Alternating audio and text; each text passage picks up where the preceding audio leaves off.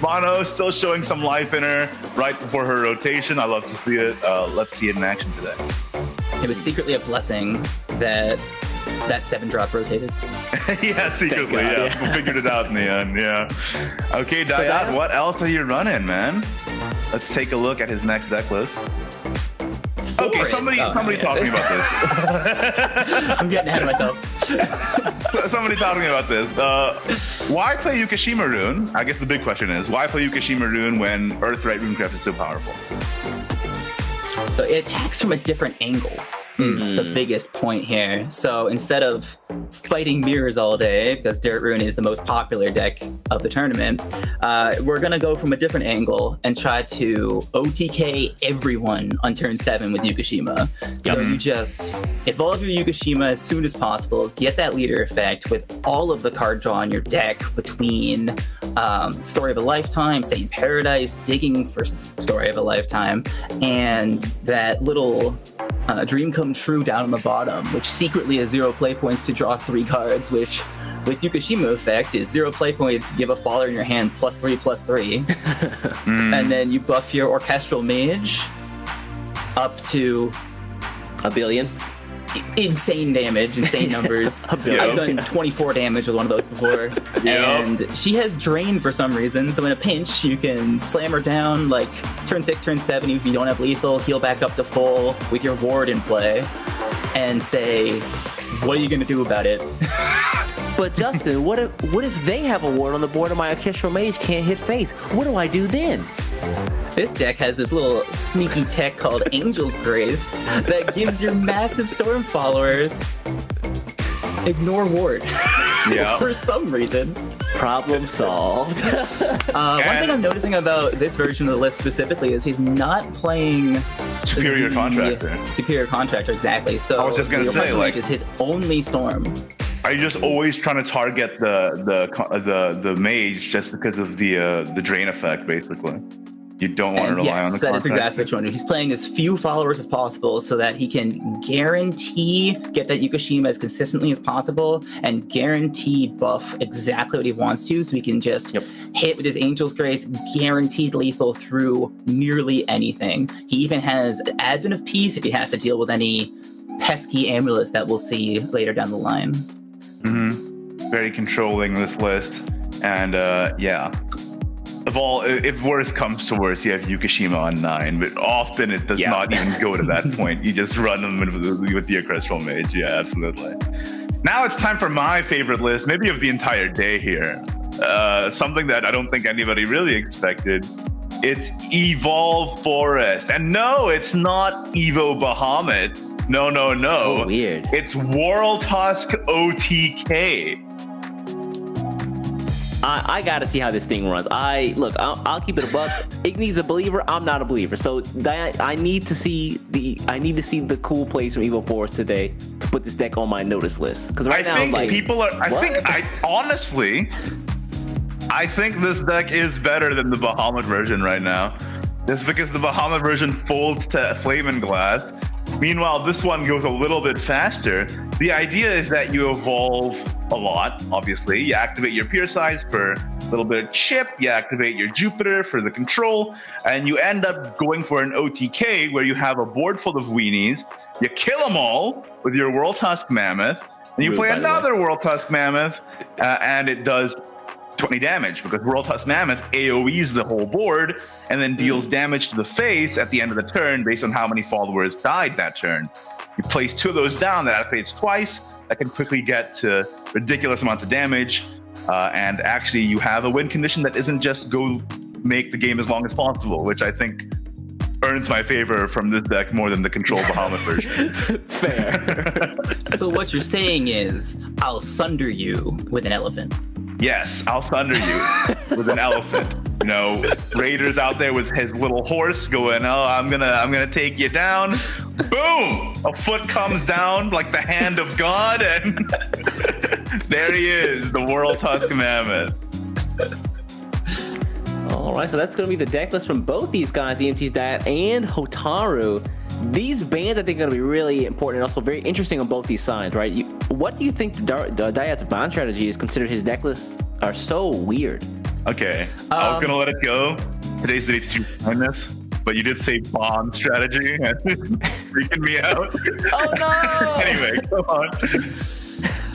It's a tough one because Yukashima and Mono, I think, are weak to aggro. So Yeah. I think if you're looking at a lineup like Dirt, Flaming Glass, Handless, you want to ban that Handless because that's gonna freak you out. Meanwhile, Hataru's over there thinking that Forest deck looks kind of spooky. He's got those fairy healers that can heal out way out of my range. So we might have this weird mind game where they're both thinking like, are they gonna ban the deck that forces me to ban the other deck? Or can I do a sneaky ban? And for example, Hotaru could ban Mono, because that's clearly the strongest deck that that Diet has. And so that only works if Hidayat bans Handless, thinking that Hataru's going to ban his Forest. The mind games are already in full effect here. So I honestly can't tell you what these players are going to do in terms of bans here. If it was me, I do, however, think that Dayat's trying to target Hataru's Flaming Glass. Flaming Yeah, Glass, I'd imagine I was that's just the gonna say, usually I would ban Flaming Glass every time if I was any normal player. But if I'm Dayat, I don't ban Flaming Glass because that's exactly what I'm sniper aiming at right now. So I think you're right. We might see the handless ban. Do you think that all the control tools in Yukashima and all these other decks not enough to stand up to the aggro still? I think it's hard. You know, a lot of these decks are really trying to just assemble combo pieces, and with the exception of maybe Sword, which we may see later today, I think they have really weak mid games, and I think that Handless Blood can just take advantage. They start off really fast in the early game, and they just kill you in the mid game, so you never even get to your combo pieces. Oh, I just received word from production that unfortunately we've been muted until just now. No, you're kidding. How far back were we muted? So anyway, welcome to the No SEAO Shadowverse Open 2022 Roar of the Godwyrm Cup. My name is Ignatius. That's East_ML, and that's Justin Hold on, from Team guys. Manaster. The whole time. And our first game is in the quarterfinals here is Hotaru versus Dayat and Team EMT. It's a rotation 3-deck 1 ban, single elimination format. Okay. We're all caught up, all right? Yeah, they saw the pictures of the actual deck list, so I mean, they pretty much know what we're running, but They can put it up, they can fill in build your own cast, put it in your mind. It's a little game. Man lives like it. Goosebumps, choose your Do own a fan adventure dub of what we just did just now. You can do it. Do we have the bans out now? Can we see I if think anyone so. one-ups the other one in terms of mind games? No way Flaming Glass is banned, right? No way. Definitely not. The suspense is killing me. With bated breath. Hey, okay, so Hotaru's Okay. bird rune So, is banned. Dirt, yeah. And Understandable. Yukashima's Also banned. banned. That's the one we weren't expecting, right? Yeah, I wonder what the Yukashima pick there is. Maybe he knows. Yukashima might be the one deck that Hataru's not super comfortable against, and he thinks that he can get in there before Forest can really stabilize to OTK with their mammoths. Honestly, I think Forest is a little inconsistent, at least from when I play it. Sometimes you just don't get the pieces in time, and your draw isn't as... I feel like compared to Flaming Glass Shadow, which has such a powerful draw engine for its combo pieces, Forest is lacking in that regard, so a lot of the time, you don't have the World Tusk in hand, because you need it to be in hand for you to reduce its cost. With the Evolves, you don't get it, and you're just like, what do I do? Where's my win con? How is it going to get assembled? Maybe Hotaru thinks he's going to rely on that for the Forest not to be able to make any plays, but I guess we'll find out, because right away we're jumping into the first game here. Hotaru and Dayat. Dayat gets the World Tusk in hand. Okay. Speaking of that World Tusk, But on the other side, in Ghost Hound and Corral Soul, a strong start from Hotaru here, being able to not only advance the shadow count, but also start drawing through the deck and extending damage at the Ghost as well. Yeah, Top picks that Suzy on turn 1 to barrel right, but he decides to barrel right the Gilnelys instead. I think that's so that if he draws any calls, he has a better pool to get something he might want from it, like a Cernanos, a Luna, or a Raider. So if you guys aren't aware, of course, Call of the Great Arm, you burial right one of your followers to get 2 Shadowcraft followers. Getting Suzy kind of bad, but if you burial right your neutral followers in the early game, that means your pool for Call of the Great Arm is smaller and more consistent. Looks like we might see the gilding. So Hataru here going to play the Bellringer instead of the Carnanos here. I guess he values the card draw over the potential tempo because he knows that Dayat's got 3 copies of this follower, Breezy Elf. So that would just kill off the Carnanos right away. Breezy Elf didn't attack the Bellringer so that Hotaru couldn't trade into it itself and get the draw? Does Dayat sense that Hotaru is bricked or something? That's kind of a nutty play. That is. That would make sense. Dayat, first off, bringing crazy deck lineup. So I mean, I expect this guy to make some pretty crazy plays in order to make these to get these wins at the end of the day. It's crazy, so but it just might work. Is what you're saying. I think Dayat's operating another level. He sees the source code. Yeah, not attacking with the Breezy Elf just so that Hotaru can't trade in himself. Maybe seeing because knowing the breadth of 2-drops that Flaming Glass Shadow has, maybe Dayat sees the Bellringer come down on board and says, okay, so he's desperate for the draw. Dayat knows he doesn't have to kill the Bellringer, because worst case scenario, he could evolve the Gilnelis here, use the Gilnelis effect to give the Bellringer -0, -2, so the shield doesn't actually matter. Yeah. Well, he also has a really good play because he's going second. He's on the draw. He has the evolve points first, meaning that Angel's Blessing activates, meaning you can play it for 1 play point, restore 2 to do your fence, play Yggdrasil, evolve that, and then play the fairy you get off Breezy Elf. That's also another option. But he's gonna go for the Gilneli. Here he's doing exactly what I expected him to. He's gonna use the Gilnelis to get rid of the 2 followers, heal back up to 20 HP, and I believe he'll also use the Blossoming Lunarian here to get that extra Evo to reduce the cost of his Whirling Tusk as fast as possible. That is nice. That is nice. Usually you see Blossoming Lunarian alongside something like Yggdrasil because it's just such a powerful turn 4 play. Yeah. But you have so many evolves in this deck that you don't really have to be conservative with your usage of evolve points. It's because so many evolves are free. So if Hataru evolves here and doesn't follow it up with a Luna, Hidayat gets that Angel's Blessing even if he evolves the Yggdrasil first because it's a free evolve. That's true. So here Hataru's forced to use Gilnelis because Dayat's Gilnelis is too beefy. Yeah, can't let the thing stick around the board. Plus the drain is just kind of a problem. Not with everyone around me. But he obviously has to get rid of the Lunarian Paladin Blossoming Lunarian because it has Ward and the effect to just heal up all your followers into every turn. Yeah, you don't want them to get that value. Well, leaving the 4 up here, but they don't really want to get they don't want to win by getting early damage. So I don't think that Hotaru's too worried about this. Hotaru might have the Control Forest mindset here, where when you play against Control Forest, the damage they push doesn't matter because their win con is Bahamut, whereas Dayat's win condition is damage. So all the chip and the damage that Dayat pushes does matter significantly more than if he was playing Control Forest. It does matter, but he has a lot of the pieces in hand. He doesn't have the second World Cup. And there's the Rune. But with 2 Fairy Tail Elves, that's like 4 more bodies for the OTK too. Because Fairy Tail Elf summons itself on Last Words, and it gets Storm at the back half, right? Yep, especially with 2 Fairy Tails. If Dayat can get his Evo point count up very quickly, so he just needs 2 more to get his Fairy Tail Princes active, he can do a double Fairy Tail Prince Mammoth combo for a ton of damage. Because the Fairy Tail Prince gets Storm, and you kill it off with the World Tusk, so it ends up being an incredible amount. We didn't talk about that in the deck preview, but that's another one of the conditions. If you don't get double World Tusk, you have the Fairy Tail Prince to try and round out the damage that you need. On the other hand, Hotaru can play around that. That's true. Has to die. That's why it's nicer to have 2 World Tusks. So I'm feeling a little uncomfortable with just the 1 being in hand for Dayat right now. So here, Hataru doing the typical Carnanos Suzy combo in conjunction with the Rulonai to clear the board.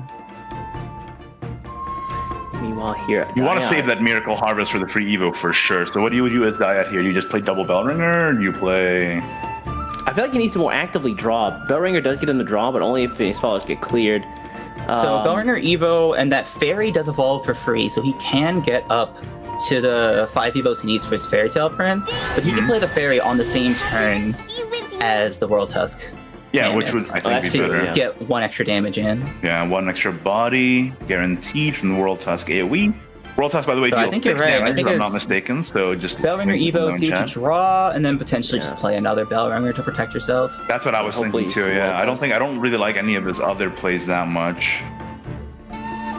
Meanwhile, Taru didn't use his shadows yet, Yeah. so He he's recovered not one invoking evil yet, point. going into It's- turn 7. Oh, Lunarian's pretty He spent good here. 6, but not yet 10. No, that is correct. You just play another Bellringer? I don't really like any of the other Another. options. I think That so. top deck was absolutely insane for Dayat. Yeah, That's it's really pretty good. Possibly Lunarian is always a fantastic card. Look at this Bellringer. We've seen 5/7 Bellringers before. We're at a 4/8 with a shield. All right, there's Wayfaring Goblin. Unfortunately, not that useful right now until the end game. Dayat might overdraw. He almost definitely will. He Oh would. yeah, you're So right. what's your Always next get play? cleared. Hataru destroys any Bellringers, which he has to, because otherwise Bellringer can Evo face for 5 damage. If Getting you that Pierce buff that Eye, she Miracle gives. Harvest, and Fairy, you get 3 evolves out, right? Which is pretty significant. Then your World Toss becomes 1 cost. Can you do a combo right here, right Yes. now? No. Because if you're He spending could all that. play the... I see. 4 Screaming play here. points. I don't think you have enough because you can't play both Fairy Tale Princes and 2 evolves and Pierce Eye, right? So we're looking Yeah, at not maybe enough turn play 8. points there. He could go Miracle Harvest, Fairy, both of them evolve. Fairy Tale Yeah. Prince, trade Evo the Fairy Tale Prince, and that makes your World Tusk 1 cost, which is just enough play points to also play the other Fairy Tale Prince if there's another follower to trade into, and that's definitely lethal. Okay, do we have the board presented for that? Yeah. There are 2 followers, so yes, he does actually. Oh, is Oh, you're this right. And he can Yeah, even yeah, Evo the yeah. Up here. Bellringer instead of the Fairy Tale Prince for even more damage. This Damage. looks like lethal if I'm counting correctly. Oh, see if Dayat The sees 2 it, Fairy though. Tale Princes are 6. The Bellringer's 5. That's 11 damage, and then the Mammoth is definitely doing at least 5 for the finish. All right. Yeah, because of the 2 trade targets, this becomes a lethal out here for Dayat. You could definitely see Hataru's unfamiliarity with the matchup, the way he played that turn 7, leaving up followers on board, but it's so hard to get rid of followers from your board. You don't draw any Krampus, you don't draw any I love Coral it. Souls, and your Nope. opponent has these Bellringers. Notice the Yeah. sequencing. He plays out a card first to not buff his Bellringer too much, but guaranteed dies to the World Toss. Oh, good point. Wow, yeah, I didn't think of that. Good call. So instead of a 5/7, you get a 4/6, which is the World Toss damage is 6 damage. This is more Just damage. enough, yeah.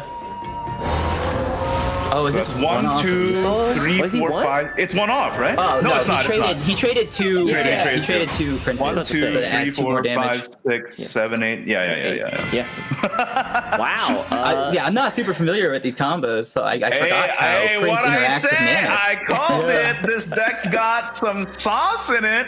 Turn I 7 think OTK from Forest here. I like to ham it up, but I do think that the actual unfamiliarity factor is a big thing here. Like just people Yeah. not That's being huge. familiar with it. Yeah, in a high stakes single elim format, single elim especially, you don't give the opponent time to get used to it either. Like I don't know. I think there's some merit to this. So yeah, Dayat wins his Hataru first game running his there with most the. aggressive deck now, switching to handless. So yeah, Dayat wins that first game with Force. He's gonna be running in handless. I like handless with 2 chances, man. If World Tusk OTK tops and it ends up being played on ladder, I'm gonna laugh so hard. Mono's the deck with the 2 chances. If handless loses, it's over. Oh, excuse me. Yeah, he is running mono. My bad. Seems you're not completely hopeless. Diet Emoting. over here has got some combo pieces. He's still Yeah. looking for some early game to kind of combat, but Hotaru kept the room service demon. Mono Metatron Metatron for for bad pick up here. Diot. It's an interesting decision. He could either just pass, to be honest, or use the room service demon to kill the 2/2. I don't think playing Metatron here is correct. You don't want to open yourself up to a potential room service demon. That's true. Right. Especially because we know he has it in hand too. That would be pretty fatal if he did that plus like a bat after that. And that's exactly what he's doing. He Yeah, even he's- gets rid of the Metatron because he knows he doesn't want to play it to play into room service demon. It also just loses Yeah, so yeah. much value when you're going first too. A delicious trickle of All right, out comes the Briar Red, and we get Another two bad bad. so get down bad there. is 1.23. Yeah, that is. Yeah. That's cool. Correct. That's cool. There it Three is. So you comes get the Itsurugi so he can draw another card. Ooh. A little Okay. extra chip damage as well for what it's worth. Another Yeah. Iolon. Maybe pull a second mono. 3 bad ushers. So this is a crazy play for Oh Hataru. my Oh my God. goodness! He gets Yeah. this down hand another from Hataru. 2/3, and then the other bad usher gains Storm, and he And it's a pushes 6 damage. 3/4. And then Paracelese from next turn. What a top deck.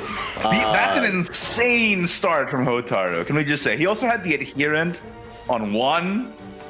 So What he does just Diet had even do here? He has nothing. He can't clear anything. The Yeah, best thing he can do is play Corrupt Conveyance and try to get a 2/2, but that doesn't even clear any of the bad ushers. Jesus. Repair And then you mode say is GG? Diet here is dying on turn 4. That's what it You looks say like. GG. think You so. shake the opponent's hand. GG. Yeah. Handless blood, taking names. You go back to bed and you lie down for a sec. I think that's what I think. Ooh. So Hataru, Diet's going might for the be- board lock strat here. So if Hataru doesn't draw a leap, he will have a bit of an awkward play, being forced to evolve the Paracellus if he wants to invoke again, because he does not have lethal. He is going to do He's just one off, that. right? Yeah. Yeah, he didn't get the claw that he needed or the leap for lethal. Find those 2 Paracelese going back into the deck. Gonna extend those that extended damage. But once again, if you're every single Diet, turn. what do you even do now? You're in Vengeance, but you can't do anything with your mono. Angel's Blessing kind of a curse here, to be honest. Yeah, you're one buff off, right? Corrupt Conveyance, mono, and And only 1 Machina card, exactly. Yeah. 'cause he had to only one play the Machina, repair only mode. one Rejuvenate. Yeah, this Had is he kept just the game repair over. mode, would it have been a different story here? It would have been more risky, Yeah. but at the same time, it wouldn't have changed anything because you need 4 play points for the mono combo because you use a Oh, play that's point when you right. fuse for rejuvenating. Yeah, you So do. he doesn't have a 1 play point card to develop, and mono on Evo does not gain ward like the original one. So he's not really Yeah. protecting himself enough. So without 1 more play point to play the Scarlet Vampire to clear, this game's just over. Like Yeah. you. Oh, Vania. Mania, wait a second. That's perfect here. It's So not you a can full clear everything but the 1/2, but unfortunately he's not clearing, so he's still dead to the invoke. You're still Yeah. dead to invoke and to just evolving the 1/2. The 1/2, yeah. Yeah. So too little too late on this Vania. All right, Cup Conveyance. Oh wait, this down is a here. full Oh, clear, no, wait. this does clear. But once again, if he Spins plays the his gift, he takes Conveyance. 1 damage. And then the invoke kills him. Behave. Behaving. Thank you for your patience. Yeah, he has. So, yeah. he has Very the impressive gift. turn here with a very good top deck on turn 5. Did he not play but it the wasn't gift? Enough. Oh, unfortunate. No, he would take damage and he just died of the invoke, so. Ah, He yeah, was he forced top to decked the attack, Tangled so- Flash anyway, so it didn't matter. Yeah.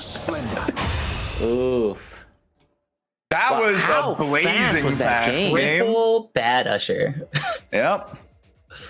Wow. Bad Usher, pretty good 1 drop, 3 or 2-3, yeah. One Play play point point, 3/4 3/4 storm, just a storm. casual 3/4 little storm. guy, you know, nothing too special. Alright, so now we have Flaming Glass versus Mono. This is a very close matchup. I always find it so intriguing. You dare When I to watch defy West, shadows. all the players take so long to think through their turns, every possibility. SEAO though. Go. Toss everything in the kitchen sink. Don't think about it. Just toss. It's very, very funny.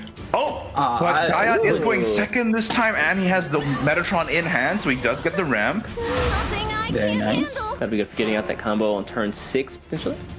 So this matchup is just a matter of who can OTK first, essentially. Can building Shadow pieces. push enough damage to kill Mono Blood before they can set up their turn 6 OTK usually? For detestable. Especially with that Metatron. Detestable. All right, Corral Souling's here to get the ghosts. So Hataru with pushing a as much damage as fantastic possible. start, getting that Coral Souls going, yep.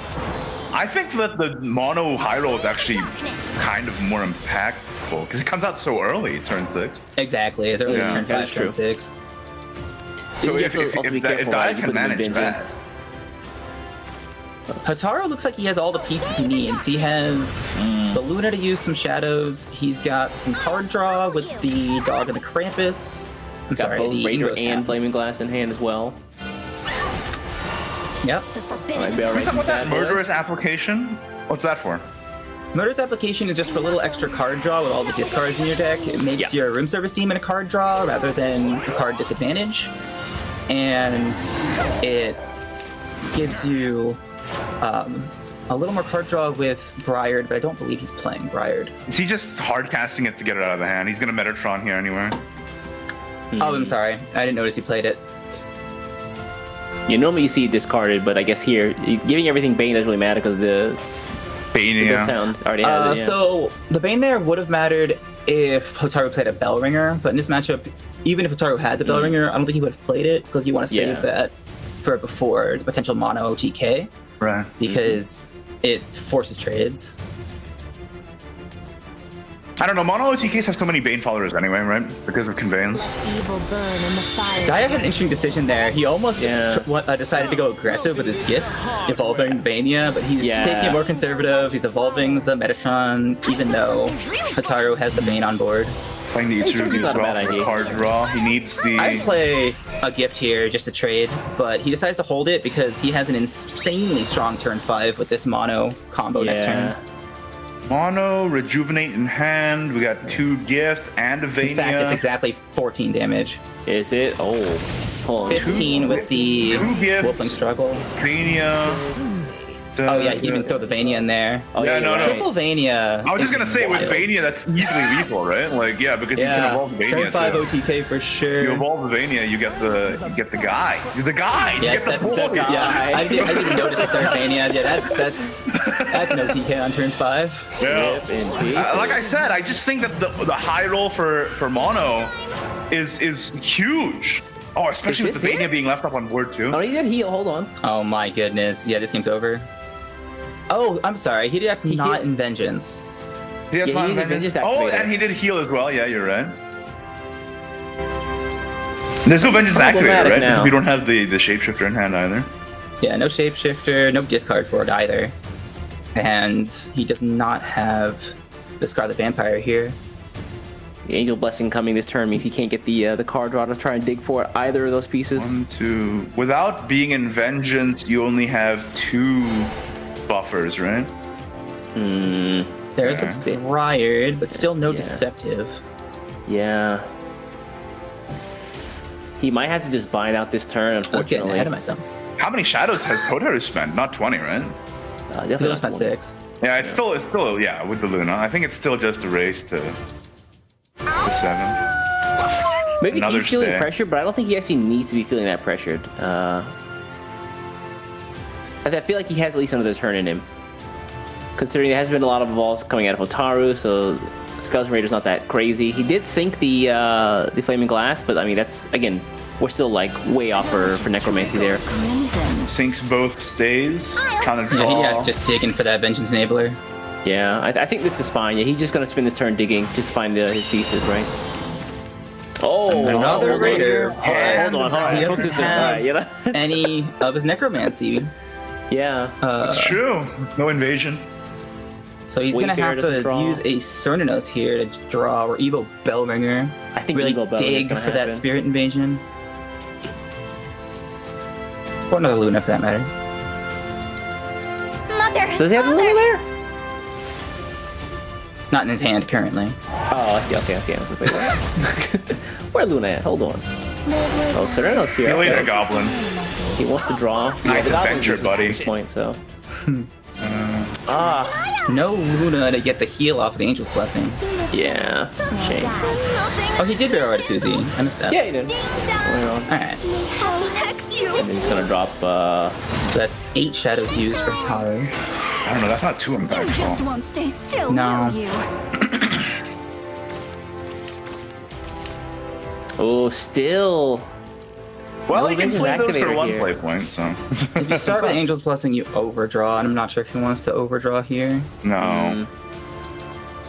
He does. Yeah, he does have more play points, so he would get all the good effects and the play points back. This is where it gets really complicated for Mono, because you have everything you need except for Except. Vengeance. If you burn that gift, is it worth it to burn the gift and then gift? Oh, sorry, burn the gift and then Angel's Blessing. With the third Vayne in hand, rather, it's probably okay to play the gift, That's but true. Dyad's so trained to keep his gifts because Ended they're up- 4 damage in conjunction with the mono Ended up that playing he it just out. can't Eyes of righteousness. put himself to do so. Plays the Metatron here. Oh, there's Still no Vengeance activator. Vengeance. What's Halfway the through his deal? deck, still no Vengeance Enabler. Also, stop healing. Yeah, back to Your 20. blood. Stop healing. The blood is the heal class. They deal damage to themselves and they heal it back up. I prefer not to heal in this case. Another thing that Dyad's looking for is a second Rejuvenate, because if you don't have Vengeance, you can just double fuse Rejuvenate and then play the repair mode, or rather play the Rejuvenate for that 1 extra play point. That still works. You don't have to have Vengeance. He just rejuvenated to get cards out of his hand. Trying not to Desperately does overdraw. not want to overdraw. He needs Yeah. that Deceptive. There's the invasion though on the opposite side. Hotaru might have this. I think he does. I think he does. Dyad not clearing anything. That's Draw plus the suicide. buff. Oh Dyad my got god. all the God. pieces to the point where we got so ahead of ourselves, but he didn't have a single Vengeance enabler in the top half of his I deck. had totally missed that. Yeah, this is very much lethal for Taru. The Suzy represents 5 damage, and that's 17 plus 10, 22 damage, plus the 1 from Raider. Oh my goodness. Taru pulling out the victory there because Dyad just couldn't find his last combo piece. Couldn't find his last combo piece. Hey, you know what this means, right? It means OTK World Husk confirmed better than Mono Blood. I think we can all agree. And, and now we're Confirmedly so. moving. We're moving on. That felt blazing fast, honestly. Hotaru with the handless ended up speedrunning the competition, and then his flaming glass ended up getting assembled incredibly quickly too. Yeah, those games were pretty quick, and then, man, Daya, it's a shame because he had a really interesting lineups. We didn't get to see the Yukashima rune go off. The mono, for all of the high roll potential it does have, and all of the power that the deck does have, and the OTK potential, just couldn't find that one piece he needed, and that costed him. It happens, man. I mean, that's the problem that you face when you run such a risky lineup like Dyad's. I mean, the same could have been said for the World Tusk if he didn't draw the World Tusk in time. And by in time, I mean literally off the mulligan. And you don't have that combo available to you. Like it's just not a thing you can do. So, yeah, I mean, he ran a risky lineup. He got to the top 8, but unfortunately, it fell in the quarterfinals. So there we are. So unfortunate. At least we got to see something completely different actually working to get to this point. Mm-hmm. So For sure. Big shout out to Hideyat for trying something different and treating us with these different options. Making it work. I just think that Flaming Glass and Earthright are so consistent. That's the They thing, are. right? Like, Absolutely. They just always can assemble their game plan. Ends up like, even though the high roll can win, it's just a lot of the time not worth it to take that risk. I guess that's the narrative for that round. But hey, congratulations to Hotaru for moving on into the semis. We're gonna go into our next quarterfinals now. Are you guys ready? Yeah, take a look at the bracket here. We're gonna have Illumina 666, a guy who, at this point, I feel is like a staple of the SEAO region, right? Oh yeah, we know it. We know it, man. He was at Worlds, man. He's representing us all up there. So yeah, we all know the name Illumina. He's locked in. He's ready to go. And against a relatively new name too, Az. Again, I think that Justin, you mentioned this guy. You heard of him off of Reddit, so he's from the Reddit group there. From the Yes, community. I have been becoming more popular and involving myself in the Reddit Discord on Shadowverse, r/Shadowverse, and I've been seeing Az pop into our group chats a lot. So really happy to see him following in Paperflare's footsteps from last week. Or, Yeah. I'm sorry, it wasn't Paperflare. It was there was a Reddit player from last week that also top 8'd. I'm sorry, I can't remember. But you know, it's good curse to of see the knowing too many community members players. come up and step up to the play in competitive play. Like seeing more and more people get interested in competitive Shadowverse and finding out that they can do it. They can make top 8 if they just put in work. Love to see it. It was Tofu Kana. That's what it was. That's it. Yeah, I've seen Tofukana around a lot too. Yeah, he's been hanging around in the community for a while, and seeing him get top 8 was amazing. And hopefully, Az can be another story. Hopefully. All right. The players are going in. They are locked and loaded. It's you and me for this one, Justin. Alright, get out of here. Alright, so what do we got for deck list from Illumina? Earthright with Runecraft. Dirt Rune. This one is got- very, very consistent. None of the weird Very one-ups that streamlined. we saw. Just a straightforward list here.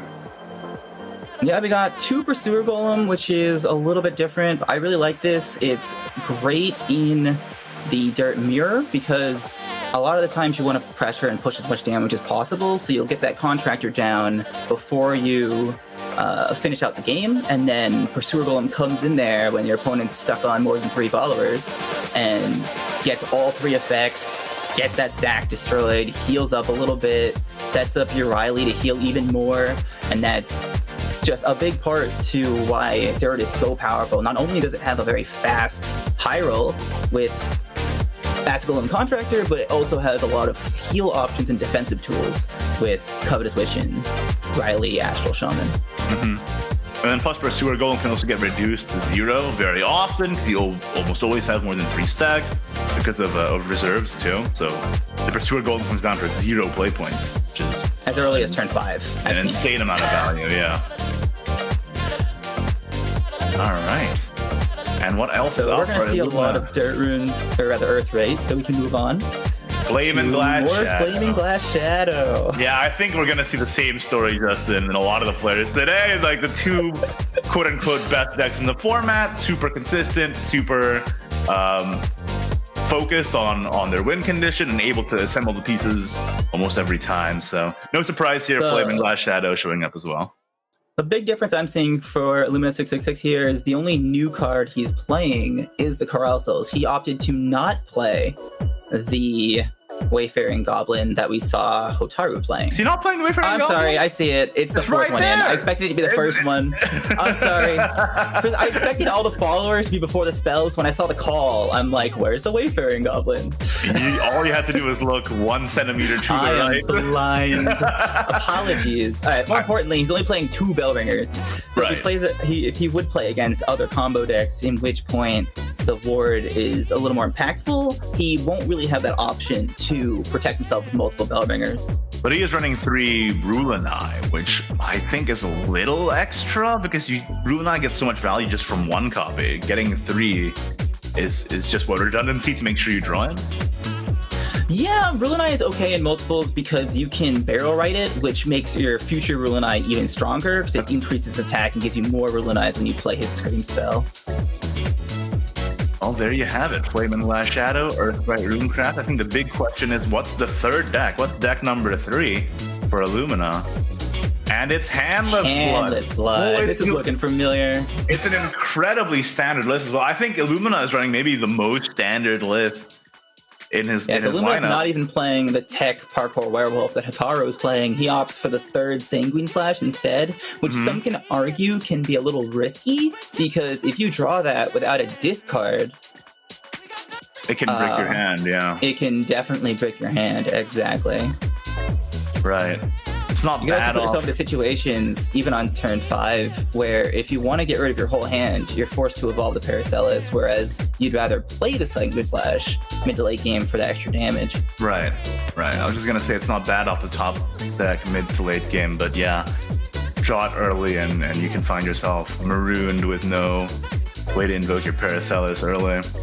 But Otherwise, yeah, it's the same deck. The entire top half of the deck's all 1-drops because you want to get rid of your hand as fast as possible. that's Handless Blood for you. And I mean, what else is there to say, really? I think Illumina has brought the most standard, would you say, lineup for this tournament with the 3 decks that people feel are the most performant. And maybe Yeah, that they can were learning use this from game. Payne, observing how he won SVO West last week, and so they decided if Payne can do it with Handless Blood, Dirt Rune, and Shadow, I can too. Right. Although, didn't Payne run Anisage? He did. He opted for a slightly more aggressive variant of Shadow to really go in harder on the aggressive strategy, whereas all the players today are opting for the more conservative, safe pick of Flaming Glass Shadow. Well, let's take a look at what Az is bringing to counter Illumina's standard lineup here. What's the counter? He's also playing Earthright Runecraft. Not much to say here. I think it's the exact same list, actually. 2 Pursuer Golem. It is indeed the exact same list as Illumina. We could note that both of them are playing 2 Earthen Fists, so they do have that option of using multiple Earthen Fists, which makes it so that their opponent's even less desiring to keep followers on board. That's true. That's true. And I mean, like, you don't keep followers on board, then, you know, Earthright Rune is also just free to rampage onto your face. So all of the pieces just come together. All right, Az, what else you bring in the next deck here? It's Puppet Portal Craft. Okay, here's something different. A little different, okay. Yeah. I feel like Puppet Portal Craft Portal. has definitely been picking up in popularity in both the JCG tournaments over in Japan, as well as this in general, because of how much more aggressive it is than the Resonance variant. You can often get curves where you play the Orcus into the Jetpack Gunner for an insane amount of damage. Some lists run Metatron to even ram into it, but this list runs Kasim. Interesting. Just for extra burn damage. So he's opting for Kasim to push more damage and be as aggressive as possible. He's even got a copy of Fudo in there to sneak another 4 damage in, get a board clear maybe right before he gets out his Orcus on turn 6. Right, and you have the burn from Dual Swords of Longing as well, and one of Maisha to deal with board or even just, be another body as well. I hear that Maisha is a big tech against Control Force and Bahamut decks to guarantee lethal if you have to on in the late turn game. 8. Yep. Because you get so many followers destroyed because of the puppets and the Lashana that Maisha ends up being an OTK on turn 10. So it's only there for the really, really long games. Otherwise, you just go super aggressive. I think the Kasim is interesting too. Against Handless Blood, you can evolve the Kasim to get Rosa, which is incredibly valuable in that matchup, I feel like. You can get additional heal that way, especially in conjunction with the so 3 much. copies of Treasure that he's playing as opposed to the 2 copies that we normally see from Puppet Portal. Absolutely. So I do like this small resonance engine that he's playing just for it's a little, board yeah, control. exactly. It's a little teched out to be able to potentially out heal the aggressive decks. I don't know. I'm interested to see how this performs. I think it's very, very interesting. Not the typical Puppet Portal with Metatron. No, instead, Sim and Treasure. That's awesome. All right, Az, what's your last deck for today? Let's take a look at the last deck list. It is, another Mono Gamer? More Mono Blood. We saw it kind of fizzle out in that first quarterfinal there, Justin. Do you think that the deck actually has the chance to be a performer in this tournament? I definitely do. As you were saying, Mono Blood can have some very fast high rolls where they can just combo off and develop a ton of damage very quickly.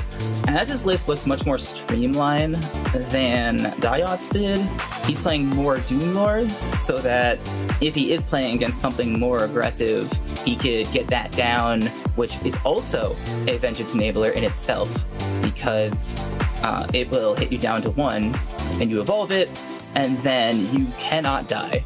Yeah. For a turn. It's like a Zooey effect for any of those boomers in chat that remember Zooey. Yeah. And this list also runs Urias, which the other list didn't. I really like the inclusion of Urias in this list, honestly. It just gives you Absolutely. more. The draw engine is unreal from Unleash the Nightmare. Using that in order to draw into the pieces you need, like the Vengeance Activators, you'll have the discard the Shapeshifter from Urias. Yep, it's another discard outlet, absolutely.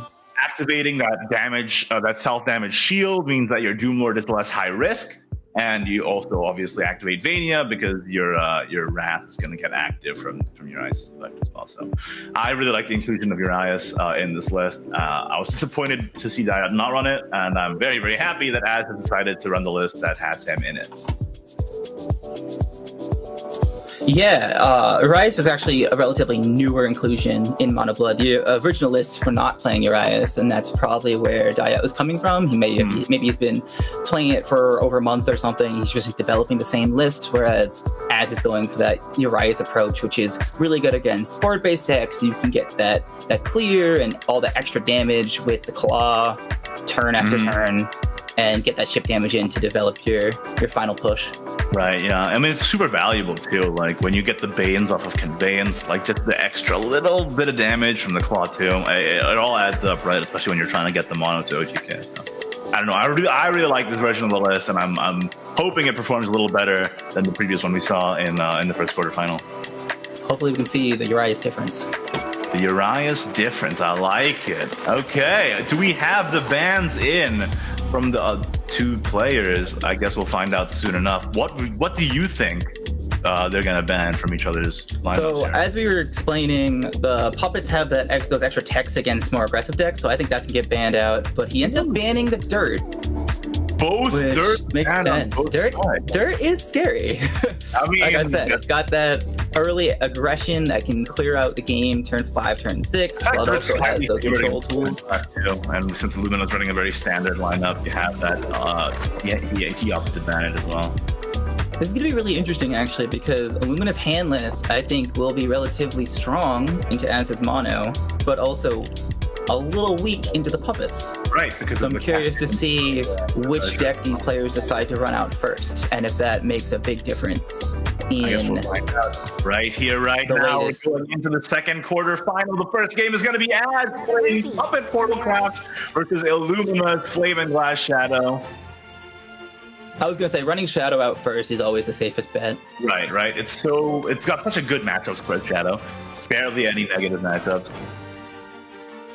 So we have Az going first, keeping that curve, Coming for a tune-up today. and Illumina going second with that Rune Eye. Ready in the wing. Not great. I guess you just sack the bell ringer, right? Oh, but even that's bad. If he sacks the Bell Ring, he doesn't have a turn 2 right now. I was just gonna say. Yeah. I was trying to figure out what that first card was. No, it's Spirit Invasion. So yeah, if you sack bell ringer, you can't do nothing. So I don't Illumina know. is playing 3 copies of Rune Eye, so he might barrel right the Rune Eye and say, hey, I'm either going to draw another one or find Call to get it again. That's an option. It's a little awkward, man. I don't know. Illumina's starting off the game on the wrong foot potentially here. What does he choose to Could do? also always just pass, knowing that your opponent will have puppets to be able to deal with the dog, and the dog doesn't interact too well with the 1/1. True. You'd rather it trade up. I think the pass. So might be passing the here is best certainly a consideration. option. No, I'm with you. He's thinking about it though. Can we talk about how Az drew Lashena?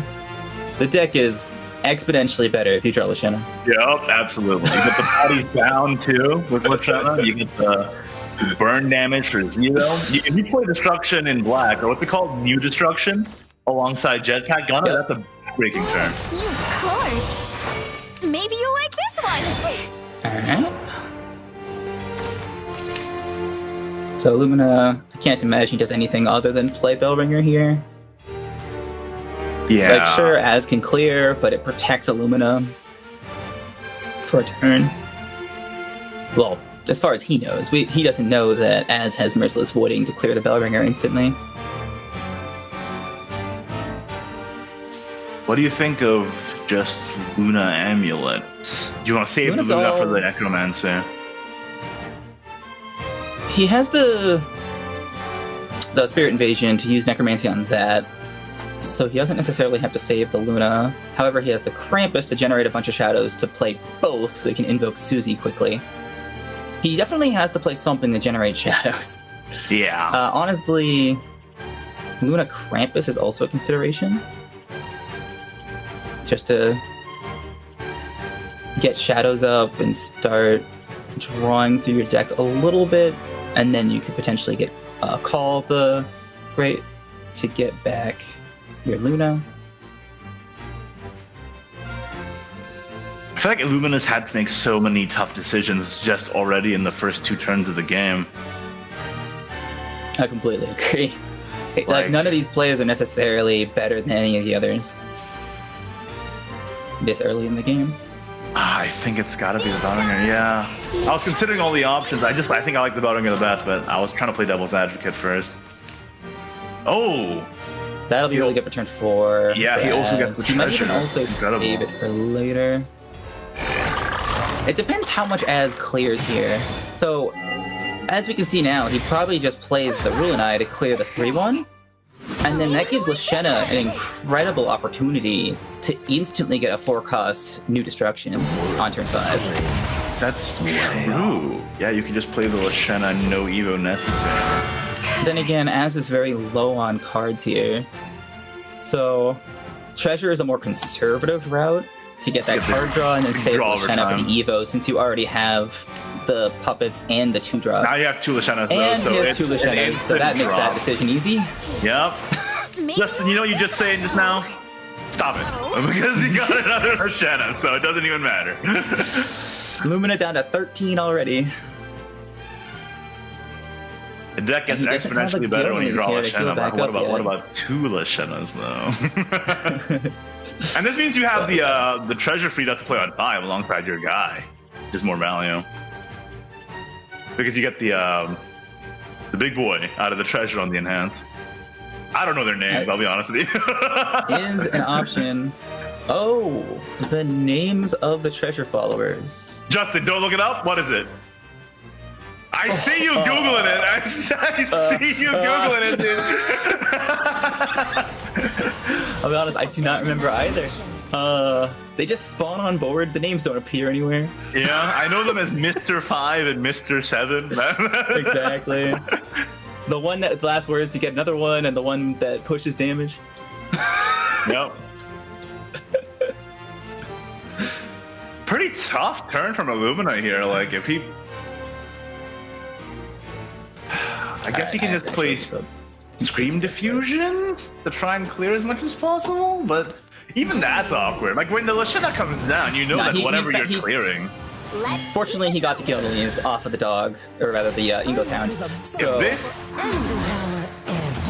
makes the play a lot easier. So once again, same position. He got the Gillies, so we can just stop talking. Yeah, touche. Touche. Pretty obvious. Lashena here. Oh yeah, for sure. Get that Evo. Get that super cheap New Destruction as early as turn 5. This is so many bodies already. Insane. And now when you draw the Dual Swords of Longing, it's another just easy 2 play point deal 3 to anything. Wow. Just because of how this is lining up.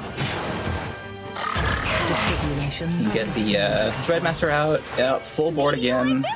So Illumina is essentially forced into either... I like the idea of board blocking here and using...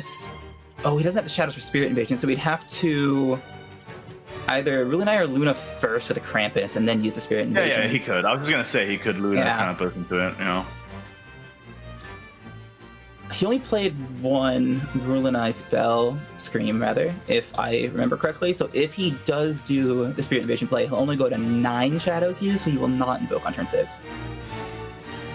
Yes, that is correct. Which makes his turn 6 very awkward if he does try to board block, because he'd be too low in health. So yeah, he's going to go for the safety play with Rune and clear, but this gives Az a great opportunity to develop his new destructions and push a ton of damage. That is so one of them's much going to be 0 cost, the other one's going to be 2 cost. Not to mention the Fudo. Was that a 1-of Fudo too? Evolving the Rune, so it looks like he's going to just clear the Lashena and then go with Luna Krampus, maybe? No, he's going for the clear. full Okay. Scream. Okay. Scream. So he did it that way to just guarantee to get that clear out. The Fudo is a Lashena was 1-of, right? In Az's deck? I'm not lonely. No Fudo, yes. around me. Spending the shadows on the Luna. Az picking up a Chasm for a little extra damage here. And there's the Orcus too. So he doesn't have any puppets in hand quite yet. So you have to trade off the 1/1. So yeah, he's just gonna pressure and push as much damage as possible here. He's got 2 puppets in hand if he plays the but he can't get a third unless he trades first. But yeah, that's exactly what I expected. Going as aggressive as possible here. Push as much damage as possible. Is he even gonna play the treasure for the burn? No. He's not gonna play either. Interesting. So he wants to keep off board as much as possible because of that invoke Susie. I must have missed a Luna on turn 5 with that invoke there. I apologize for that. Oh no, because he played the second scream. Never mind. Yeah, he put the second stream. Yeah. So we went to 11. Oh, sorry. 12. 12. Yeah, it's Necro 3, that's right. Yeah, he's playing Krampus, get some Necros back. He still hasn't found any Raiders. No Raiders, no Carnunos. It's a little awkward, honestly. I don't know, man. That 3 of Rulenai is a little bit much, I think. Yeah, he got all of them. This little hex is payback. He's just digging as much. Oh, not the yes, Susie. Dude. Oh, no. See. Yeah, you even see Illumina shaking his head on that one. So all you can realistically do is get that Rulenai down, trade, play the doll, and just pray that you don't die from 1 HP. Susies are meant to be on board, not in hand. That's what I've always said. That's what Grandpa Igni always said. He's got that one cost. Alright, this is his last chance to draw another Gilnalees. Something I can't handle. He gets Carnunos. That's It's not not bad. enough though. He has no way to heal, so he's just dead to the Fudo. The amulet's on board with 2 damage at the beginning of his turn. He's dead in several different ways, actually. Oh yeah, he's dead to the Orcus, he's dead to Chasm even. He's dead to the Chasm, he's dead to the treasure. Yeah, it's over. Pick your poison as. How do you want to kill him? And he goes for the one of Fudo, just to show that he has it. There it is. Yeah, I think Puppet Portal has is incredibly aggressive, but still flexible enough to be able to go along. I think that's why people are favoring it more and more nowadays. So as there, very skillfully drew both of his Lashenas in the top 10 cards of his deck, and that really helped him to develop that aggressive go for strategy. And now he just has to win with mono. Mono Can we see versus it work? Handless Blood. I hope As you're going ready first to again. escort me. I worry for the mono in this matchup. I don't know. As do I. I think the handless can kind of roll you over while you're trying to pitifully assemble your pieces, but Perhaps with something like 3 Battleships by turn 3? no, potentially, Justin. Why'd you say that? I wonder. So Illumina's hand is a little bit awkward if Az doesn't develop on board here, which of course he won't. Ooh, yeah, he just has to spend the claw then. Absolutely. And here we talked about it before. Sanguine Slash, bricking up the In this hand, man. scenario, Sanguine Slash is okay because he has the contract. So he can but it's I don't know. draw It's, some and get the discards. However, no, that that's still so Paracelsus is inconsistent. awkward. That's it's still so Oh, inconsistent, Justin. No, it's a random Alright, so discard. So. here, honestly, all he can do is play a fighter and pass. Playing the contract here is so risky. It's really bad, yeah. Yeah. So I would just slam down that 2/2, go face for 1, and just pray for better draws. And that's realistically what you have to do as Handless Blood. This could be the Handless Curse coming back. The handless curse, more like winless, honestly. Winless. Well, we've already seen one win with Handless, so we can't say that today. Just let me say the thing. I wanted to say the line. All right, he's gonna play the fighter probably for sure. Is he actually gonna do it? There's no way. That's so inconsistent. It is very risky. There's a chance that you don't discard Deal. I think anything it's you want. another slash. Okay, dude. So now you got to play your 2/2 and pray you don't discard the Goblin. If that goblin goes, so does the game. Okay. It's not likely. It's certainly not likely. Nails locked and loaded. All right, discard a para. In fact, discard both. Oh, not bad. He's still in a weird spot because he has to play the Paracelsus, which puts him to 4 cards in hand next turn, so he still can't necessarily invoke on turn 5. Meanwhile, Az is developing his combo as we speak. He has everything he needs, including Vengeance. It's already so close. He has Vengeance. He has Rejuvenate. He has Vania and Mono. Like new. He plays the Rejuvenate there because he knows he'll get another one off of this Eyeline Remains. Because he only plays 2 monos in his version of the deck. Because you only really need 1 mono to OTK. He could get another mono though. Isn't that still a possibility? That's true. It's not likely, but it is possible. I would have considered playing the Vania last turn, as is definitely thinking that Illumina has a room service demon. But if you get that Vania out, you could potentially set up a wild turn 5. Yeah, because you get the summon Bloodkin too, right? Because you're in Vengeance. Yeah, exactly. So. You get that summon. You get the Blood Kid, yes, with the Vengeance active, which would set up a very strong turn 6. And if you draw Briard, that could potentially set up lethal, because it would be 3 + 4 + 6, 13 damage.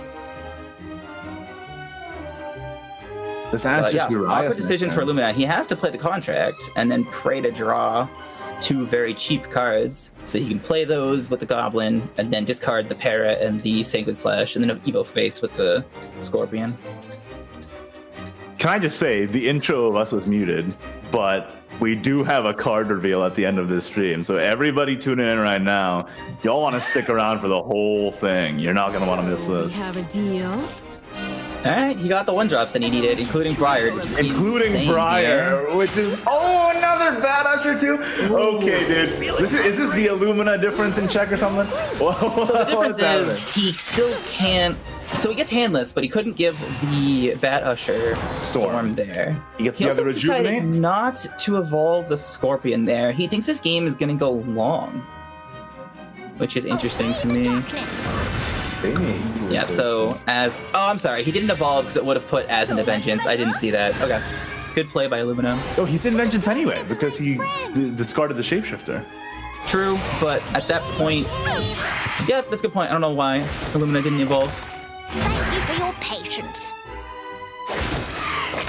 So Az has the decision here whether to use the gift for Bloodkin to clear or just leave the Goblin Uses the Doom on Lord. board, and he's ready leaving the for- Goblin on board because he's saying, you can't kill me, and I'm just gonna play Doom Lord next turn. Yeah, So I this is can't very kill strong. you. He just plays Doom Lord next turn, evolves, and then sets up for an easy turn 7 lethal. Another contract, the third one. So we have a deal. Oh no. Well, Illumina has Paracelsus for the entire game. He's gonna be invoking Paracelsus on turn 10 if it goes that long. But it's not going to, Justin. I think we both Not know this. at all. Az has everything he needs set up for an OTK turn 7 after this Doom Lord on 6 to protect him. Doom Lord, yeah, and he's got the... He's going to be in Vengeance. Illumina can set up a full value tome. We haven't talked about that card yet, where if you give it enough countdown based off of how many followers you have in play, it will do 4 damage to enemy leader after the third turn. So first it's going to heal Illumina up to 19, then it's going to deal 2 damage to your enemy follower, it's going to buff one of your followers, and then it will do that oh so precious 4 damage to enemy leader. I don't think this game's going to last 3 more turns, though. Definitely not. It's still the play for Illumina because he's considering playing the Paracelsus to push more damage, but the problem with that is he would be forced to evolve the Paracelsus if he wants to invoke on the following turn. The thing about Illumina is that he knows that Doom Lord's around, so... Yeah, Like, so he he's knows going to he's take on a this a little timer. more slow. I'm not entirely sure why he's evolving the Paracelsus here when he has the He has contract up, right? effect at the end of the turn, yeah. Could have evolved the Scorpion, could have evolved the Goblin. I mean, the Scorpion on the Yeah, previous I'm turn, I not mean. sure why Illumina is not pressuring as much as possible. I understand wanting to play around Vengeance in a way, but you know that Az is already in Vengeance, so it doesn't matter. I don't see any other... Like, you got a Doom Lord here, right? If you do not have lethal here, which he does not... Actually, he can go Deceptive Gift Mono, and then heal the Mono, but you'd have to Evo the Deceptive, because Mono's not evolving anything else, so that's only ついてこられるかしら 15 damage. So yeah, he's gonna go in with that Doom Lord, protect himself for a turn, put Illumina down to 11, and prepare Hey, isn't lethal Doom for Lord a 7. card we revealed on the last SVO? Deal with the devil? Not quite. I'm gonna say So- yes. That's kind of nice. Bringing it back around. And now it's here in front of us today. Good card. It's a So great it turns card. out having invincibility is very good in this game, Yeah. Devil? even if it costs 6 play points and an I mean, we pretty much called it, right? Like, we said it on stream in front of in front of Hundreds of the people. billions of adoring fans. Oh All right, no, there's Illumina no finally out. found the leap, but There's it doesn't do anything. Too late. There's no out for Illumina. Oh no, at Are we least gonna he see a can clear 2-0? the... Are we seriously going to see a Lord, but yeah. 2-0 from Az, a newcomer, against Illumina, a world tier player? Wow. That's how the cookie crumbles sometimes. You draw no raiders, and then Handless draws all of your forecasts. He drew 6 4-play point cards in his aggro deck. Makes me sad. Playing on the world's smallest violin. Okay, that's Yeah. enough from you. Parting ways with the leap. It's so sad. It comes And, for yeah. us all. And that's Damage. GG. And then Az coming in with the Deceptive Gift Mono. No, he can't gift. He'll die. Well, no, he has to play repair mode, right? He'd have to play the Prem out of your face. You're right. So, wow, you're right. So he does not have the lethal here yet. Oh no. Uh-oh. Have we spoken too soon?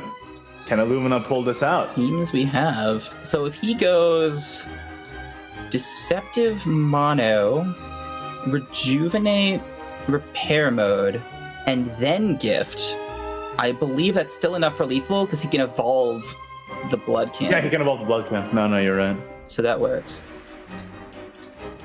Let's see if Az sees it. Oh! Yes, because you could fuse the Eyeliner Remains instead of the repair mode. So that Eyeliner Remain top deck actually gave him the lethal. He's gonna play the repair mode first. Okay. See? To play the gift? But isn't he 1 play point short? Oh no, this works because the mono gets double triggered, so you only need to play the Rejuvenate to evolve the mono. This works. Yeah, there it is. Like new. So And as we were talking about, Mono's got some insane damage. Burst potential. That's 18 damage on board. and yeah, Illumina's put his hands up like that's how it be sometimes. I think Az is doing the same thing as us. He was just making sure that he had it. Yeah. Yeah. And he did 2-0 against Illumina, a player who, by the way, went to World Grand Prix. From Az, a relative newcomer. Hello, that's a huge story. Are we gonna see him take it all the way?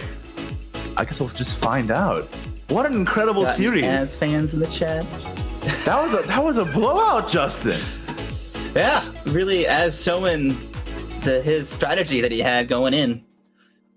I think So- the mono enjoyers are really gonna Very like that good one. performance for Az, really Yeah. demonstrating why 3 Doom Lords really makes a big difference.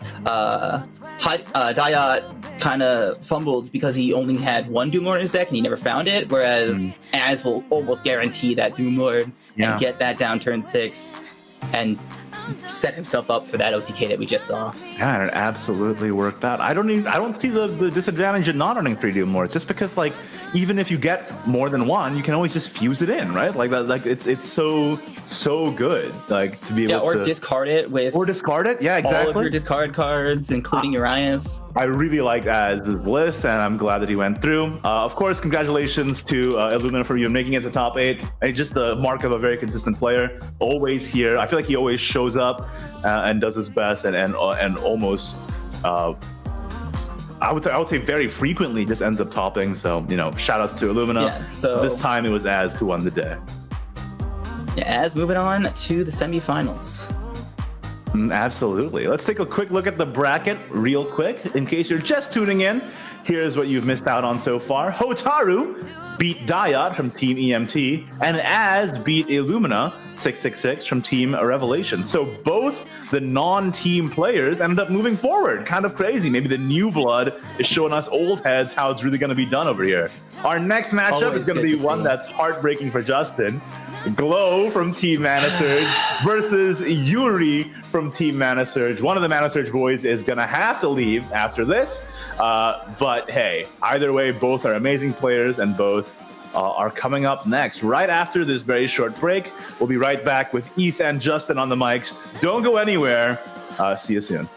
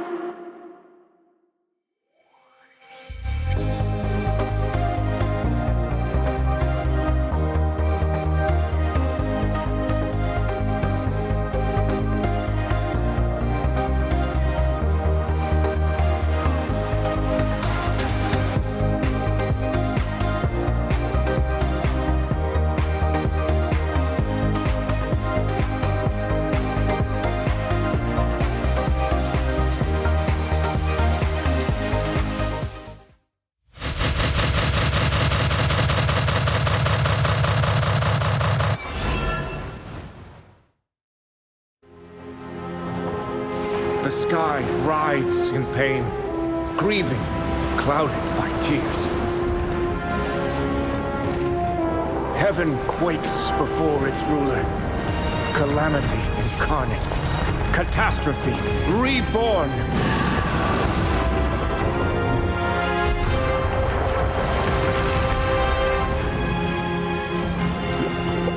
The end is nigh, but not inevitable. So stand proud, and we will weather this storm. Shed your tears, bear your blade, and don the hero's mantle. Your legend begins. Now make the world listen. The Godwyrm dictates creation and destruction. But we determine our destinies.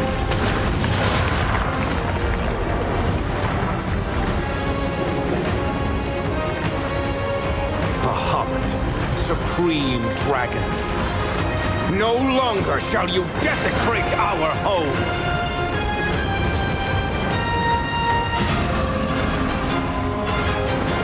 Roar of the Godwyrm. The call to arms echoes.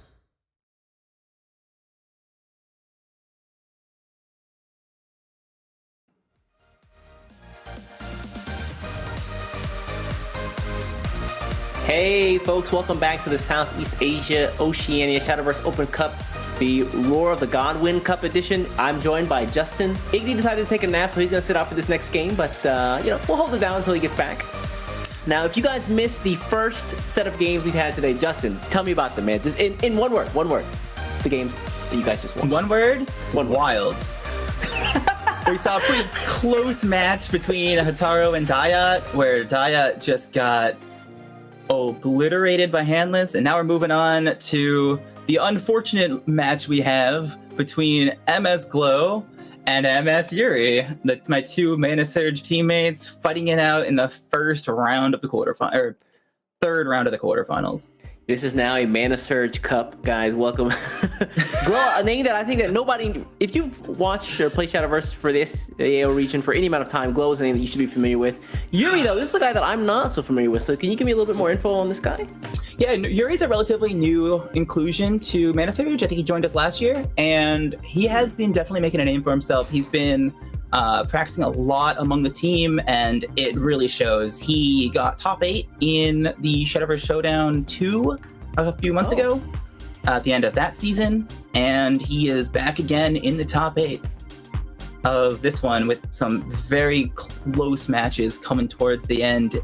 He was actually one of the only 4 people that had to play in the playoffs in order to get his spot here in the top 8. Fun fact, he actually had to play against the player that beat MS Kyo in the Swiss. Oh, that's in painful. The playoff round. But shout out to Kyo, who did pretty well for himself. Got a top 8 in March earlier this year. So the Mana Surge boys definitely doing work out here. Yeah, Kyo's still up there in the standings for sure. But here we're talking about Glow and Yuri. Glow, the veteran, who was in Contenders in 2019 in his first SVO season, and he's just coming back time and time again. He won Showdown 1 at the beginning of the year. I believe we saw him in the top 8 last SVO as well, if I'm not mistaken. Let me double check here. I think it might have been a little bit earlier than that. I think last SVO he may not have been there. I know he had a pretty decent performance, but I don't think he got quite to the top 8. Either way, he's still doing competitor. Incredibly well, even 3 years after his SVO victory. So, always good to see Glow here in the top 8. And like I said, Yuri really showing a name for himself. And should we jump into the decks to see how they got this far? Yeah, let's take a look at the deck list these guys are bringing. I think that, Glow gonna stick to some pretty consistent, very strong deck lists, as in here, Earthright Rune being just one of them. Yeah, so here we're seeing Earthright Rune again for the 4th time now. But as we said, it is one of the strongest decks. It has options for every scenario. It's got board clear with reserves in a pinch if you gotta use your stacks. It's got heal and ward in the Riley. It's got early aggression and protection with things like Juno and Covetous Witch, which you can use to tempo out. It's got a ton of card draw between Broom Witch, Frost Golem, and all Story the of a one play lifetime. point sigils that draw a card whenever you add to your stack. So there's nothing this deck can't do right now. It's so strong. Yeah, in my opinion, I think a lot of folks are worried about like Flaming Glass Shadow. I think this deck might be the real problem child of the, if that's what you want to call it, of the current meta. It feels like it does everything perfectly. It can heal, it can go wide, it can present a board, it can do burn damage. It's just so strong.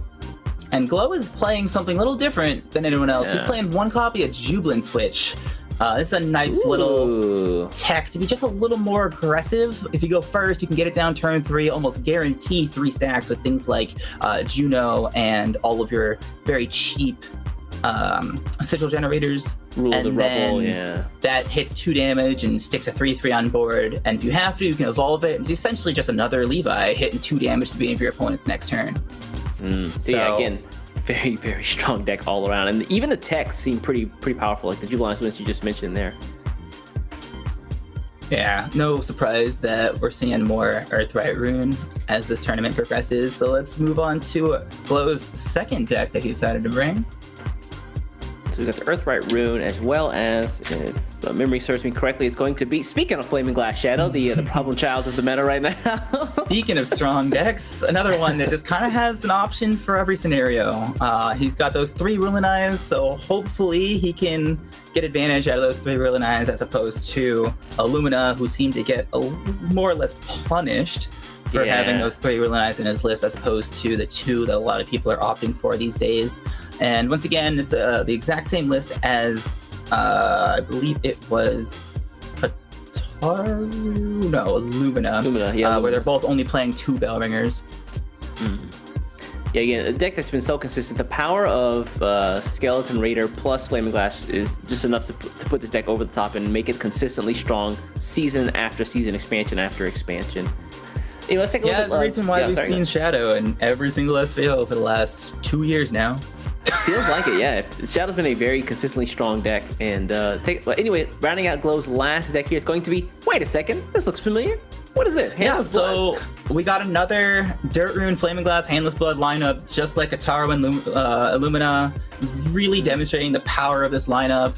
Very similar to the one that won SVO West. And yeah, no, we're just seeing another very streamlined list. Same as Ataro, he's got that Parkour Werewolf for a little extra pressure. Especially if the game goes a little bit long and you get lucky with that top deck on turn 7, and that's the name of the game. Just top deck what you need, close out the game as fast as possible. Yeah, fingers crossed he gets a couple better draws than my man Illumina did in those last couple of games there. But yeah, again, very strong deck. The ability to just mow you down where you're trying to search for your combo pieces is really strong in this meta. Yep. So let's take a look I like on the the close other opting side. for only 2 goblins, because sometimes that could be a little awkward to draw later. Yeah. So here we have something new. Ooh. What is this class? We have Swordcraft Evo Rally Sword. I absolutely love this deck, love this list.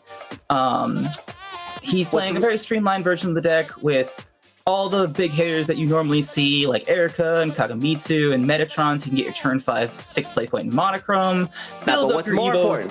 What's more important there is that 2 of Glistering Angel. I was getting to Handless it. Blood. This is the first time I've Handless seen the Blood. deck. So yeah, so occasionally the sword can struggle against Handless Blood, especially going second. So you want to squeeze in that Glistering Angel to kind of give you 1 extra turn so that you can get that vow out and stabilize as easily and best as you can going into the mid to late game. Because if Sword can survive the mid to late game, get off Hero of the Hunt after you get to 10 rally, it's smooth sailing from there. It absolutely is. And again, this deck, being able to put up such a huge board against a lot of decks that are just trying to find combo pieces in the mid game is pretty powerful. In a lot of cases, they can just kind of steamroll you if you don't have a way to clear. Yeah. So I really like the handless tech there. And let's see what else Yuri's packing. Oh, this looks familiar. Can't have a Earthright lineup Rune. without Earthright Rune, it seems. All So 6 players so far have brought Rune that we've seen. I want to ask a quick question here. So I think that like the more common variant of this deck list is it runs 2 Pursuer Golems. It seems like the MS boys have decided to cut one of the Pursuer Golems here for a story of the lifetime. Can you tell me a little bit more about that tech and maybe the Right. So behind yeah, it? Yuri's decided to go for a more consistent variant. So he wants to try to guarantee that mid to late game, like push of damage. So he wants to start digging through his deck, find that story of a lifetime, and play that on like turn 6. You can draw 4 cards off of it, get that contractor, push that damage you need to close out the game. Pursuer Golem can also be a bit uncomfortable in hand sometimes if you draw multiples and you just can't build up your stack fast enough. They just kind of rot in your hand, especially if you don't have Juno in conjunction with it.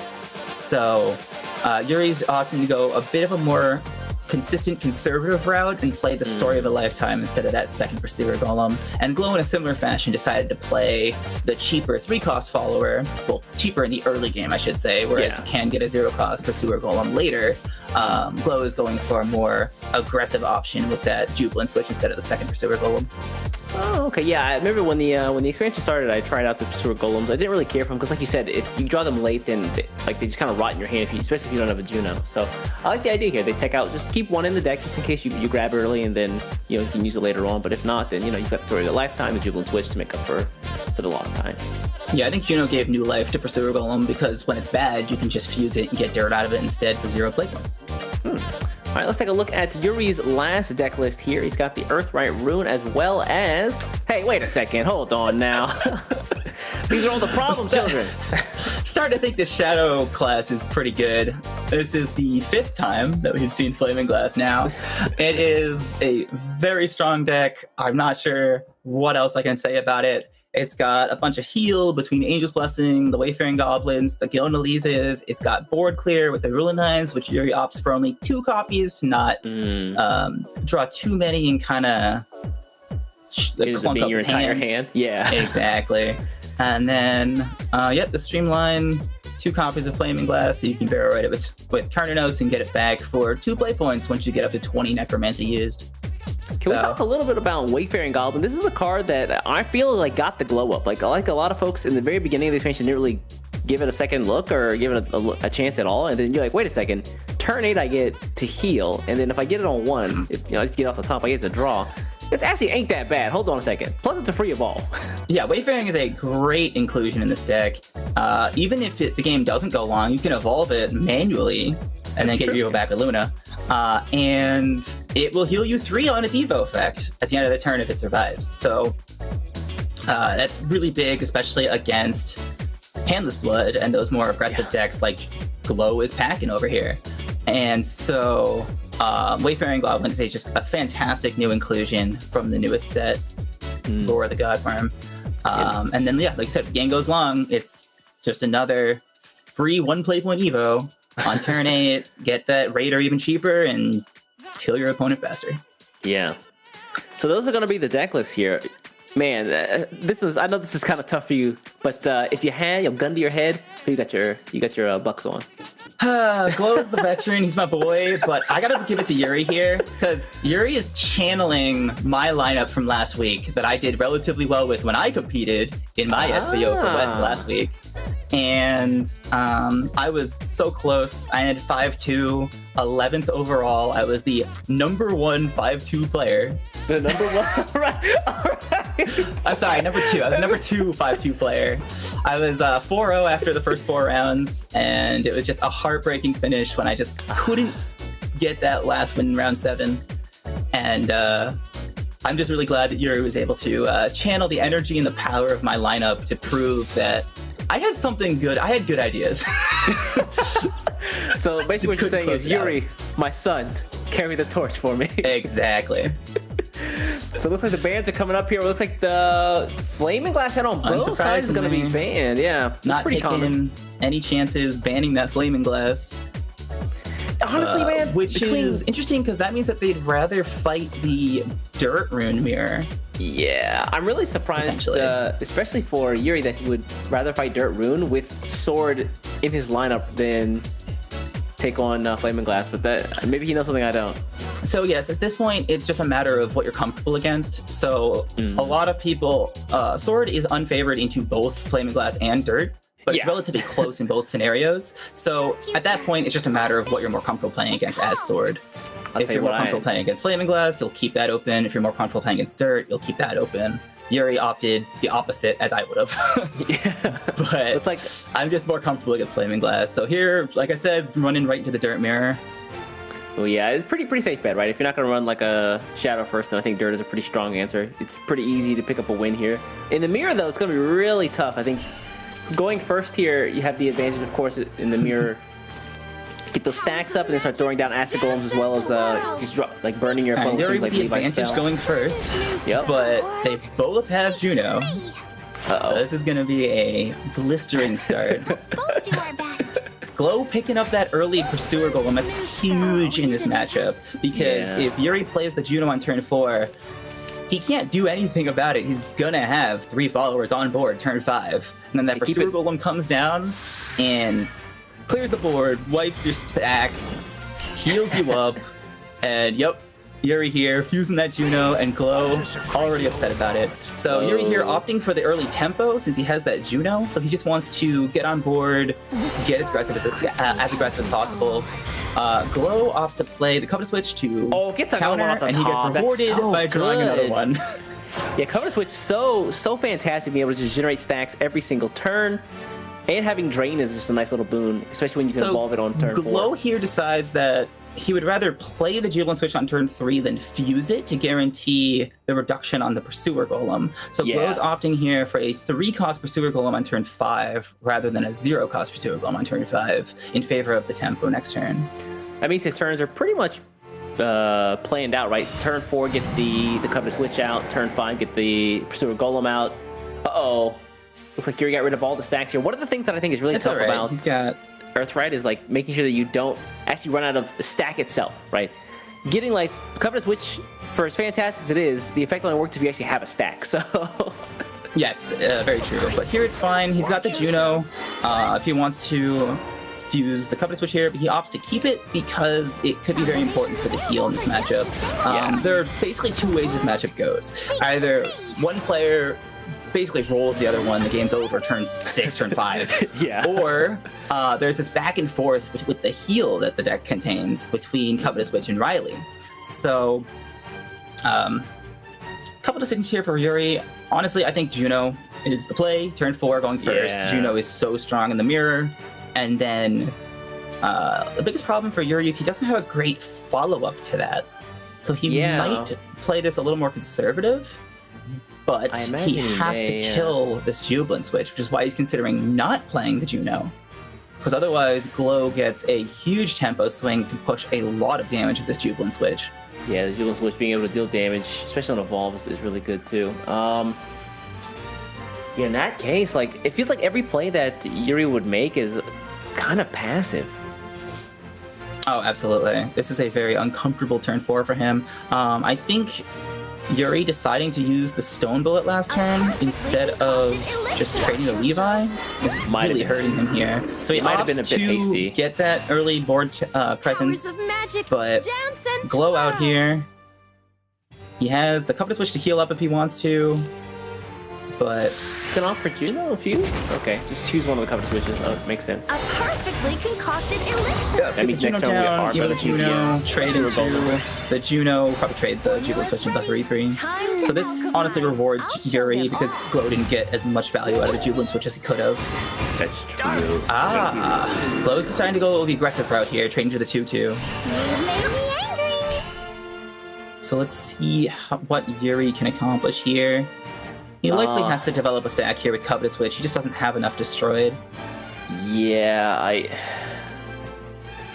he really has been keeping the stack really light and just getting rid of them outright. Covenant Switch here is a good way to start building those back up. But the board here that's presented to him, he can clear this no problem. I don't think that he wants to get rid of too many of his followers on the board, though. Might never be another way.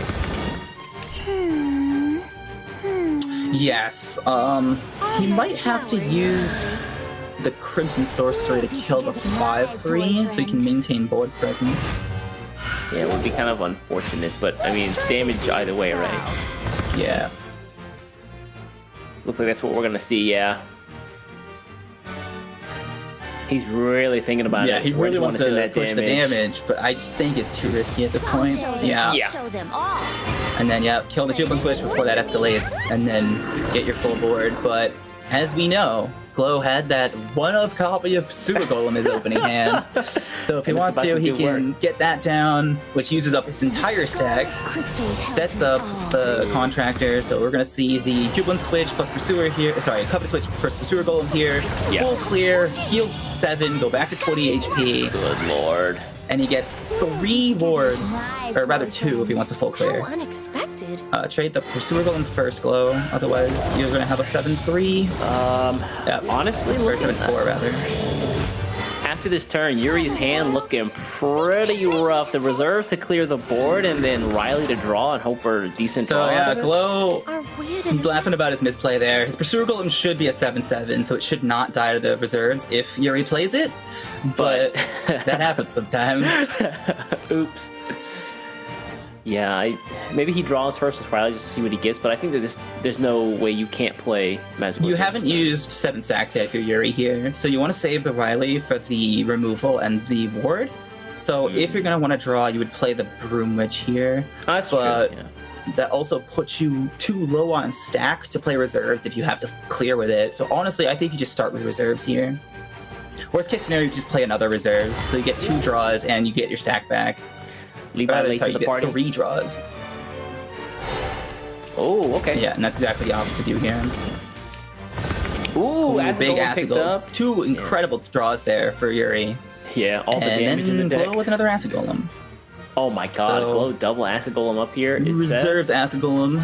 Pretty obvious play here for Glow. Ruler of Rubble here. I think he just holds on to his next turn. It's OTK, isn't it? 12. Yeah. It's 17. Plus the Evolve if you need to. That is true. But if Yuri's smart, he would get the Riley out to heal up to 20 with a ward. So Nice. Glow should be aware of this. So he is gonna just Ooh. hold though. Not entirely sure why he didn't play the Ruler of Rubble. Yeah, it's extra card draw if you play another stack generator, right? Maybe he wants to save it because he's thinking if he can't kill on 7, he can go Acid Golem, Ruler of Rubble, Evo the Acid Golem Ah, to get the that's an card option. draw out of it. Whereas if he stacks up, then he'd have to trade the contract to get the card draw. Yeah. Well, he could still evolve the Acid Golem, actually. Whatever. Gives him more options this way. Another Levi for Yuri. Yeah. I feel like Levi would have been fantastic to draw at the beginning of last turn rather than the end. Here I seems think kind of useless. Although you the Double Crimson Levi Sorcery Riley nice. is perfectly fine. But Yuri's going to go for the card draw here. Earth and Fist, no target, so it can't be used.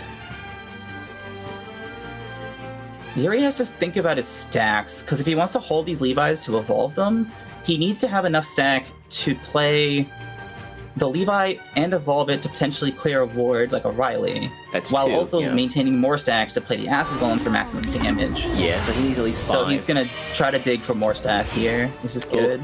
Picks up Riley for another ward. Like you said, he did heal a 20 here, so he gets himself out of range of those lethal. Yep. And there's the Yuri Crimson does have Sorcery. another ward as well as another Riley, which is huge here. Glow low on card draw, so not having that third Frost Golem and the Story of a Lifetime tech. I'm sorry, not that one. No, that's right. Story of a Lifetime. Yeah, so Um, right. Once a proud Those tags. So yeah, he saved the ruler to play it on turn 5 for the 7 rather for the clear.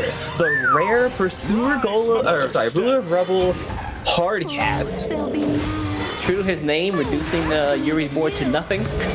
and leaving a full board of all 3 defense followers. So just a Levi itself does not clear here. However, I believe Yuri has it here if he goes Acid Golem, Evo, Earth and Fist, Crimson Sorcery Face, Contractor. It's looking Does like he have enough? Does he have play points for that? Acid Golem, yes, Earth and that's Fist. exactly oh, 8 yeah, play yeah, points. that's it, yeah. Rather, it's 7, but it is not enough damage. It's 9 plus 3 plus 5 is 17. Just a cranky old card. That a range So he's gonna here. go for the Levi bullet play here, it looks like, or fist rather. Yeah. You could fist and then Yeah, put the contractor down, clear the board, go face for 4. oh, sorry, I missed the stumble. He spent the stumble there. Whoops. Yes, he had to get the 8-1 down in size. And then You have to fist here, yeah. for sure. He's considering it because of the issue of not having a stack for the Acid Golem, but you just play the Rule of Rubble and the Covetous Witch, Watch yourself. and it's fine. Yeah. He doesn't have to play around another Pursuer Golem because he knows the Glow only plays 1. Oh yeah, push this damage face and then acid. Oh, really? Going in. All right. Wow. Okay. He doesn't seem very happy about that move. Shakes his head as he makes Yeah, it. Though. I'm not sure what he was thinking there because he didn't set up lethal. Yeah, Unless he I top feel deck something. Maybe he's hoping for the top deck here. Because maybe he's trying to go Another for issue with that from Yuri. Actually, I can't remember if he has the Covetous Witch effect or not. Maybe he's just opting to go for the Crimson Sorceries here. The issue is he And doesn't one have more the stack Fist. for the Earthen Fist. Plus Glow, now knowing Yeah. that Yuri has Earthen Fist, is going to play around it at all costs. No, he plays the Acid Or Golem. he... All right, he's going in. Okay, yeah. Caution to the wind, baby. SEO region, here we go.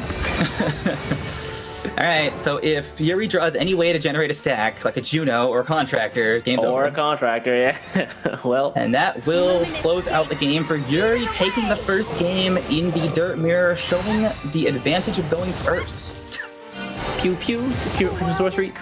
Man, I'm telling you, Levi was a mistake. We gotta get that guy up out of Levi here. is Yeah. crazy strong. The Crimson Sorcery is practically free, only requires 1 stack, and not to mention the fact that his Evolve area Effect- clear Yeah. also goes face for some reason. Remember back in the days of Item Shop Rune where they would just run the one copy of Levi to like slap the board for 4 when he on Evolve? Oh my god. For I'm 6 triggered play just thinking points? about it. Yeah. I'm triggered just thinking about it. And then next turn you just get shopped up. Yep. You get fire That turns on sale, top. Now we have that entire thing on turn 5. right? So that means that Yuri's gonna be taking that first game, carrying the mantle here for our boy Justin. Meanwhile, Glow's got to battle back. I think he's gonna be running the Dirt Rune one more time. No, he's gonna switch over to switching Handless over to Blood. handless. Now, Glow Oh is my God. very confident into sword. The Glistering Angel in the opening hand I though, can feels say that pretty much. good. As for Yuri, he's got the Glistering Ranger and the Metatron. However, he's going first. Oh no, he's going second. It said, yeah. I thought it said host goes first, so I thought that would be Yuri, but I guess not.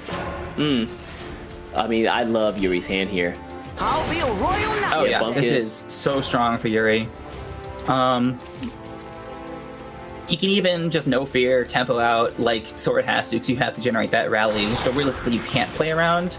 Rune Search bad Demon. usher. So, but yeah, Glow getting his tempo out, getting his 1 play 1 2 3 down, and so See what the draw is here. Another Glistering Glistering. Angel. Wow. So I don't think this hand necessarily needs the ramp. So I think playing Metatron to protect yourself, even though you're like risking the Room Service Demon, is the way to go here. Yeah, I like the And fact Yuri that agrees. yeah, you put up a fat ward and it's just well, there's Right on cue. Yeah, okay, yeah, we tried. You know what?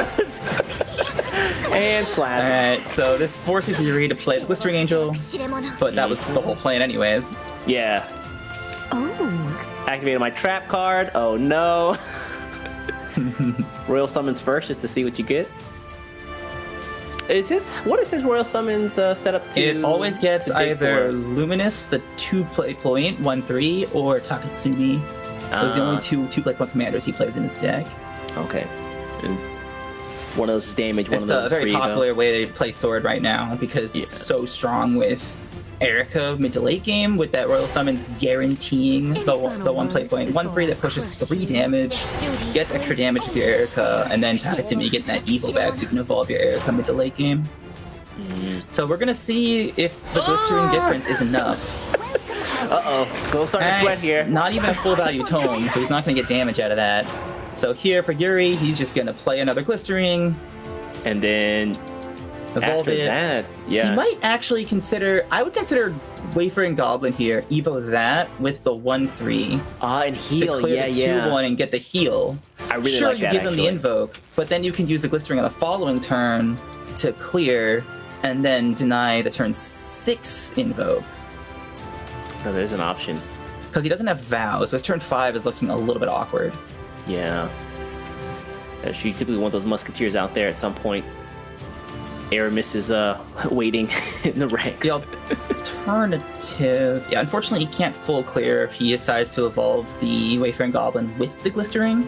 I don't hate just leaving that goblin up there. Because the damage that it would do would just going to be offset by the Wayfaring Goblin evolve anyway. Yeah, and you have the Glistering Ward in play.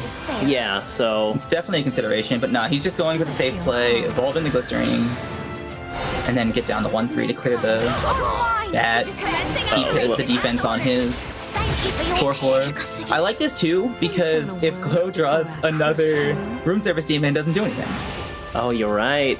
Oh, But he gets the best draw in his deck. actually really good, yeah.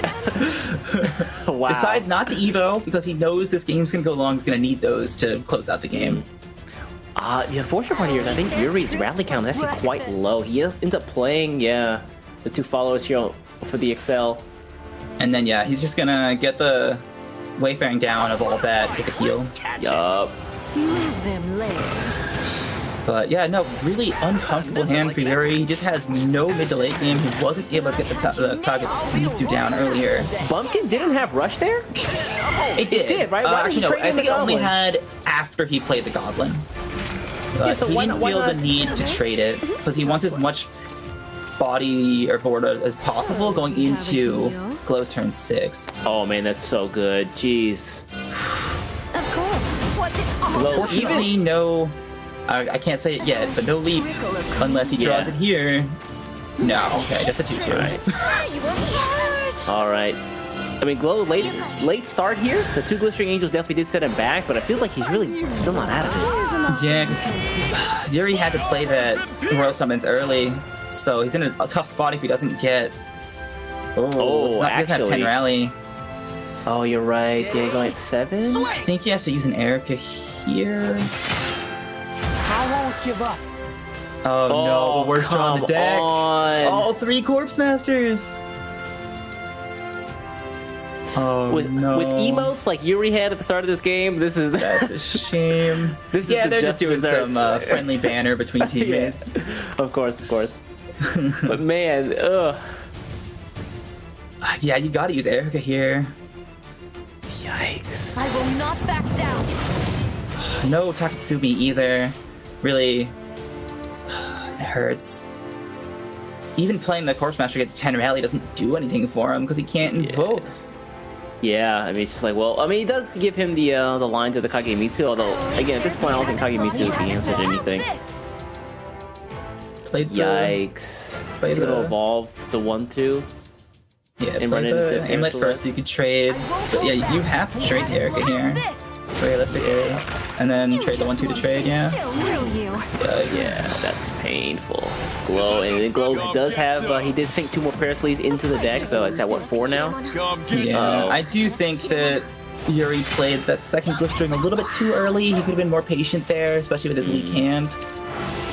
Oh, Vania picked up here as well. Maybe doesn't do too much without Vengeance. Alright, Skeleton and Silverbolt, not that bad. But, this is... Not that good, excuse me. Yuri desperately needs to draw another Royal Summons. Yeah, Wow, Royal yeah, Summons would be a great for pickup. Yuri here, he had no Monochrome endgame, no Vow. Out of my way. This is just heartbreaking. It's weird. He found the tech cards in his deck, no problem, but the actual like 3 of that he's looking for are just nowhere to be found. Like And he's this just is taking a one nap. of the biggest issues with Sword. The more text you play, the less card draw you have, and it's just hard rally. to dig for what you need. Yeah, to piggyback off that, also the less rally you have. Like we saw, you There's saw the playing the Glistering Monochrome. Angels. Alright, Wow. so he gets that down at least. But the problem is that's only 1 ward, because he's not invoked.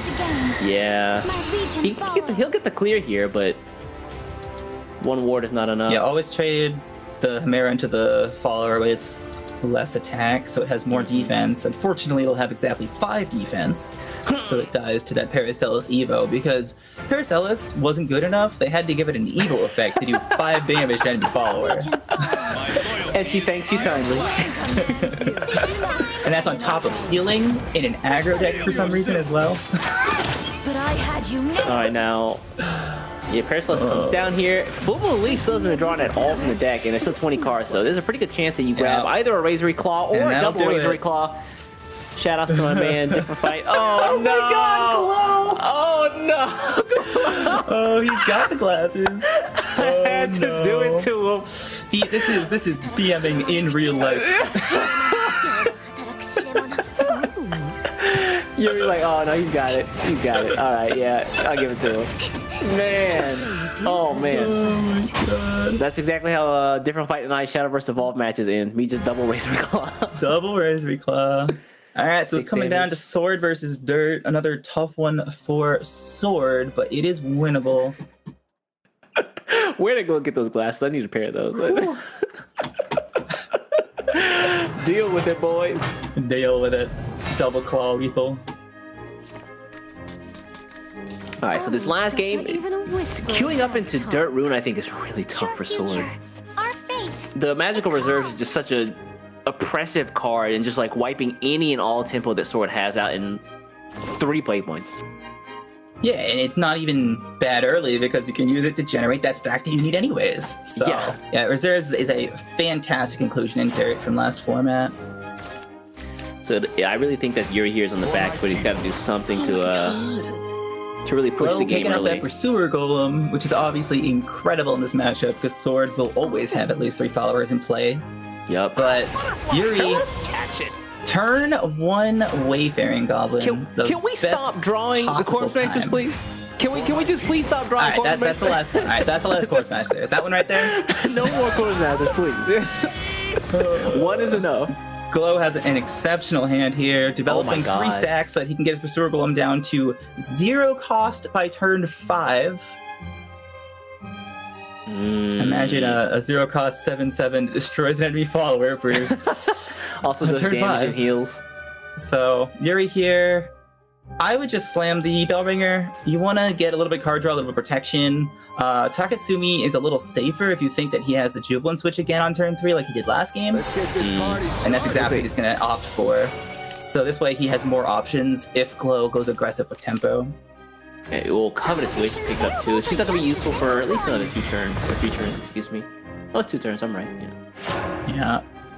But he can use it on turn 4 for tempo and maintaining 3 stack if he doesn't get anything better off of his Broom Witch. There's that Vow, I know it was somewhere. Here, yeah, you have to kill the Jubilant Switch. And he You just could also summons. opt to just play Bellringer and just take 2 more damage from the Jubilant Switch, but I think I it's don't like that idea. better yeah. to just kill the Jubilant Switch while you can. To be fair, if I'm being very fair, the Vow he'll likely heal up from it anyway. Because Athos is with Aramis is going to give him a bunch of heal. That's assuming Glow has something on board, though. Yes, and looking at Glow's hand and his options, Looks like that he's going to is have something on board. likely, except for the fact that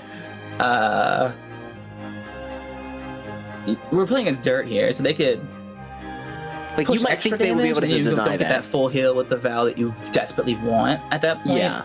So The play I is punishable. think it's just safer to play the Hero of the Hunt here. Yeah, I agree. And that and Royal Summons. I can't. Put another time I don't like playing Royal Summons, but he has 2 of them, so it's fine. The world speaks to me. Looks like he might not even play it, though. He may just hold on.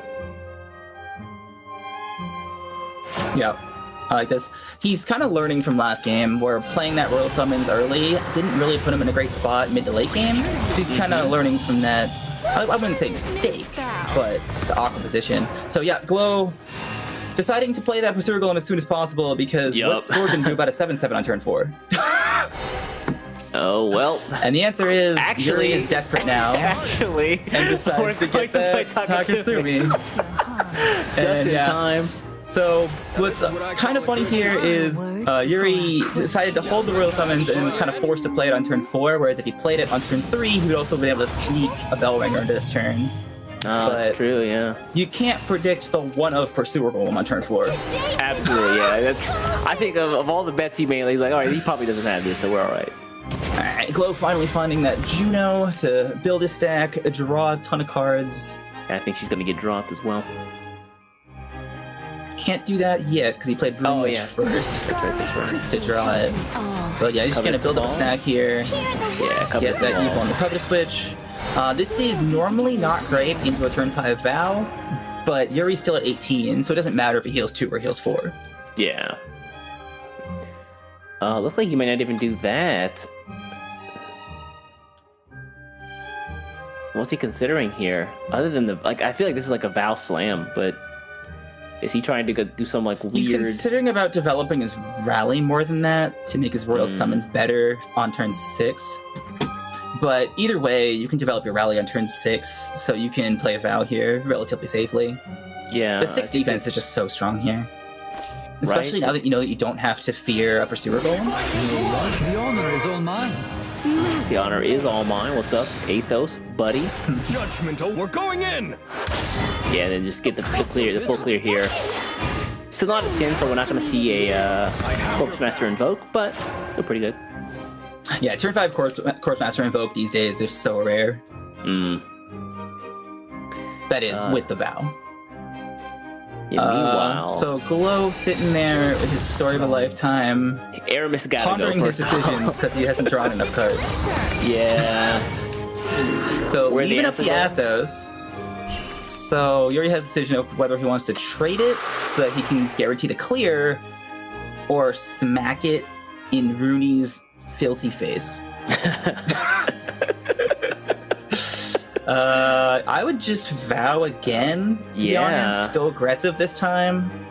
The other option is you could play the Corpse Master here and just like clear everything, get a fat 4/4 ward on board plus Athos, run him face. I'm gonna stop you right there. You can't do that until you're at Rally 10. Oh, you're right. Ah, Rally. So yeah, he's gonna go for the defensive play again, get as much board as possible, basically force Glow to have a reserve here if he wants to do anything. Uh-oh, Glow not liking this, shaking his head. No. He's thinking about, do I get greedy and run the 5 damage face, or do I run Aramis in? You always go face here because you're getting the heal off the other Aramis anyways. I'm sorry, That's the other true. Athos anyways. Yeah. So there's no reason not to push face. He's considering keeping the defense on his Aramis, is what he's thinking. Yeah, that's the real answer this here. one. I don't know Yuri's Rally. I think it's only 7, maybe 8. So I don't think he's invoking here, but I could be wrong. Let's see it. I am correct. It was only either 7 or 8 there.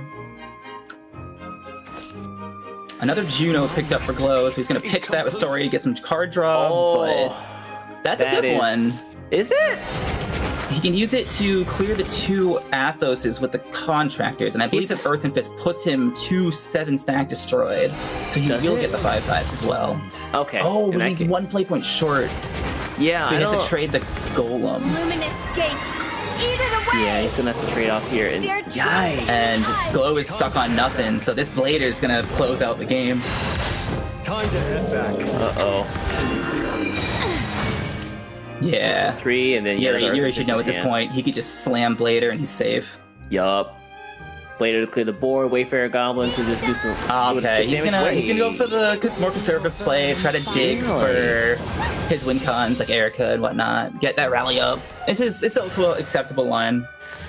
I would have just slammed the Blader. Yeah, anytime you have a chance to play Big Fat Blader who's not going to take any damage from these hits, you do it. The biggest issue is Riley is such a convenient answer to Blader that he doesn't want to take that risk. So he'd rather make sure he has a shield, pressure a little bit, and invoke here for a full board of lethal on board. Yeah. All right, Levi picked up. Okay, Levi clears the 4/1, breaks the shield on the bell ringer, trades into the 4/4. Doesn't do enough, right? And then Fist the 2/2. Yeah, had to be the 2/2 to clear it. And then you leave up the Metatron and the bell ringer. And you know that Yuri can't get another Evo back because he's already played all 3 Takatsumis at this point. Mm-hmm. So he's so stuck with what he has. keep you alive at the very least. He's considering keeping the Levi alive and using the Hurricane Fist on the Corpse Master. But at this point, we know he's all in. Yeah, he has to be at this point. Not a lot of resources in hand. Yeah, this way he can clear the Bellringer. And then full clear. Yeah. Goblin gotta die. And then no reason to play the Crimson Sorcery because you know your opponent has a shield. Octress picked up the Yuri side, by the way.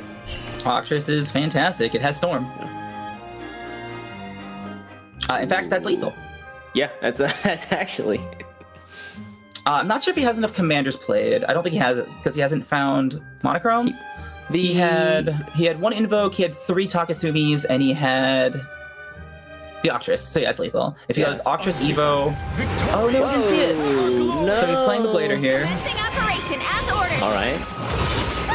Pop here, do 3. There can only be one. Evolve here, run him Maybe in. he didn't know that that it would gain Storm from the 4/4. Maybe. Oh, meanwhile, Acid Golem picked up, but no more Doesn't damage. do anything anymore. But yeah, Glow Yeah. desperately needed a Riley, and it just didn't show up. So it looks like Glow's confidence in his sword is going to come up short, and Glow is going to concede because he just can't deal with the Blader. So That's Yuri crazy. channeling my power of my lineup, taking the victory against MS Glow in the quarterfinals. Yeah, Love to congrats see to it. Yuri there. Justin's son, you heard it here first, folks. Taking over Glow in a really, really close set there. I mean, you couldn't have asked for a better game, especially between 2 teammates who had to take one each other out, right? Absolutely. It went to the wire all 3 games, and Glow just couldn't hold on to his story of a lifetime long enough to draw enough to get out of it. Yeah, let's take a look at the bracket one more time just to see what the matchups for today have been and where we're going after this one is next. Looks up again. The first match we saw for the day was Hotaru versus Diet. Hotaru eking that one out in a 2-1 fashion, and then Az making quick work of Illumina from Team Revelations in a 2-0 game. And then unfortunately, the MS boys had to kill themselves in a typical team kill. You're going to come out on top there, but a very exciting match nonetheless. What's funny is, with that team kill out of the way, since both Diet and Illumina failed to advance, we will not see another team kill in the entirety of the that's tournament. right. Yeah, good point. Unsponsored players on the left side and then sponsored players on the right side. It can't happen anymore. Yeah. But that means that, speaking of sponsored players, our next sponsored players coming over are going to be Rin from Team Revelations versus Xanaric from Team EMT. Now, Xanaric is the guy we've seen before. He was back from, he's in the February. He came through in February, got top 4 there, and has really made a name for himself, topping again. Yeah, he's the new face of Enmity currently. And they're turning it up. Getting the most value in for that team running into SVO. So he's actually top of the points currently on the Is he? scoreboard. So if he wins, he'll extend his lead. He's currently the only one with 20 points. Wow, got to get those coveted All-Star points for later this year. Again, all these Absolutely. guys, of course, fighting for some cash prizes, but at the same time, they are also fighting for those All-Star points to make it to the end of the year, the All-Star. I think they might have a chance to fight you, Justin. They could. That's a possibility. It will be a battle of the regions, West versus SEAO. That'll be definitely a fun event for sure. But I think next up again, we're getting Rev and or Team Rev's Rin and Xanaric set up. Before we do that, let's take a look at the decks that both these guys are running. All right, Ren, what do you got for us here? From Oh, Rally's sword. We saw it do some great work in that last match just now. I mean, if you ramp into Monochrome endgame, Musketeers now is a huge endgame too. I mean, East, what else is there to say? This is your favorite class. Any words of wisdom? Absolutely.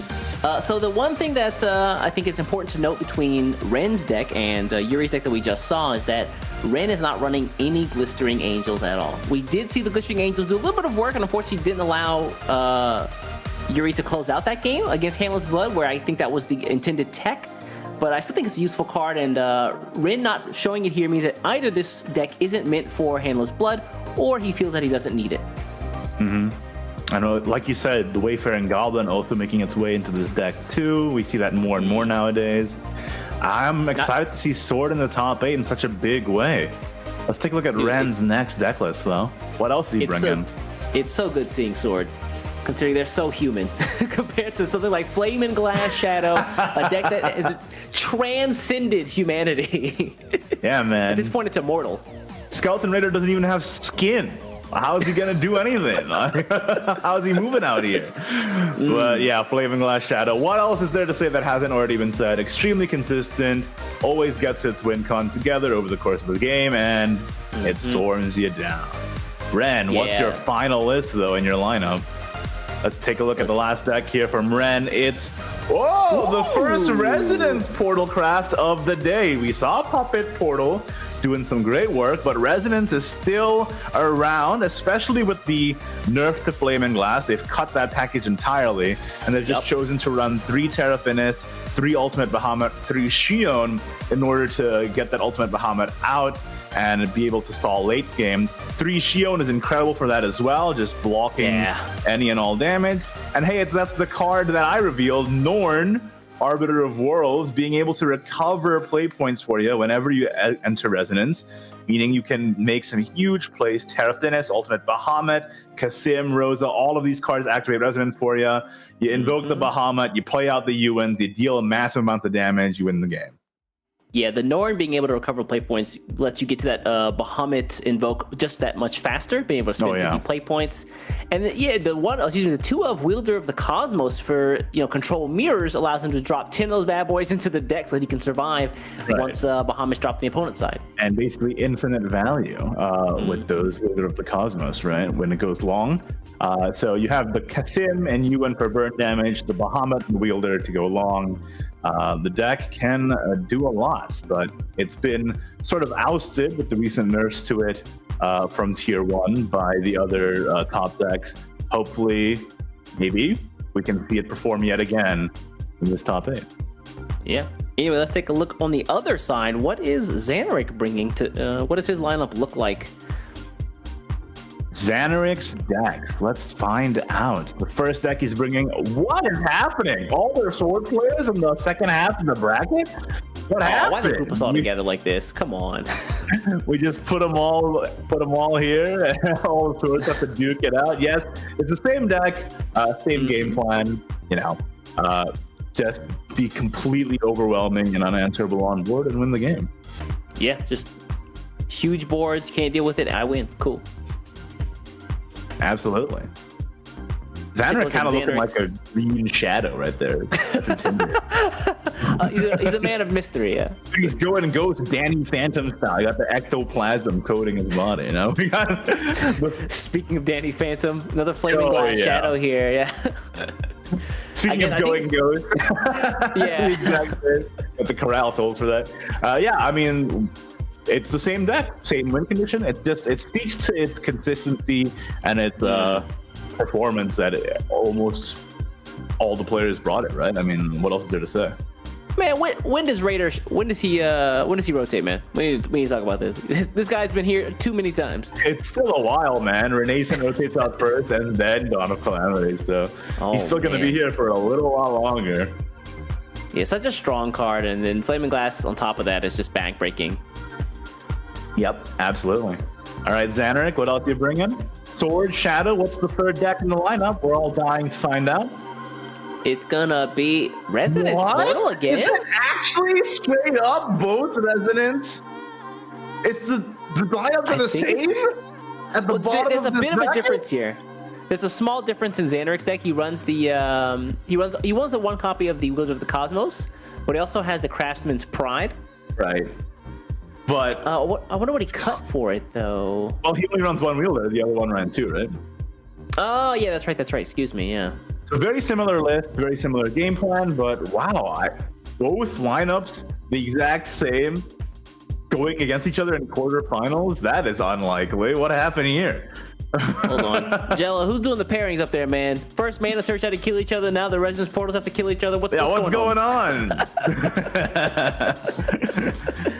Oh. Of course, the actual brackets, it's set up by how people performed in day 1, but I'm gonna substitute that reality with my own and call rigged. Yep. Hashtag rigged. So those are gonna be the decks between Xanaric and Ren. pretty similar lineups, actually. I think we're actually running the same lineups both sides. So Ban Shadow. I wonder... I'm saying it before you ask the question. Yeah, Ban Shadow for sure. And oh wait, no, we still don't have it. We're waiting for the bans to come in. But yes, Xanarik from Team EMT versus Ren from Team Revelation. They're carrying the torch of their fallen teammates, man. They fell down to Hotaru and Az in the first half of the bracket. Can they do their teams proud? Only one of them can advance. Who's going to carry the torch over? Both shadows are banned. Like I said, what I tell ya, Iggy difference. I'm just saying. Now we got the Evo Rally and the Residents facing up. Shout out to Xanarik, though. He's becoming man of business.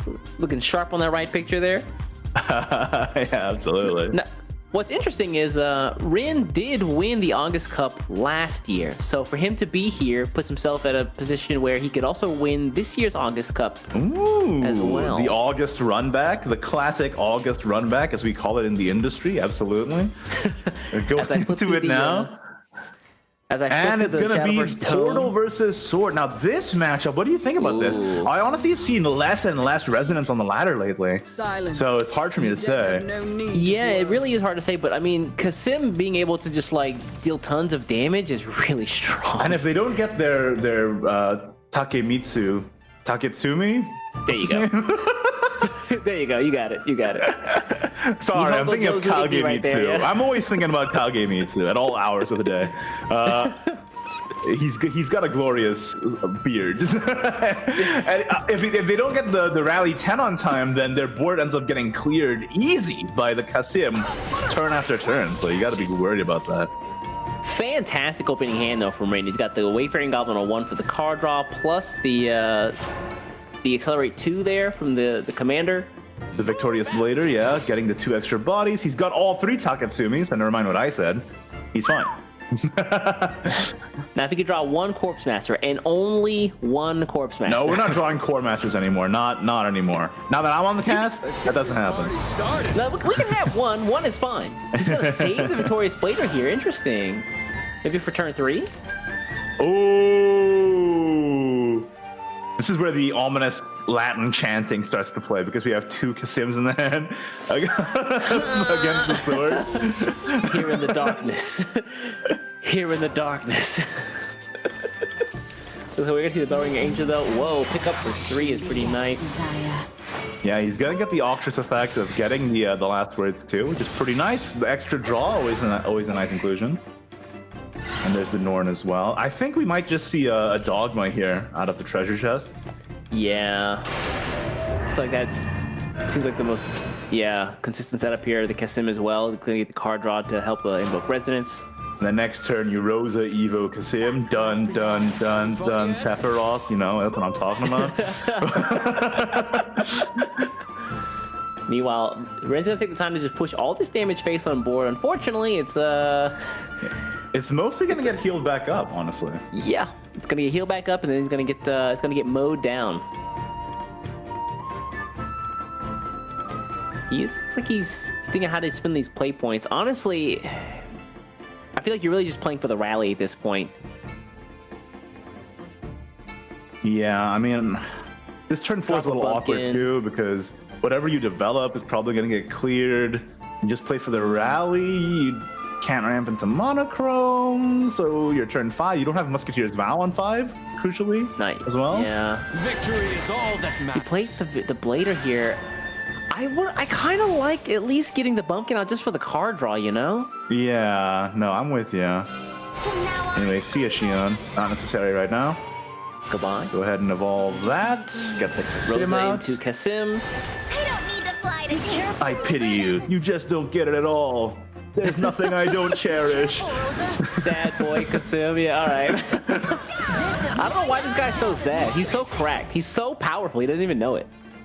He's sad because he has to hang out with his sister all day. He never gets any space, dude. I can understand that. I understand that.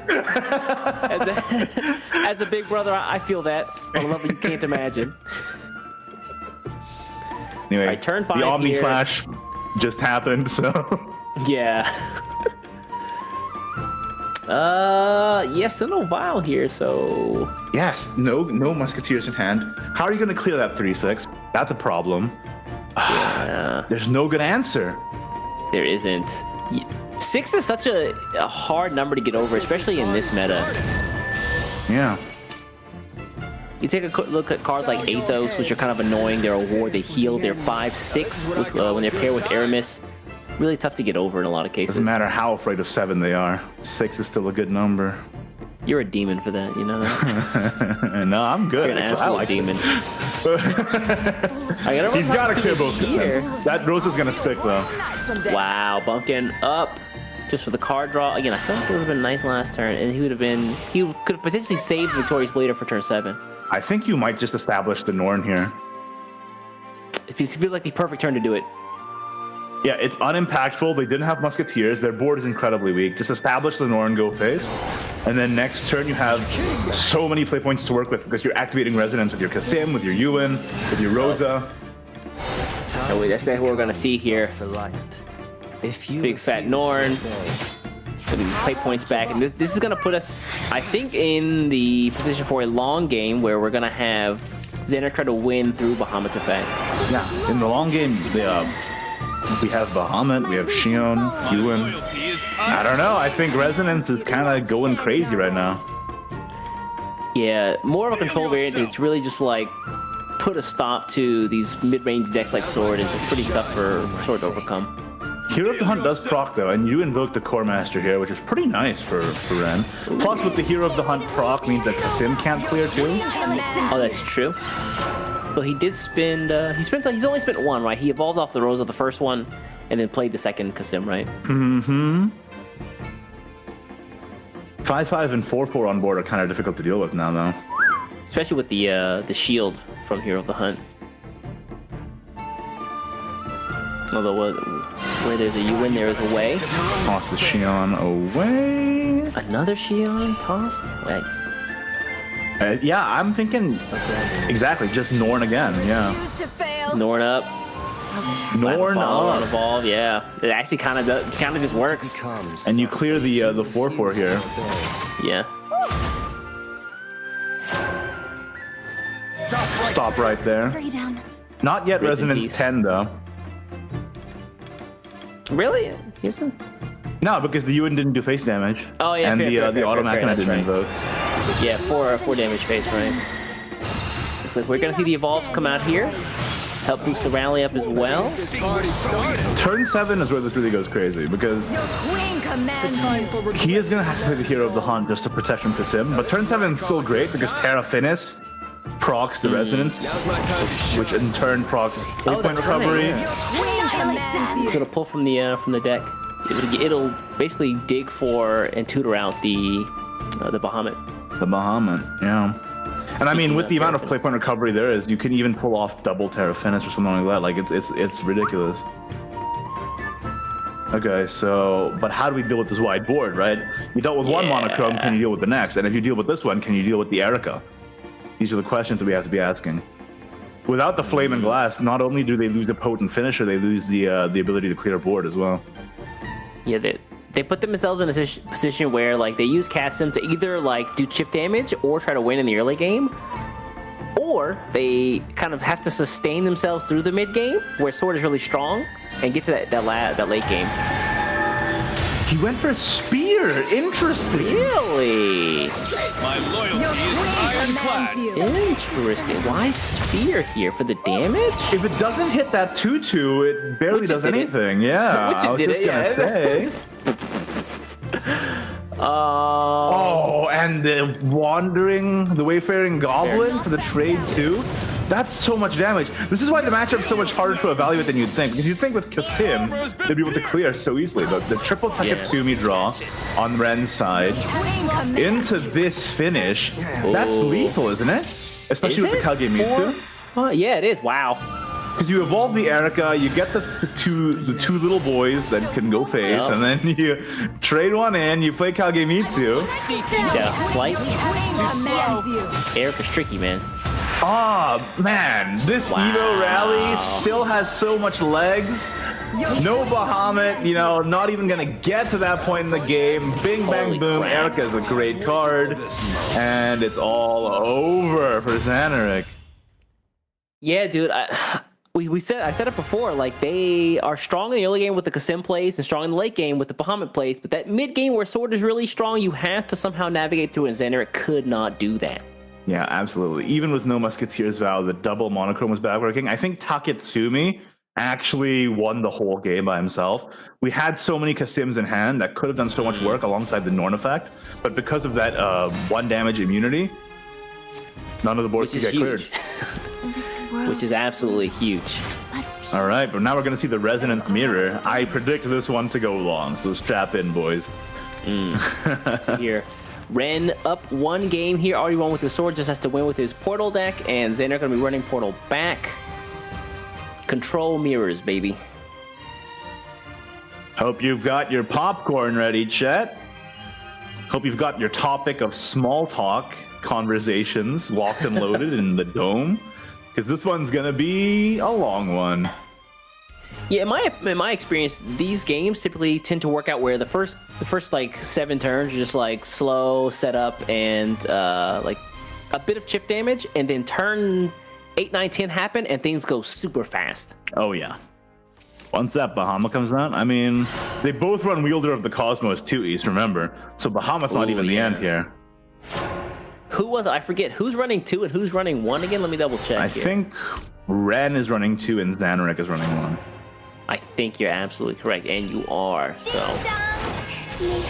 I've actually never been wrong in my life. Say what? What? Bold claims.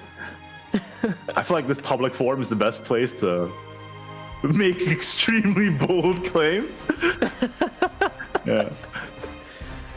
All right, this is here. Going to be a Bellringer versus Bellringer showdown right now. I think so. Norn in hand for later in the game. He's got the UN in the hand for once Resonance is activated a couple of times. Auto Machina Maiden. I think they only run 2 copies of her. So hopefully they don't draw, or Ren doesn't draw another one.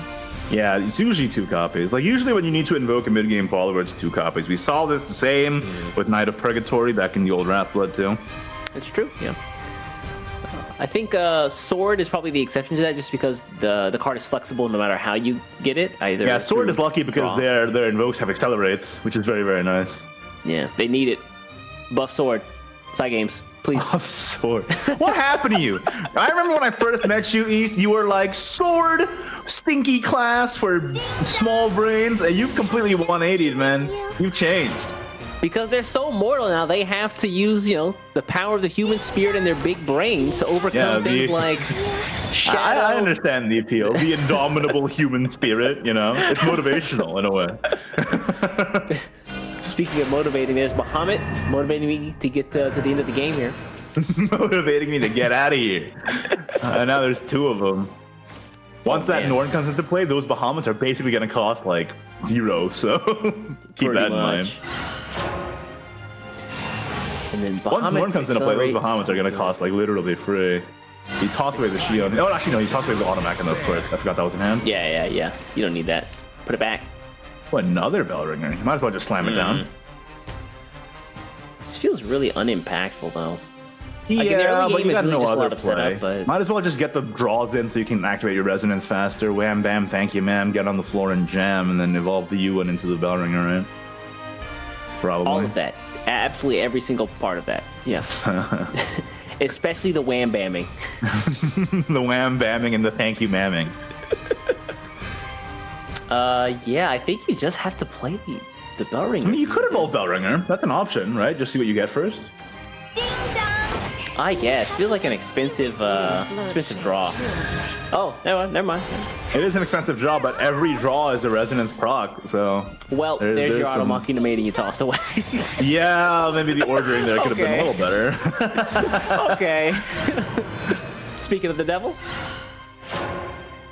You gotta think out your turns before you make the play. Sometimes I'm guilty of the same thing. I get too excited, I play the Ewan, then I'm like, wait a minute.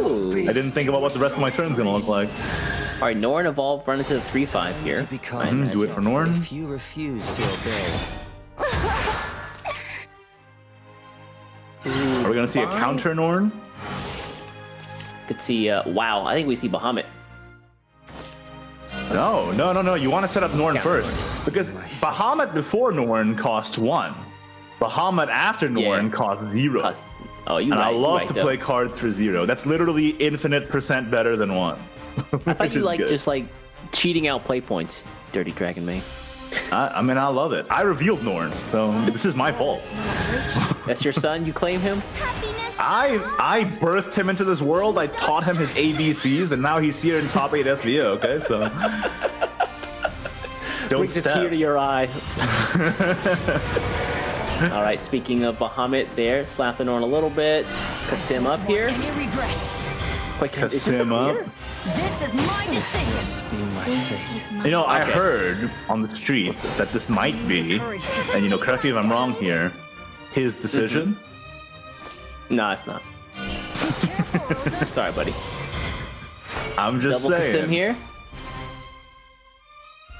Both of them mad at Rosa, just eyeing her down. I have to spend all my days with you. I just want to play. I just want to play on my console, man. I have to. I want here to we play go. Shadowverse Champions Battle on the Switch. Why do I gotta spend my day with you? This is my I know that feeling. decision. And Terra Finis is gonna be so good for Xenric too, Oh, because you're again, right. it's 0 essentially after Norn plus Bahamut. Jeez, he had the 6th though on Ren's side. He's got. I think you absolutely play all 3 Bahamuts though. Yeah, I think you got to get those back into the deck at some point. Get those back into the At least one deck. of Get the Resident Fox. Cover all your play points. Rosa Kasim. Oh, that is a Kasim on the left side there, isn't it? It is. He's hiding behind the shield. I'm trying to get away from his sister who's on the other side. You see this? The narrative continues. Yeah, this is all basically free. So now that you've got those taken care of, those are back into the deck. It's unfortunate you only have 5 play points, no shield. Oh, is he gonna go for double those and double Kasim? Oh, is he? This is my Okay, the decision. evolve, cultivate some life. Oh, he's gonna save the Rosa. Favor. Okay, I get that. Okay. You know what? You might toss the Rosa with Goblin Mage. Ensure you have Wielder of the Cosmos in hand in case they invoke Bahamut. Hey, there's a good idea. I've got Yes, that's exactly what he's gonna do. This is my decision. This is my decision. Leave the Cosmos in hand now. He does have some sustain for the end game I in like case it. I like does it. He drop his knows, Bahamut he knows first. that Xanar's gonna reach turn 7 first. He knows Norn is active, so he wants to make sure that he has the Wielder of the Cosmos in hand, ready for that possibility. Yeah, the worst case is like whenever you don't have Wheel of Cosmos in hand, it gets banished through Bahamut's effect. You're like, well, I tried. I tried to tap, but they got me. Okay. Unable to. These guys commit. running. Here. I never Gilman? fooled myself. Birth of No, Ravenous. I don't think I'm Gilman on this list. Birth of Ravenous is in hand though. So. Yeah, they run the Gilman spell just because it's good against handless. Yeah. Counterplay. Bahamut. Of course. Oh my God, more Bahamut. Unyielding. And then yeah, Oh, I Shion up love here. it. The extremely defensive Shion play. Shion's I think that's good. also 50 played on Ren's side, right? Yep, Is there it is. Wow. Booting program. Ren's got it first here. Oh. Xanaric. Xanaric's going to Fair counter yourself, with yeah. though. Xanaric is going to clear the enemy Bahamut. But the Shion is going to be left alive. Oh, That's the you're problem. right. That's painful. It is painful. Shion Shion will is live such a here. great card. Doesn't have any evo points left over. You won't do any damage to it. Yuan doesn't do any damage to it. Oh, you're right. He doesn't do any damage to leader either, right? Shion's effect. Yeah, because of the effect. Oh no, it would do the damage to the leader, right? Because it's the effect is on by this guy. Would it? Because it's only until the start of your next turn. Oh, that's right. Yeah, the timing. And you wouldn't proc at the start of the opponent's turn. And there's the other ultimate Bahamut. Uh-oh. I was Alright. wrong earlier when I said Kasim was the source of that ominous laugh and chanting I was hearing. It's Oh, it's hey, the hold big on. boy. Birth of the Ravenous drawn here for Ren. He also Those does bursts have. are not what you want to be seeing right now, though. It's so late into the game, and Yeah. What? He can do I vow to protect. Ruler of the Cosmos. Run it in. Oh, wait a second. Hold on. Wait a he's second. gonna Yeah. wield it. Hopefully he gets the free Evo. Doesn't No get the AoE, Freevo. no clear. Unlucky. Yikes. Oof. Pain. You understand. He did get the free Evolve, Evo. yeah. Okay. Oh, did he get the free one? Yeah.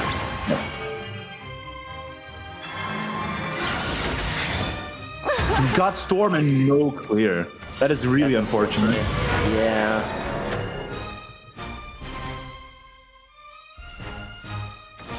He's gonna Yikes. use burst back into it. That's probably Yeah, I think so. Oh, hey, wow, cool. Ooh, 9 cost is perfect play for next turn. Yep, Now on, I'm going on just foot. enough. Let's go. Now on, I'm going on foot. And then Birth of Ravenous here just to make Xander draw out faster. Xander He does still have had a his own- Bahamut in the deck? It was Are you banished. kidding me? No After way, both dude. vanishes, both from the enemy Bahamut and from his own wielder. Wow. Well, that's right, because he played it off the hand. Yeah, Did he? Oh, yeah, he did have Yeah. it, didn't he? Holy crap, yeah. with the Bahamut still in Clever. play. Big Here comment comes the here. All opposing right. wielder to contest. Does he get a free clear? No clear on the Bahamut, and no bait on the wielder either. Oof. Uh-oh, that's actually pretty dicey. Yeah, it is. Hold on a second here. He's got no recourse here. He's gonna have to play. Spear's only 1 damage. Carried away there. Oh, no. Is it One one off though off? on Ren. Oh, this is a nail biter. You gotta play that 9 cost wielder. Yeah. But the shield of transgression means that he doesn't take any damage. Oh, no. Does Xanark actually eat this out? Xanark might win through spear. Oh, let's see it. Hold on. All right. Oh, but the heal. The heal was kind of nice The there. heal plus shield. That's actually huge. Oh, my God. He does get it. Yeah. The Aegis. Wielder, is my Run this- wielder run this heals. That was an through, 10? insane roll. Wow. My heart can't take this. It hurts. I told you, dude. These games, the first 7 turns are pretty, all right, just set up, play some cards, Feels draw like I some just stuff had out. this game animal style, man. My heart is going into palpitations right now. Intercept. Oh, he's gonna run the Bahamut in. He Keep runs the Bahamut. He Shion runs super defensive. He healthy. knows he has the value engine with the 9 cost wielder next turn. And the Oh. Reaper comes in and takes it out Rip in because peace. the second wielder didn't come out from Xanark. Because the second Bahamut was able to banish. Wow. Does that mean That was an insane game. that means that Ren takes at 2-0? Holy crap. I'm losing my gourd, dude. That was nuts. Ren told you, they piloted just- that so well. The making sure he got wielder, Mm-hmm. got the lucky rolls, but he made sure he was in a position to be able to get there. You know what I mean? Like he set it And- up. He set the dominoes up. Then he dropped the Bahamut back into the deck so that he Yeah. can invoke at the end of the it's so good. He keeps the oh, so nice. Get the second banish after, Yeah. like, posts the opponent's wielder, so that the banish happens twice, so that the wielder doesn't help. Yo, actually Pretty- goated though. Pretty heads up. Yeah. My man was doing work out there. So congratulations to Ren moving forward to semi-finals. Can we take a look at the bracket before we go to break, just in case people are just tuning in? What are we looking at? So the quarterfinals have all concluded. Hotaru took it over Dayat from Team EMT. Illumina lost to Az. And at the bottom half here, we have Yuri taking it over Glow and Ren taking it over Xanark. We'll be back very soon with the semifinals. And remember, you want to tune into the very end because we do have a card reveal for the upcoming mini expansion coming soon as well. So make sure you stay tuned for the whole time. But hey, we'll be back very soon with the semifinals here. Don't go anywhere. Be right back.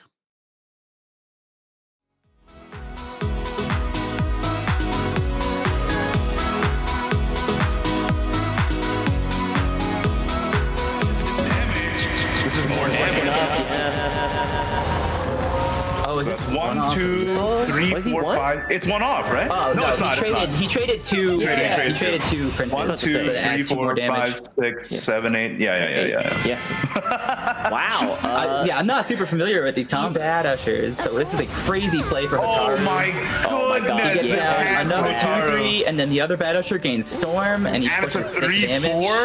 4. Glass to the And then Parasleys from next turn. What a top deck. That didn't. turn Did he 5, not play but the it wasn't gift? enough. Oh, unfortunately. No, he would take damage and he just died of the invoke. So Ah, He yeah, was he forced top to decked the attack, Tango so- Flash anyway, so it didn't matter. Yeah. oof. That Wow, was how a blazing fast was that fast game? game off half of his I deck. had totally missed that. But yeah, this is very much lethal for Taru. The Suzy represents 5 damage, and that's 17 plus 10, 22 damage, plus the 1 from Raider. Oh my Taru goodness. pulling out the victory there, because Daya just couldn't find his last combo piece. Couldn't find his last combo piece. Hey, you know what this means, right? It means OTK World Hunt confirmed. Damage here. And there's the Orcus too. So he doesn't have any puppets in hand quite yet. So you have to Yes. trade off the 1/1. So yeah, he's just gonna pressure and push as much damage as possible He's here. got 2 puppets in hand if he plays the If he plays but he can't get a third unless he trades first. But yeah, that's exactly what I expected. Going as aggressive as possible here. Maybe you Push like as this much damage as possible. Is he even But you'd have to Evo the Deceptive because Mono's not evolving anything else. So that's only ついてこられるかしら 15 damage. So yeah, he's gonna go in with that Doom Lord, protect himself for a turn, play the Rejuvenate to evolve the Mono Disperse. Yep, there it is. Like new. So And as we were talking about, Mono's got some insane damage, burst potential. That's 18 damage on board. and yeah, Illuminator's put his hands up like that's how it be sometimes. I think Well, And that will close out the game for Yuri, taking the first game in the Dirt Mirror, showing the advantage of going first. pew pew, secure sorcery. Crying. Man, I'm telling you, Levi was a mistake. We gotta get that guy up out of Levi is here. crazy strong. The Crimson Sorcery is practically So there's a pretty good chance that you grab Yeah. either a Razory Claw or And a that'll double do Razory it. Claw. Shout out to my man, different fight. Oh, no! my God, Glow! Oh no! Oh, he's got the glasses. I had to do it to him. This is BMing in real life. 働く知れ者 You'll be like, oh no, he's got it. He's got it. All right, yeah, I'll give it to him. Man, oh man, that's exactly how different fight and I Shadow vs Evolve matches in. Me just double Razor Claw. Double Raspberry Claw. 4. Oh well. And the answer is Actually- Yuri is desperate now Actually, and decides to we're get going that play Takatsumi. Takatsumi. Just And, in yeah. time. So what's kind of Big fat blader who's not gonna take any damage from these hits. You do it. the biggest issue is Riley is such a convenient answer to Blader that he doesn't want to take that risk. So he'd rather make sure he has a shield, pressure a little bit, and invoke here for a full board of Yeah. desperately needed a Riley, and it just didn't show up. So it looks like Glow's confidence in his sword is going to come up short, and Glow is going to concede because he just can't deal with the Blader. So That's Yuri trade channeling. one in, you play Kagemitsu. Yeah, slightly.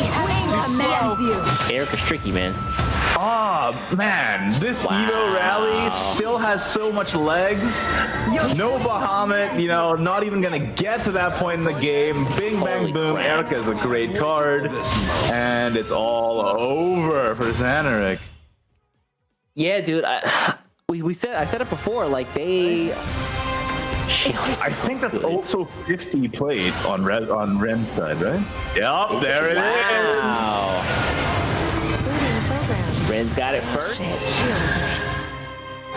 The age Wielder Run heals. this That was an through, 10? insane roll. Wow. My heart can't take this. It hurts. It hurt. I told you, dude. These games, the first 7 turns are pretty. You know, all right. Just set up, play some cards. You know, Feels draw like I some just stuff had out. this game animal style, man. My heart is going into palpitations right now. intercept. Oh, he's gonna run the Bahamut in. He Keep runs the the Bahamut. Shion He's super defensive. He healthy. knows he has the value engine with the 9 possible next turn. And the Oh. Reaper comes in and takes it out because Peace. the second wielder didn't come out from Xanaric. Because the second ball. So instead of a 5/7, you get a 4/6, which is the world class damage is 6 damage. This is more Just damage. enough, yeah.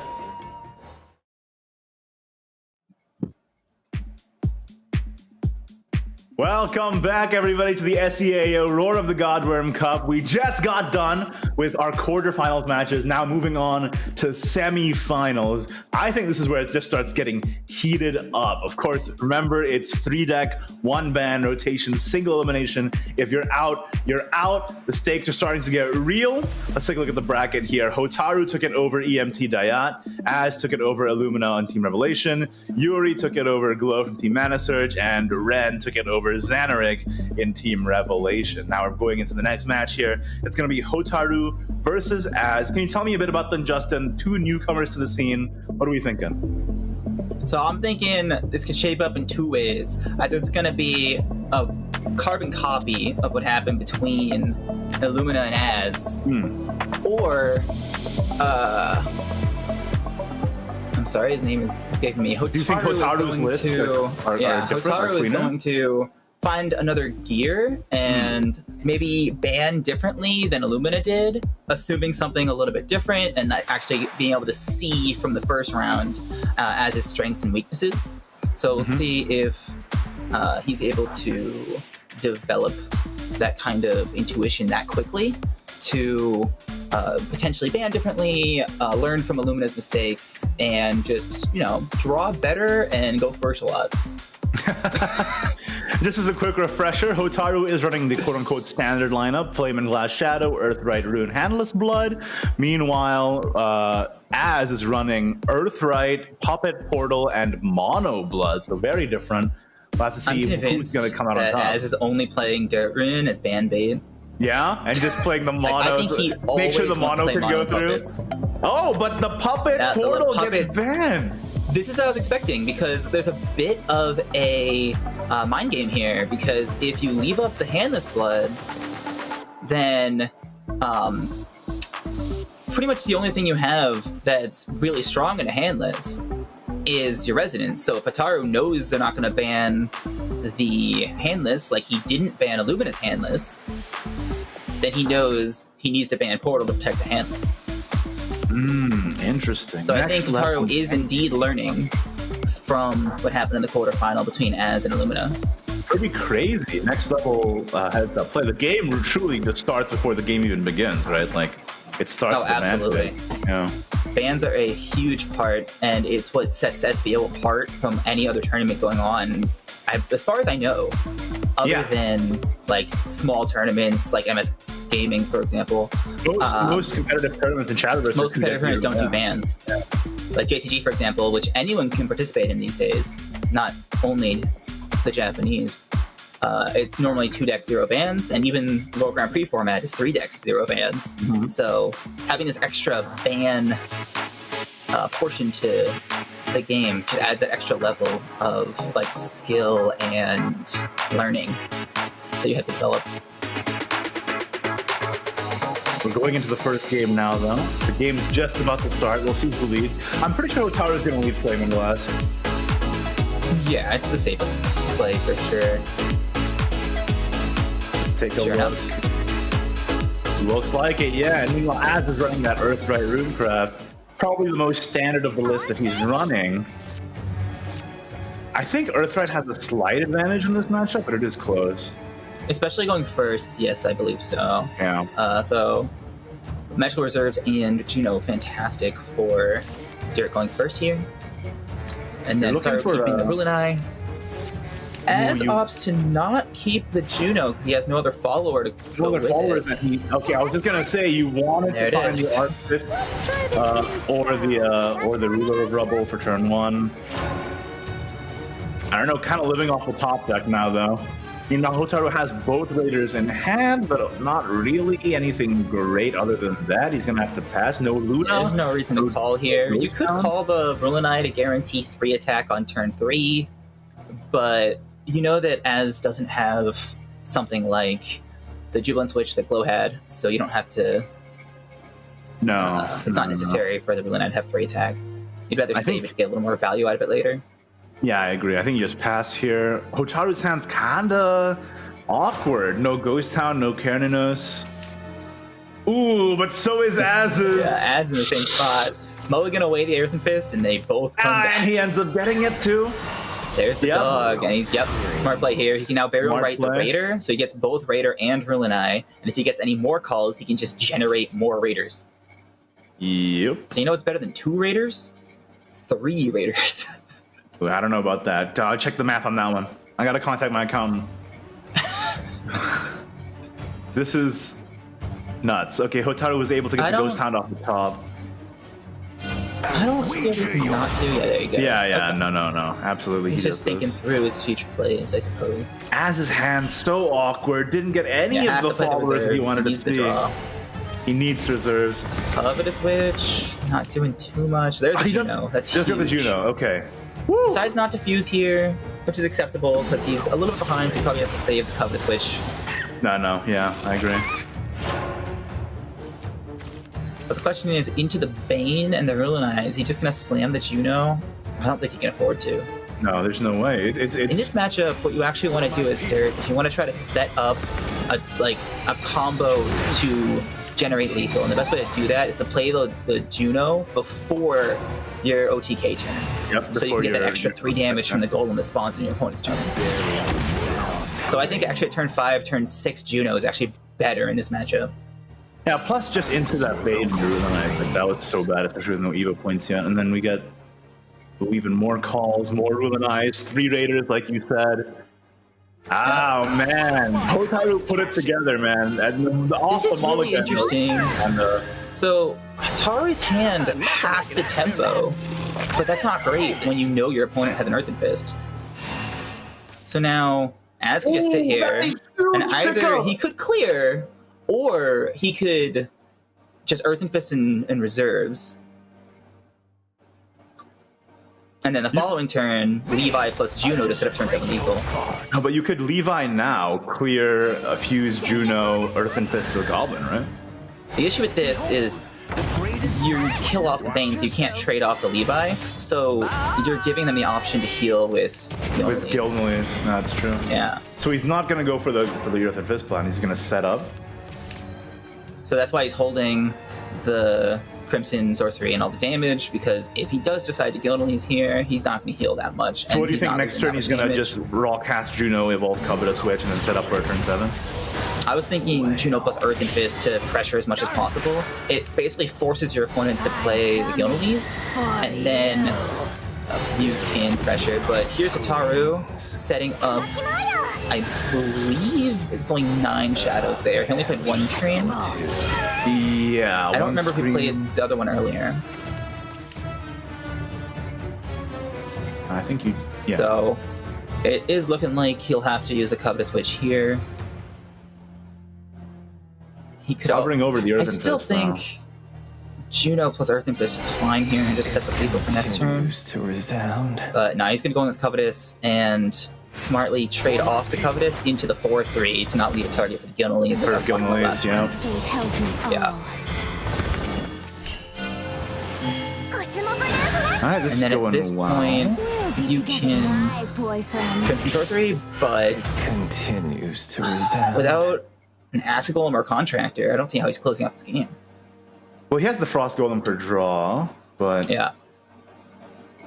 that's 2 play points wasted too, though. Yeah, he's counting his play points for next turn to see if he has enough play points, depending on his draws, to go like something like Frost Golem plus Acid plus Contractor plus Crimson, and he knows he can't. I think every play point's worth it here, though. Exactly, especially if you're not leaving a target for their they go limited away. ways to heal. Yeah. I think Ataru has to play 1 Raider here and pressure as much as possible. His only alternative is a Rulonai. Turn 7, you think he's going to open Frost Golem unless he top decks?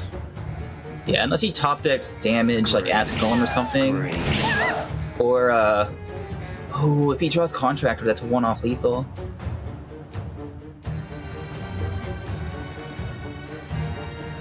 I think you're right, though. I think the Raider is probably the right plan. Yeah, just pressure, get lethal on board, and then you can double Raider the turn after. But nah, he's One person. Decides to play the rune as a 10-1 instead. But you know your opponent has Fist, so it's not doing much.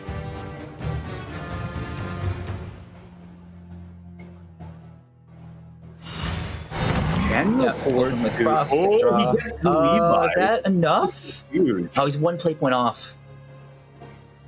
Even so, it would have been 1 off. Eight. So like I said, drawing the Contractor is 1 off lethal. And he honestly can't go for it because he doesn't want to develop board to play around Agonales to set up lethal. So just second fist then. He has to kill... He has to clear the board here, but he can't afford to use all of his stack. So, like, in theory, he could fuse Juno and play the reserves. Then he's out of stack, which is a problem for his Earthen Fist. Really tricky turn here for Az. I think Hotaru is still pretty far away from 20 shadows. Can you just Earthen Fist and sit? If Az doesn't clear here, he's going to Evo whatever's left on board, and then... I'm sorry, he gets a Susie in play as well. He didn't draw any. For my people.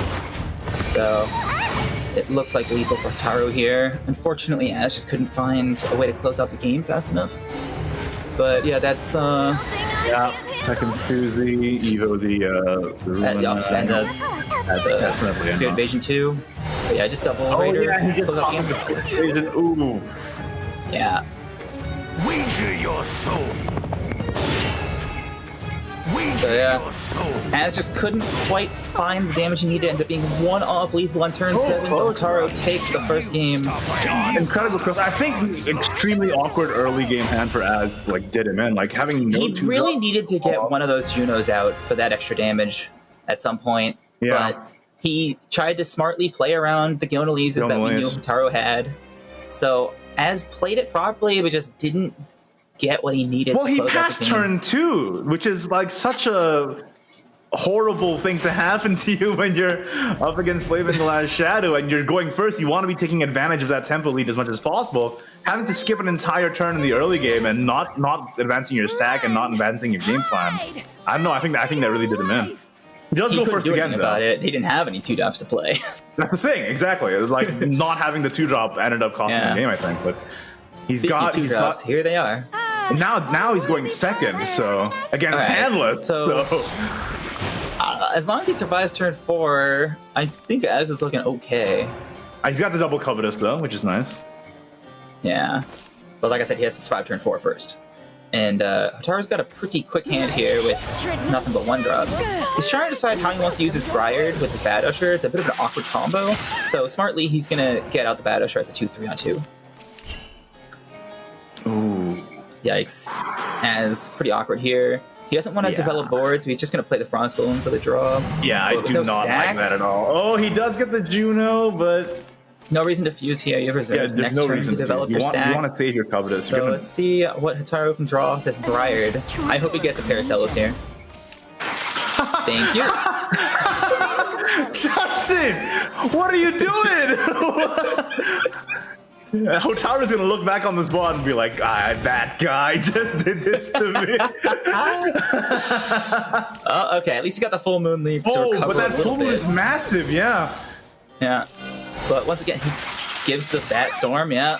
So it makes up for the fact that he can't go handless. Glass to the brim. Welcome home. So You have to- as an awkward spot here, he can either full clear or heal, but he can't do both. Unless he plays the Wily for 2 play points just to heal 3. So that's looking like the play here. But that doesn't full clear because the Bad Usher has too much defense. That Usher is way too big. Thank you for your patience. I think he has to Riley.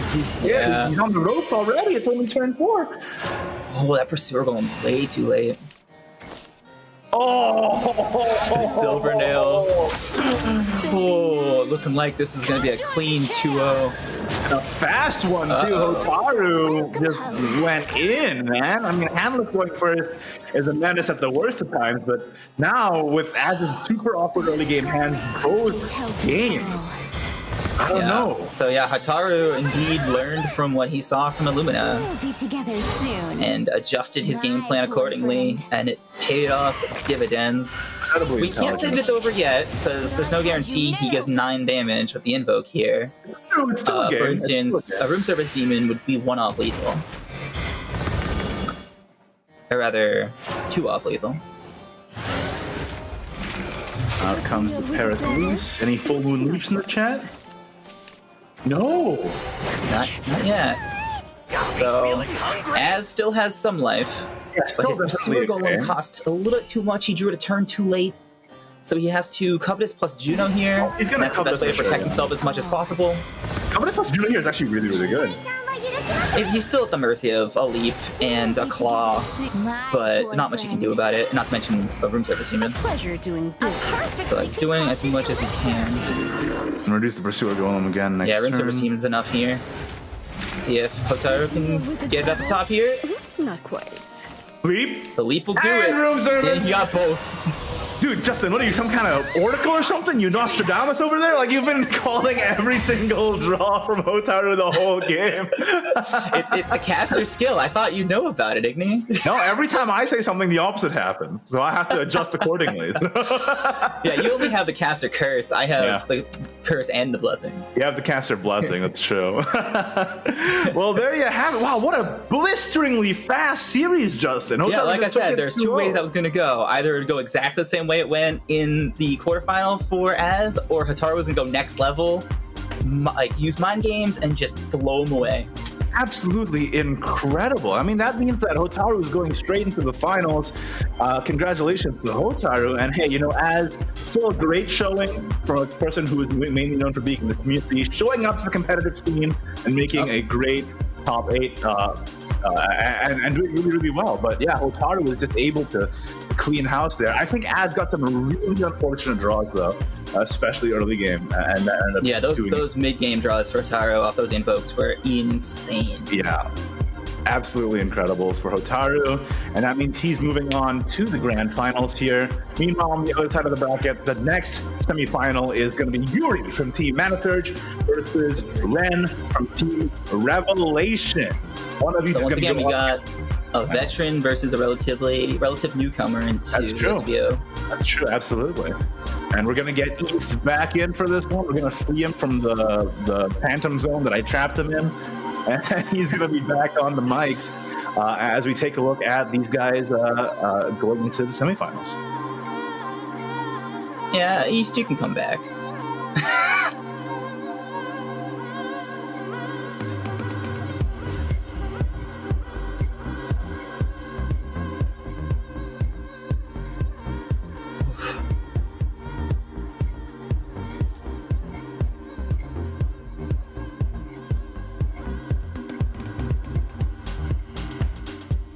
Technical difficulties. I'm going to do a All right, fan so- dub right now. East, you move your mouth. It doesn't work anymore. Look at me. I'm in a DX Racer chair. I think I'm okay. Sorry about that. Can we talk about the fact that, besides the fact that Igni tried to mute me and it failed miserably, I blinked and that last match was over. I looked down, I looked up, Hotaru was at 2-0. So, holy crap. Yeah, that was a 10-minute match, and that's exactly what that standard lineup wants to do. It wants to just get those games done as fast as possible, take some names, and win a tourney as fast as possible. It's just speedrun at this point. It's weird because, you know, Handless Blood has definitely showed its strength today, but if you take a look at the other side of this bracket, Rin and Yuri both not running Handless Blood at all. Yeah, the top bracket seemed to be all the handless and all the blood with monos as well, and the bottom bracket's a little more reserved. We got those resonance portals creeping in there, and we got a couple of swords. So we've got 2 completely different beasts on both ends of the bracket. It'll be interesting to see how these guys meet at the very end.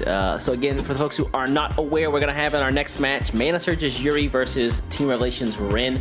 I don't know. I know I don't have to ask you, Justin, who you're voting for in this next match, but if you're going to take a look at the decks themselves, we've got pretty similar lineups, right? We've got Evo Rally Sword on both these guys' side, Flaming Glass Shadow on both these guys' sides. The difference here is going to be the Resonance Portal versus the Earthright Rune. Yes. Any thoughts there? So that is a very crucial matchup Dirt needs to be as fast as possible in that matchup to try to close out the game. Turn 6, turn 7. Do not allow them to get too much value out of their Xion.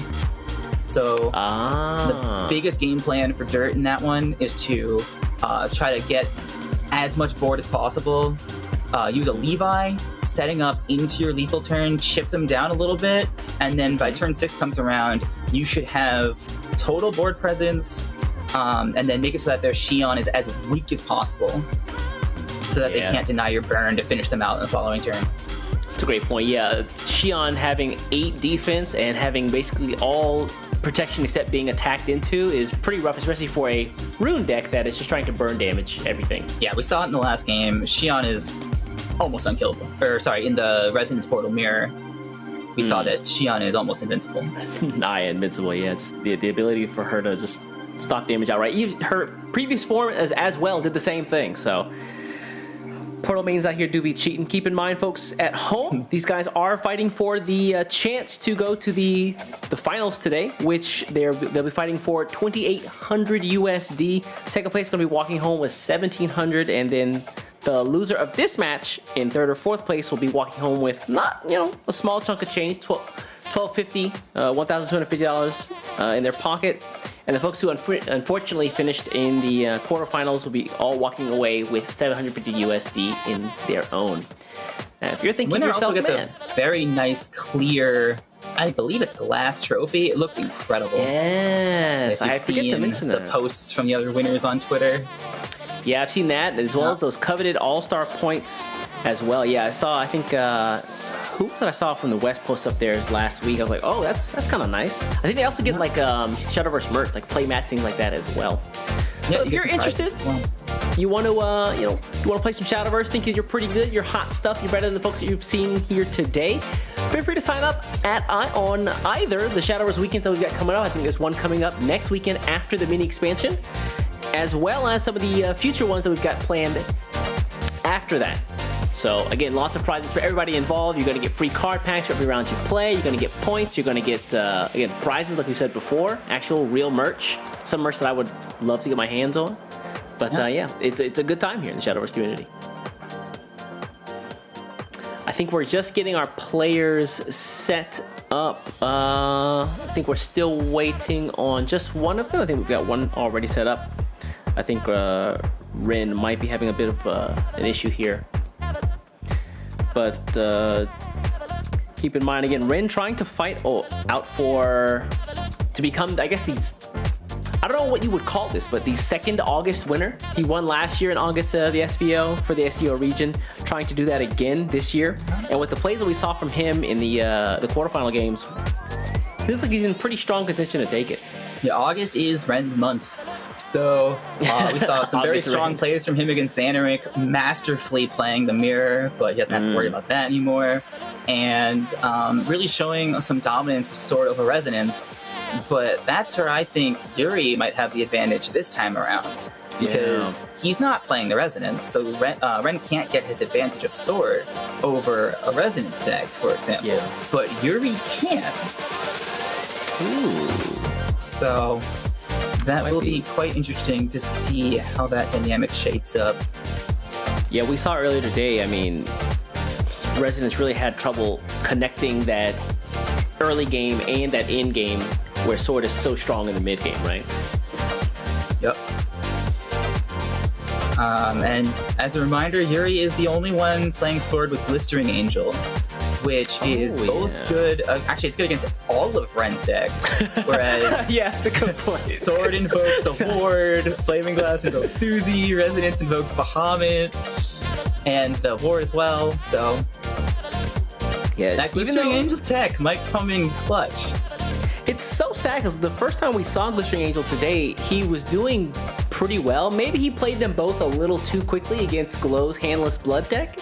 And he still, even though he got both of the Blistering Angels he runs in his deck out, he still ended up losing that match. Hopefully he learned from that and plays them a bit more, I don't know, what's what I want to use here, cautiously? Yeah, I agree with that. He doesn't have to be as cautious in this matchup because Ren's lineup is a bit more mid-range control as opposed to Glow's lineup, which is much more aggressive. Yeah. So I think I want to actually see Yuri become the aggressor in this match. In this matchup. Okay. Well, looks like we do have the bans info. Let's take a look at what these guys are going to be banning.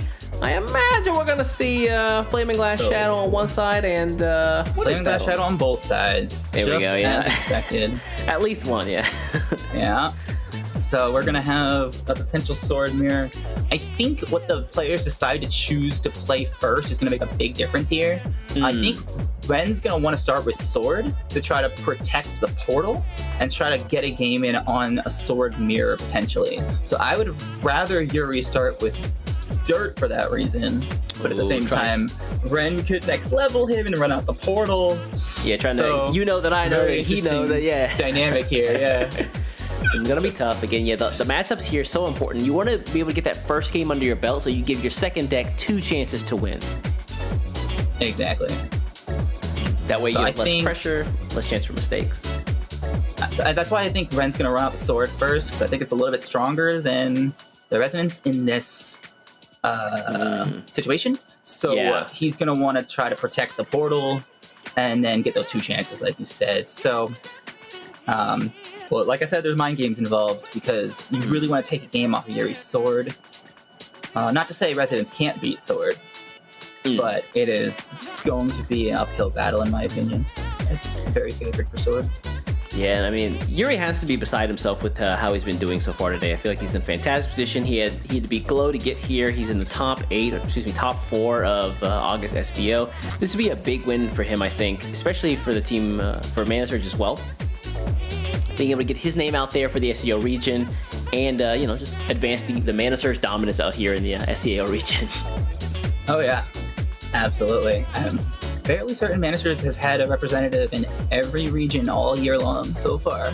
Wow, that is dominance indeed. Am I a demon? All right, so looks like we're going to have... Ooh! Okay, looks like we're going to have Sword going up against the portal. Looks like the mind games might not have paid off there. Yeah. So hopefully Yuri can show off the power of sword. But it's early game. Host going first, so I believe that's Ren. Interesting that Ren is throwing away the Rosa. Rosa is one of your best tools against sword, because if you can tempo out a Rosa, the only answer is a Takatsumi, at which point your opponent's essentially wasting it.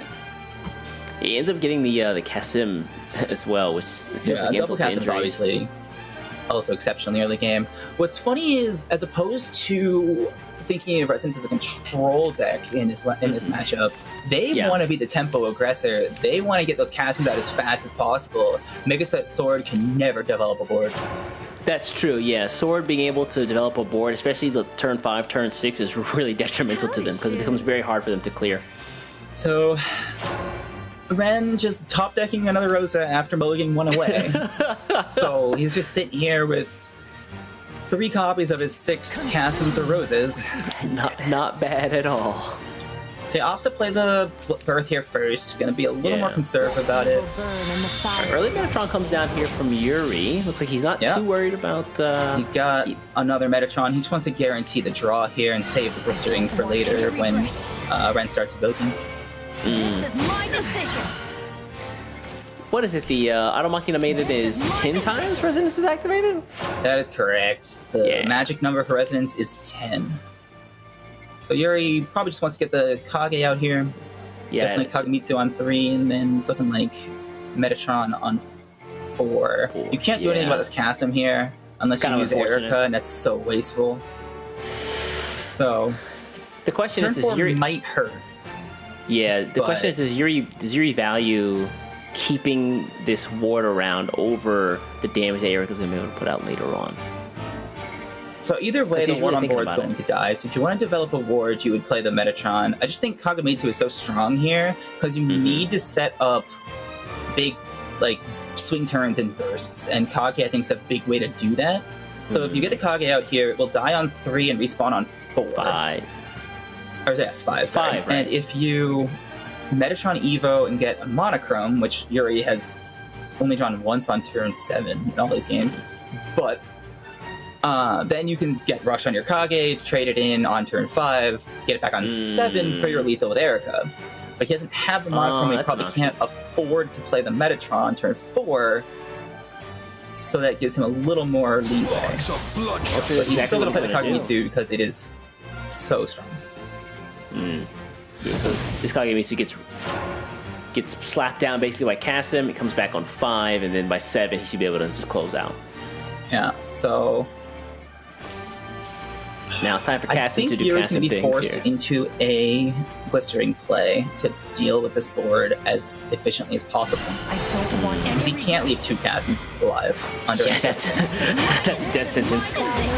It looks like he's only gonna be able to kill one of them though, because this Bellringer here is gonna protect them so well. This is my Yeah, Kasim Bellringer play is so annoying in the early game. That was a Holy really cow. clutch draw for Ren there.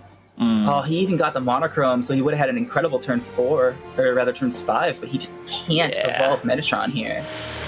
This is painful. Already at His 12 only defense, option is too. blistering, Evo, Yeah. kill the Bellringer, kill one of the Kasims, but not both. you, huh? Yeah, dude, the second shield on the Bellringer plus 2 Kasims is really tough for a lot of decks to get over. He is Taketsumi just- would have been a fantastic pickup, but even still. Yeah, alas, could not find it. Yeah. He's just bleeding here, so he's at 12 already.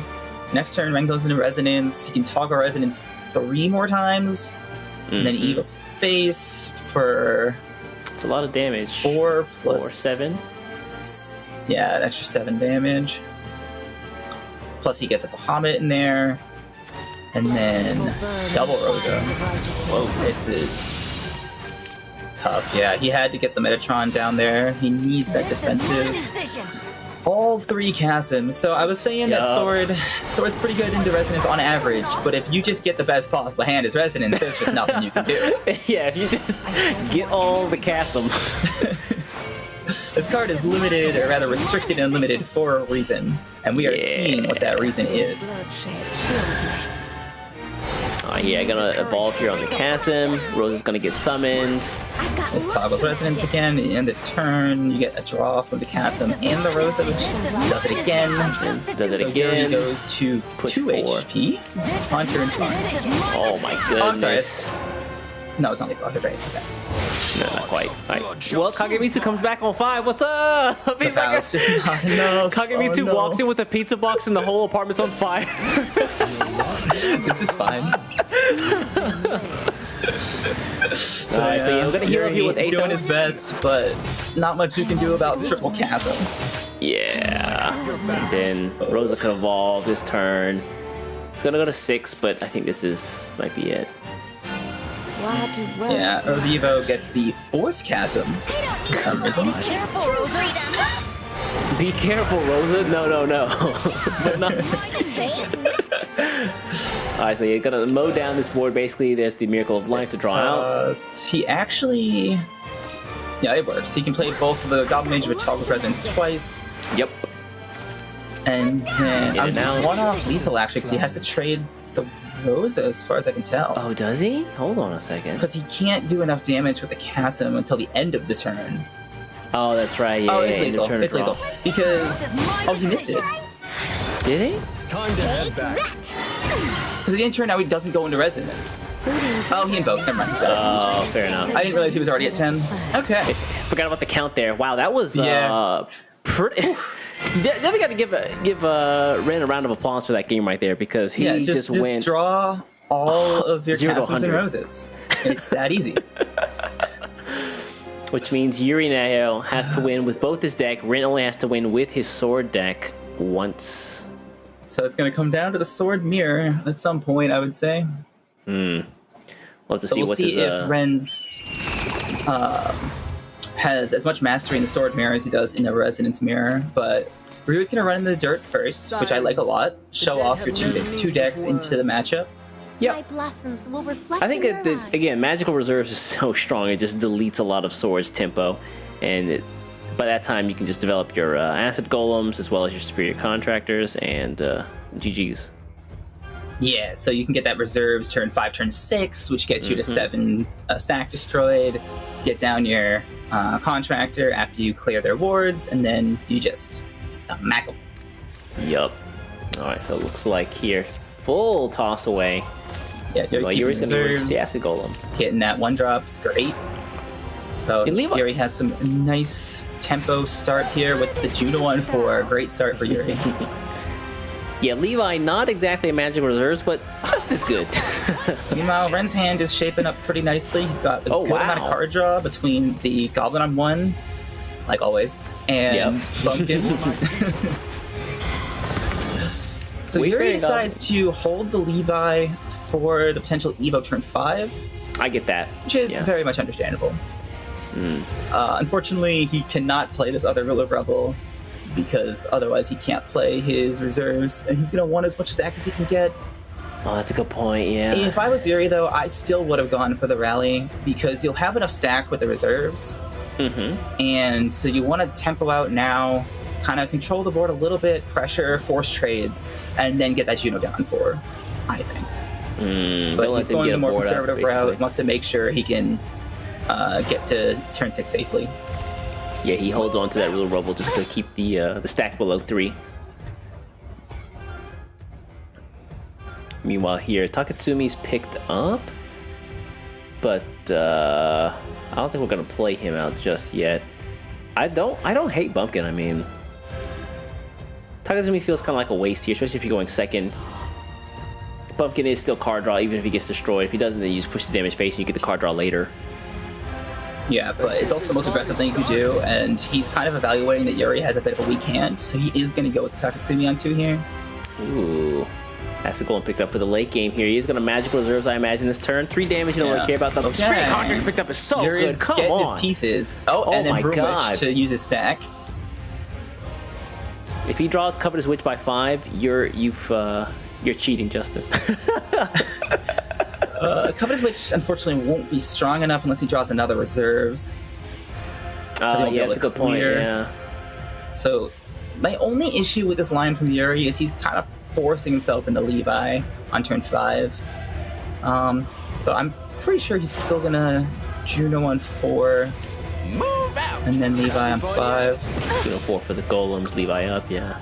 And Kagemitsu right on cue. Oh, what's up, buddy? How you doing? This time, yeah, I like Kagemitsu here. Yeah, you save monochrome in game for the evos later on 6. Absolutely, you never play monochrome here. Yeah.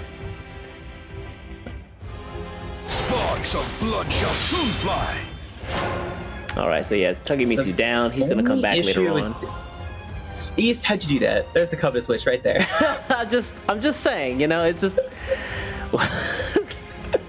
I think your curse is rubbing off on me, or your blessing, depending on how you wanna. How you wanna describe it. Kind of an awkward turn for Yuri. Yeah, this is. It's either Juno here or just draw as much as possible. With the Brumwitch suit, you draw, and then you can Rule of Rebel, potentially fuse something, you get another draw with the Juno. But his hand is kind of stacked. He doesn't really want to fuse anything. I don't hate Juno. Yeah, I like Juno. So right here, Ren can go very aggressive.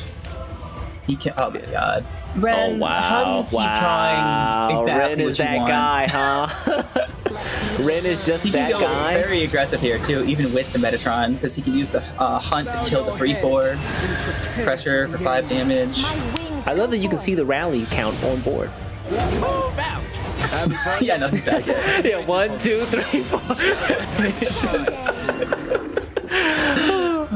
All right, here we go. So Yuri getting that Levi out, clear the board, pressure a bit with his golems, get a full board. Yep.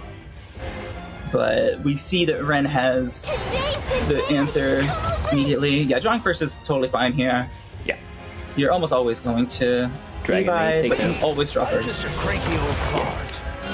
All right, this gets the clear. Goodbye. Kagemitsu, see you soon. Ryan's hand is so strong. It is. So, Yuri's hand, on the other hand, his only issue is he's out of stack. So he has to... And he got rid of his Juno, so he can't really generate much more. He's destroyed, I think, 5 stack total. The He has it on Juno, the the Brumwitch, and Witch. Levi. Yeah, monochrome is pretty obvious here. You can get the full clear with the pumpkin. Oh, that's true. Yeah, he'll be at 7 at that point. Do not stand He has 7 rally now. Yep. And then So the runs pumpkin is into- exactly enough to have rush. But he's gonna go for the heal here in Evo instead. I like this. I didn't notice the Wayfaring Goblin top deck for the turn. but not So bad far, at all. this man has top decked everything he wanted to play. We're in firing on all cylinders here. Stone Bullet, a big top deck here. Yeah, that's he pretty can good. kill the Pop the 4/4. 5/2, play the Acid Golem to push damage. Actually, what he wants to do is he wants to Stone Bullet the Goblin, Evo the Acid Golem Wait, to kill what? the 4/4 to trade it into the 5/2 to deny the potential heal from the Vow. Ah, that's a good point. Yeah. And then you can Crimson Face at that point, because the only other heal Sword would have is the Goblin. And then in the following turn, you have the Covetous Contractor to close out the game. Oh, a little rubble here. Stone Bullet onto the. Let's see if he sees it. Oh, okay. That works. Go You differently can here. still Evo the Acid Golem to kill the 3/1, Yeah. Works and then either way. trade it off. Let's see here. If he sees See the if line, he though. sees the line here. He could also go a bit more conservative and go with the Covetous Switch to heal. But I think...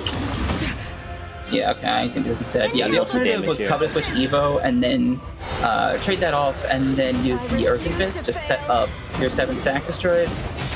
Okay, I like this hold on. better because... Oh, Wait, he what? tried it wrong. No! Because he wanted to go in with the Contractor this turn. Okay, so this Ren gives sees he's so Ren happy about this. a big chance here. Let's see it.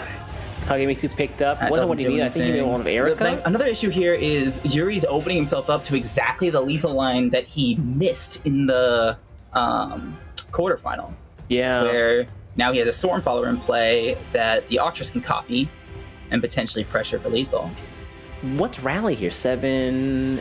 His rally is currently 8. 9, 8, sorry. right? He Nine? played the Pumpkin with 7. That's the right, yeah. Pumpkin was 8, Kage 9. Or Wayfarer, rather. Yes. the Goblin.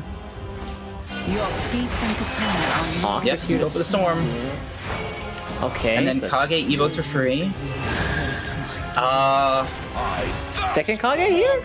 It's not enough though, He's right? on 5 Evos, that's enough. Is it? Oh, Yeah, it it's is. 11 damage. So Yuri Wow, way to go. Well got navigated by very Ren. much Or by Ren, excuse me. fate was lost there. Yeah, great line there for Ren. I had not seen that. I was Yeah. thinking Octress Evo to get the spell. I wasn't thinking Evo to Kage. Well done. That was well Nicely done, played by yeah. Ren to take that 2-0 over Yuri. Dude, I don't know about you, but Ren is looking August is his next month. level. August We're seeing Ren it looking real right different. Looking very different. Let's take a look at the So brackets he very quickly. advances to the finals. So Over Mana Surge's Yuri. Again, if you're Yuri though, you can't be mad with this result. Walking home with a couple bucks in your pocket, put your name out there. You're a newcomer to Mana Surge. Really feel like you're proving your worth as a member here. yeah, great showing by Yuri. Getting himself to the top 4 of the SVO, his first top 8. Yeah. And sneaking into the top 4. Great showing for Yuri. A little sad that my lineup couldn't take it to the finals, but he did better than I did. Well, son, you did all right. Yeah. You did all right. But that means that our finals are going to be Hotaru going up against Ren from Team Revelations. You know, both these guys have been playing on different levels, it feels like, all day from the other players here, and this final is going to be a slobber knocker. I think we're gonna get Igni back for that as well. Igni, do you copy from the Void dimension? Why'd you put me in here, man? That's what you get for muting me. That's what you get for muting me. Don't you ever do that again. Bring me back. But yeah, man, what a set of games we've had today. We're gonna go to a quick break, folks. But when we come back, we have the grand finals of this cup. And don't go anywhere because we also have a card reveal coming right after that.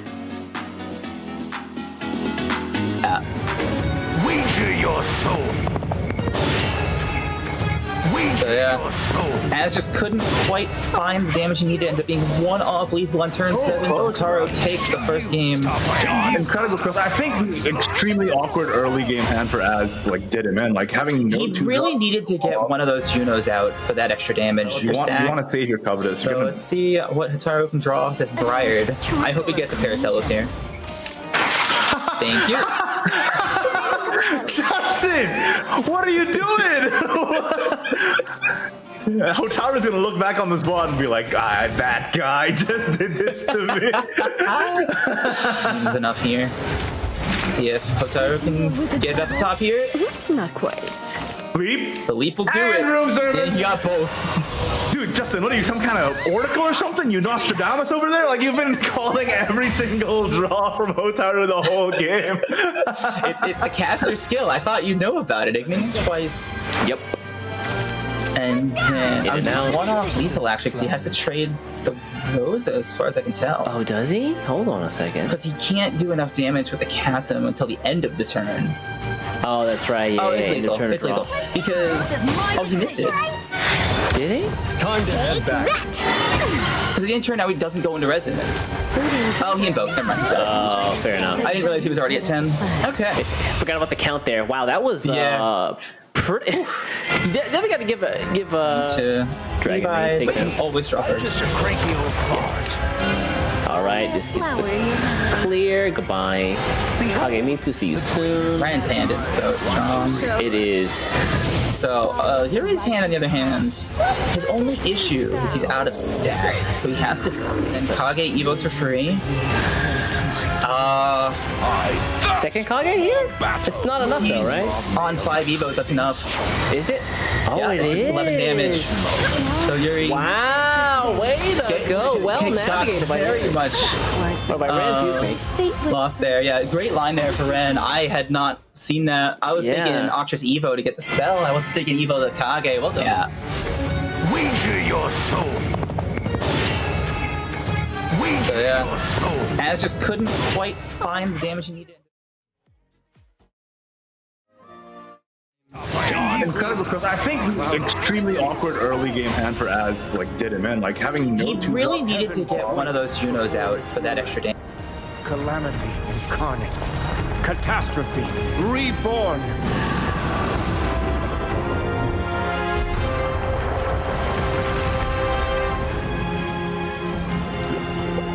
The end is nigh, but not inevitable. So stand proud, and we will weather this storm. Shed your tears, bear your blade, and don the hero's mantle. Your legend begins. Now make the world listen. The Godwyrm dictates creation and destruction. But we determine our destinies.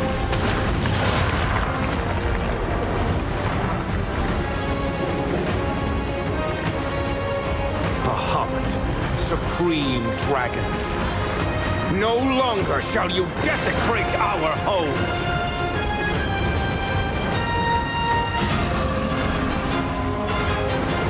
Roar of the Godwyrm. The call to arms echoes.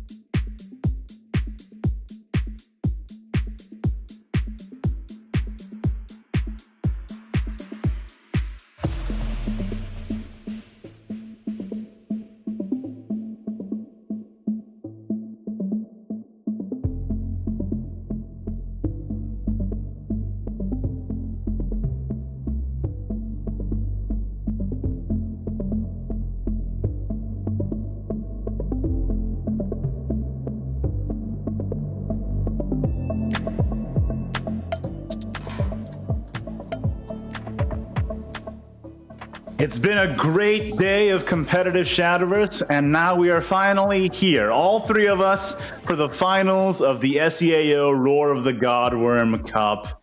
How are we feeling going into this finals, boys? It's going to be an exciting match, I can tell you that much. These two players are on fire today. Ren is crazy, as we saw from his last two matches. Hotaru, the new face as well, coming up. Two widely different lineups too. I'm excited for this. Yeah, both the only these guys. thing that's the same is that flaming glass. Hey, Yeah, and everything else is I different, huh? I tried to avoid bringing this up the whole time because I didn't want to wet my whistle too much about how good my country is. But Indonesia, 6 out of 8 in the top 8, and both the finalists from Indonesia. Hello, can we just say something about that? Let's go. Whoa. Showing I would up. appreciate it. I would appreciate it if you wouldn't wet your whistle on stream, please. Please and thank you. I think I used the wrong expression there. Don't make fun of me. Can we just-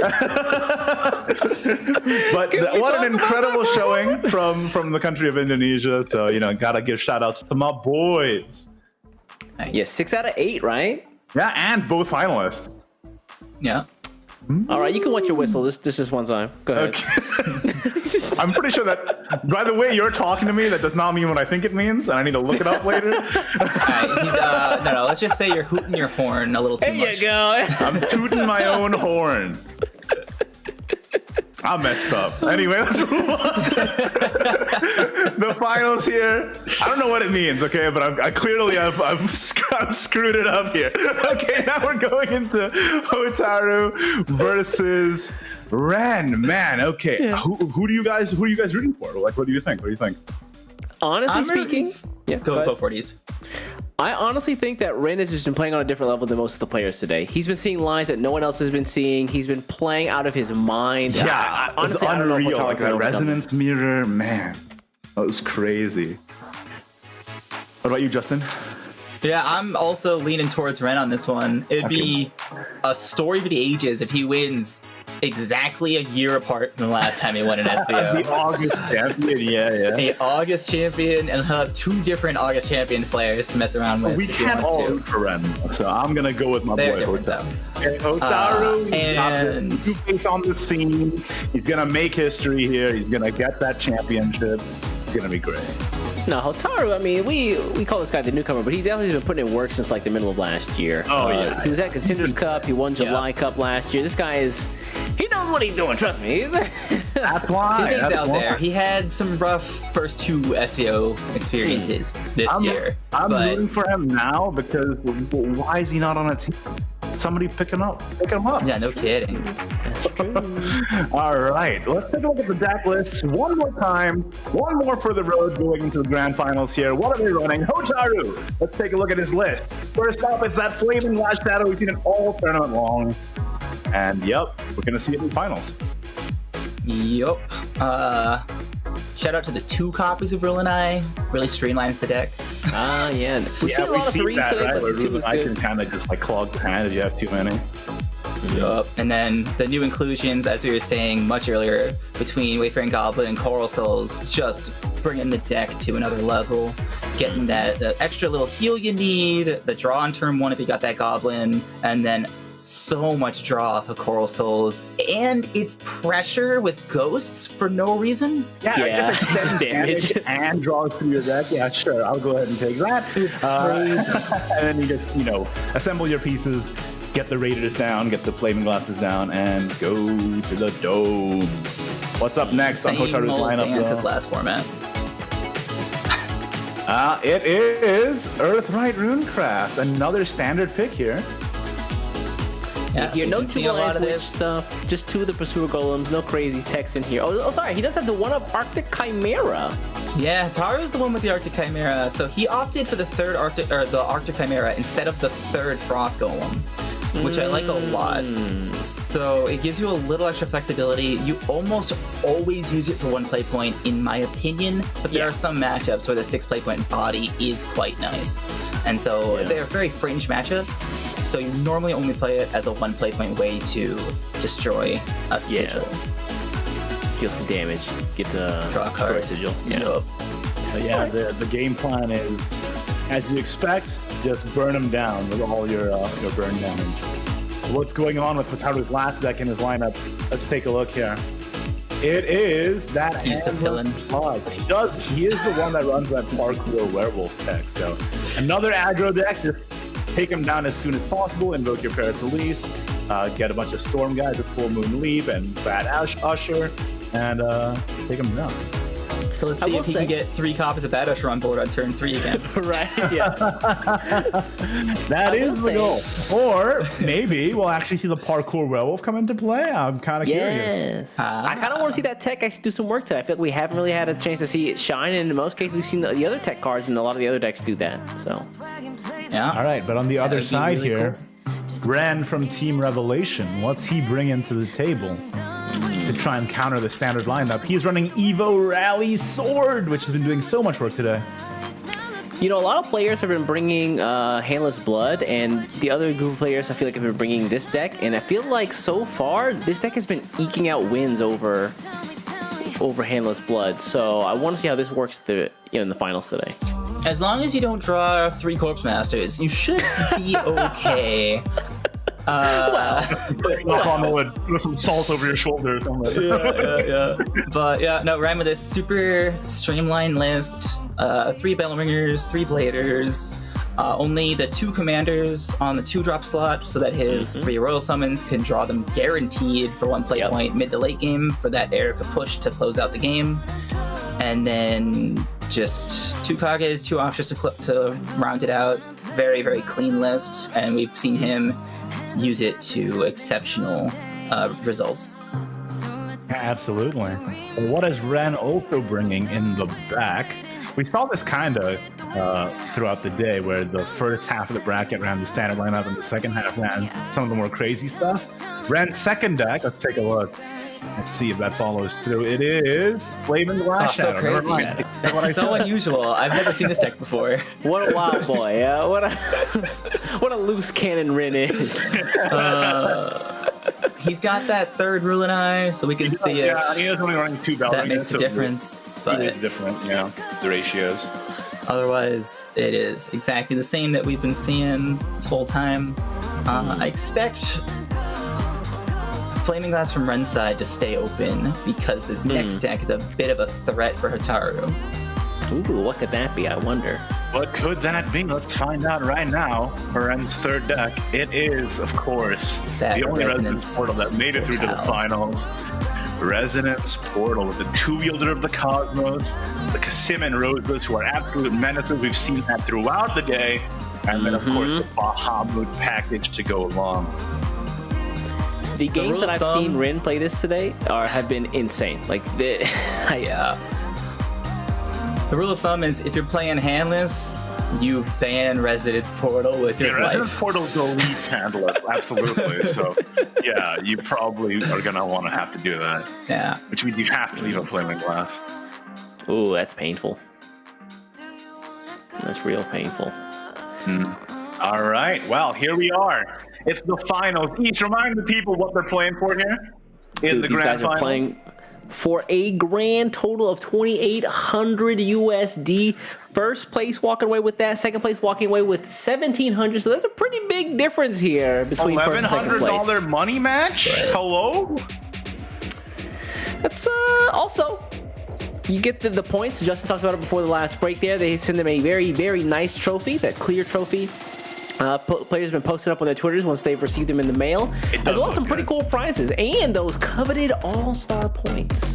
And the more all-star points you have, the greater chances you have of being qualified for the all-star tournament later at the end of the year. So you absolutely want to be racking those up. I know that Keo is like, yeah, I didn't make top 8, but I did okay enough to have enough all-star points, so I should be okay. Yeah, I saw that. He was top 5 before. Yeah. Solidified 5 more points yesterday. So he should still be right in there in the top. Top 8. But meanwhile, we got guys like Chrysome and Bima, who are on the top of the ranks. Ooh. But they had a bit of a rough time yesterday. Yeah, I heard. going, I think 3-4 and 4-3 respectively. Still, every win counts for those all-star points, and the winner of the whole thing gets more. So we'll have to see how it shakes out here in the grand finals. What are the bans going to be? Like we know that we kind of know that Resident Portal is going to get banned, but what do you think is going to get banned on the other side? On Hotaru's side, That's got to be Flaming Glass. Yeah, I was going to say the same thing. Yeah.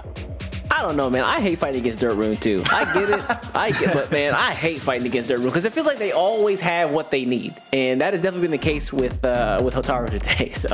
So we saw that Ren didn't ban Yuri's Dirt, so I expect him to do the same in this match and ban the Flaming Glass. Oh, the handless! He bans the handless. It's the next level ban. Next level ban. He's like, you're gonna ban my resonance because my resonance is your handless, so I'm gonna ban your handless. And then, oh my God, the neurons are firing.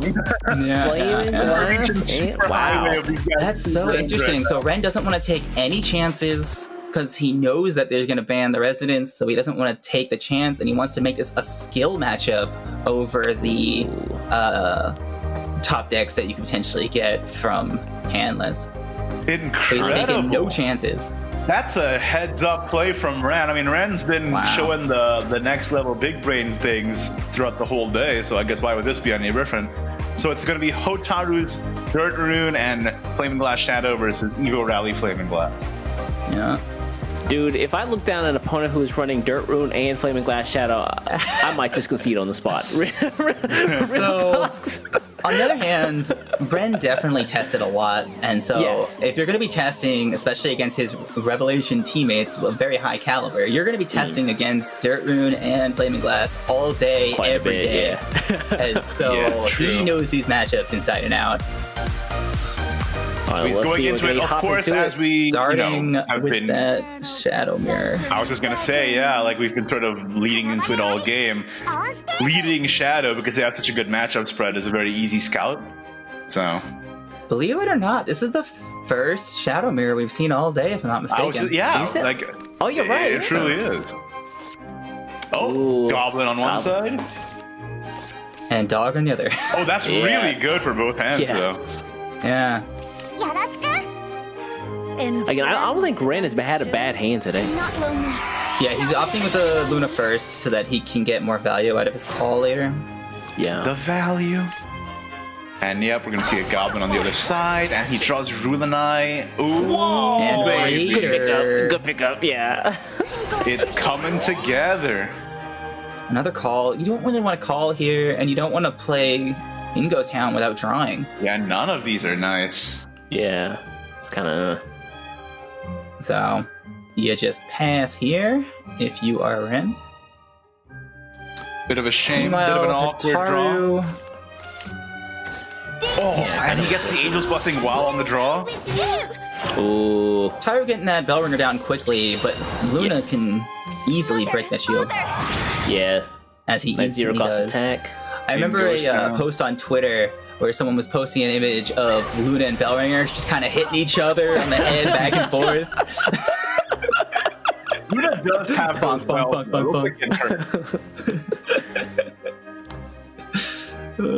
Sounds like a fantastic 14 Dragon artwork. That's exactly what it was, I think.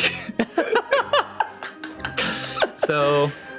No, you can Krampus. You gotta Krampus something. Yeah, you gotta Krampus something, and then probably call... He's considering saving the Gilneys since he can't necessarily clear the Bellringers, but Bellringer's probably going to get in for a lot of damage, although he has one more turn to try to find something on turn 4.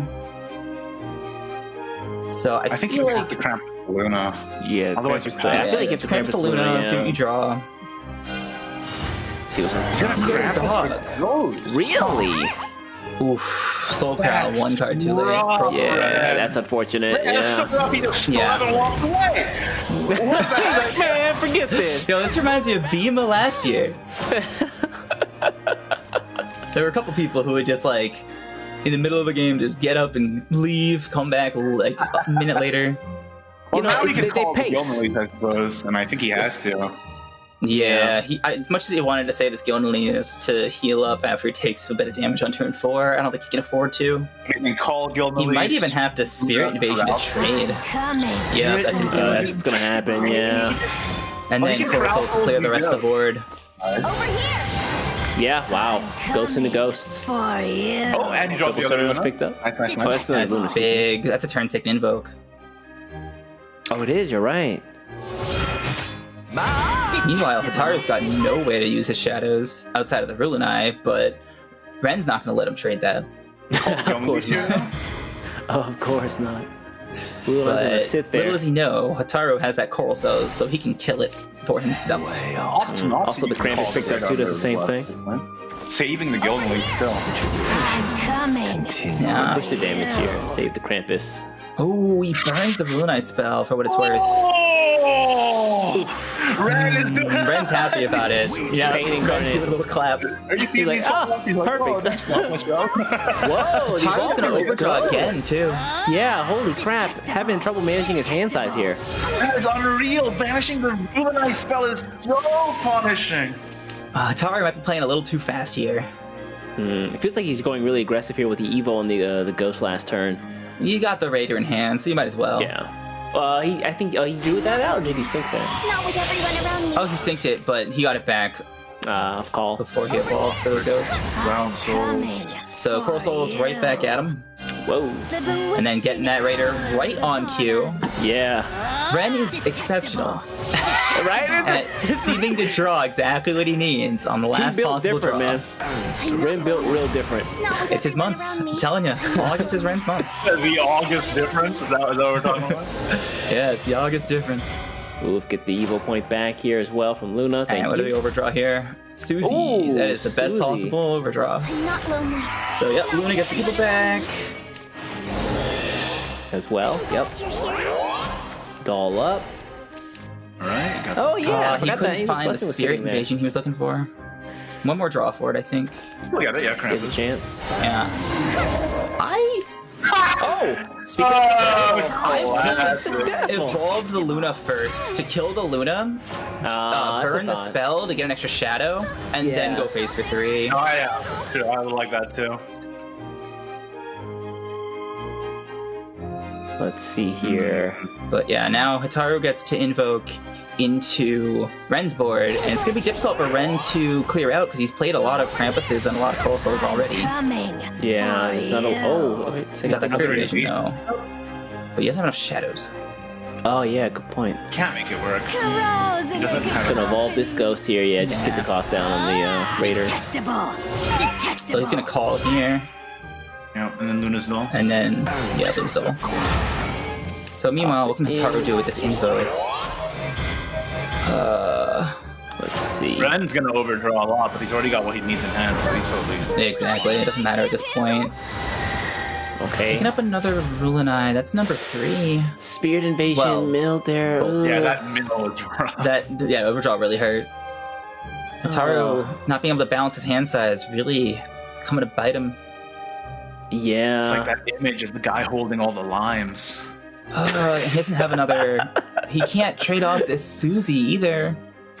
Ding dong. So he's gonna go in here, get a little more draw, try to find like a Krampus or something, Yeah, something to just like. protect himself. I don't know. Oh, man. It's a little off. Call is not really helping the hand, you know? Does help build these shadows, though. Oh, hex Yeah. you. Rulonai here. Leaving up followers? Couldn't be me. So awkward. Hex I you. feel like Gilnelys might have been better to heal up a little bit, especially if you're gonna develop a bit of a board. This little hex is pain. Yeah, at least make yourself a bit healthier so when they do play the inevitable Sunderer. So If he knows let's another see, Spirit Invasion, I I'm think gonna Ren has cry. lethal here. I think so too, yeah. Ooh, burning another Spirit Invasion though. Yeah, how does this always happen? Jesus! Can we stop? Hex you. There's Invasion. 3. Yep, trade. Yeah, that's +1. lethal. Hex is 20 ways And to then- Sunday, man.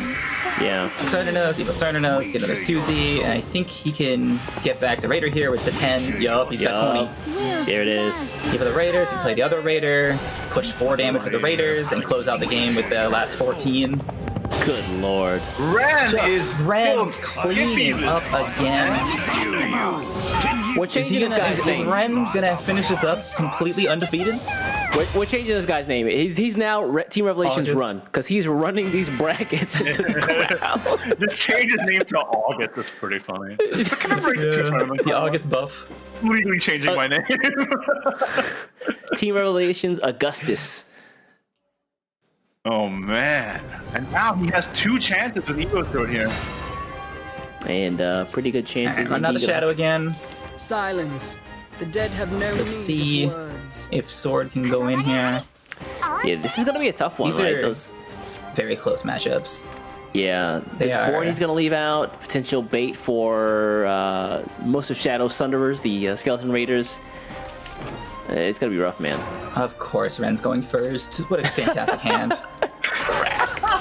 That Cave Master's not even that bad. I'm so exasperated when you said that. Which I really appreciate. I wanted Hataro to at least have a chance. Most players high roll one or 2 games. Ren just rolls. That's what he calls. He just calls it rolling. So well. That's the Yeah, thing. yeah, He's absolutely. putting himself into those opportunities to It's have not the just good pure luck luck happen. under any Oh right, circumstance. no. You can't have this good luck if you don't like put yourself into the position to be able to receive it. You know what I'm saying? Oh, Absolutely. what was it?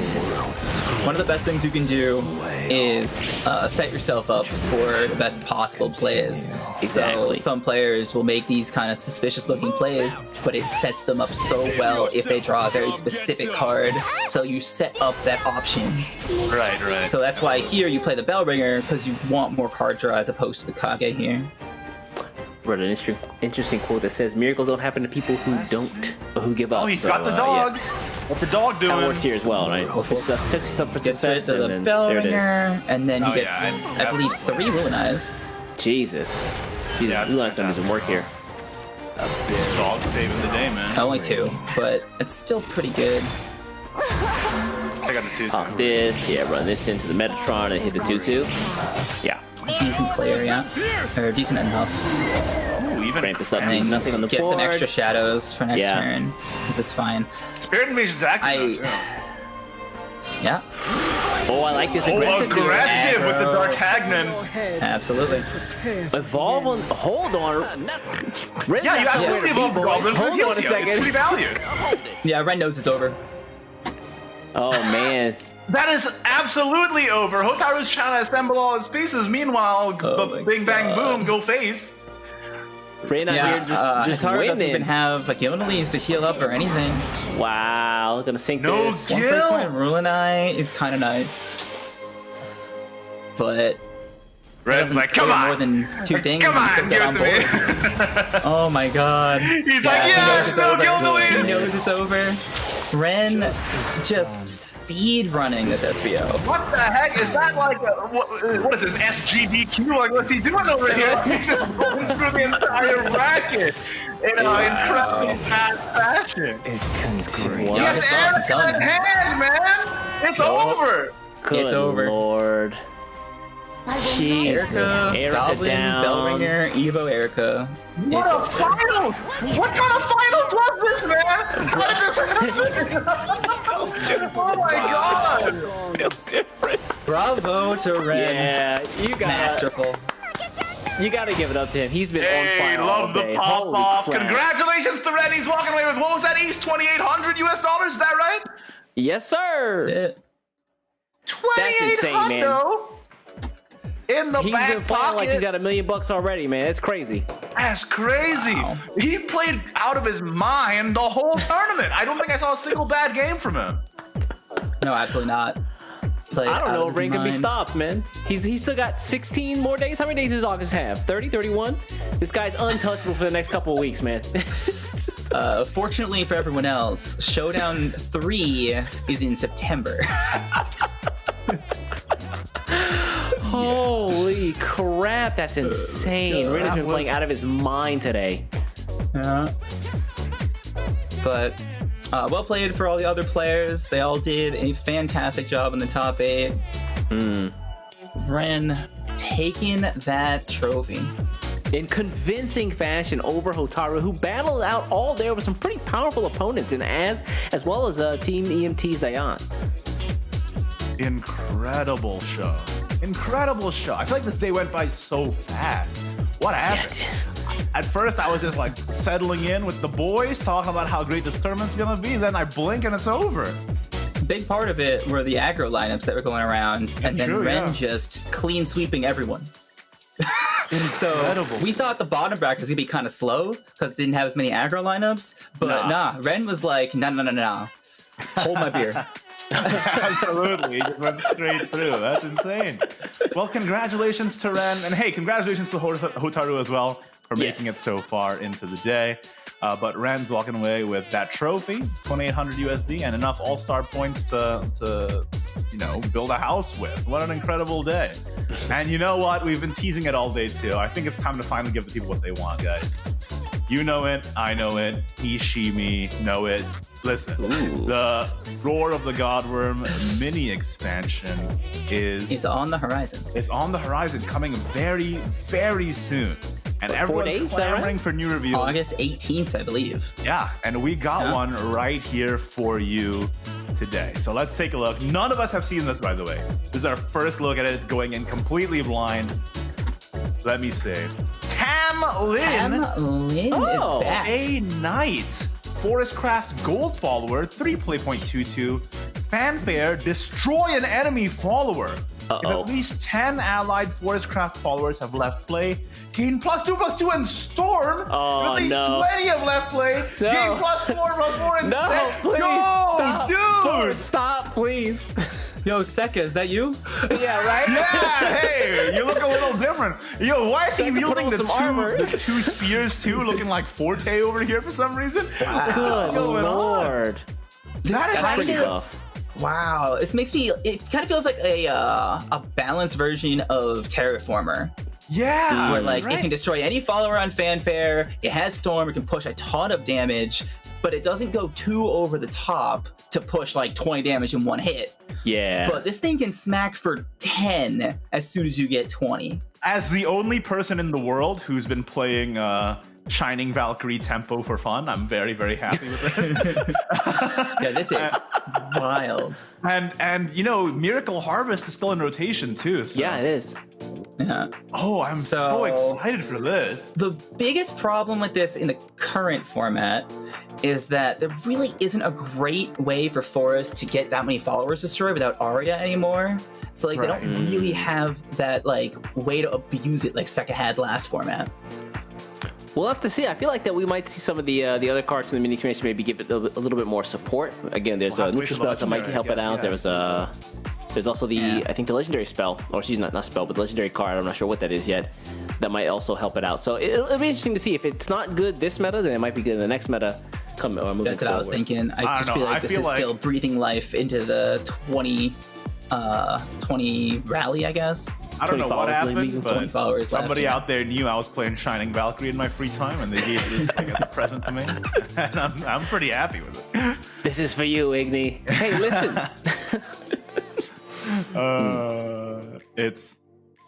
Well, there you have it. That's Tamlin, Fey Knight, our Forestcraft's gold follower reveal for the upcoming Roar of the Godwyrm mini expansion. Remember, that comes out on the 18th of August, so you don't want to miss it. Make sure to log into Shadowverse and keep up with the game updates. Those cards are coming out very, very soon.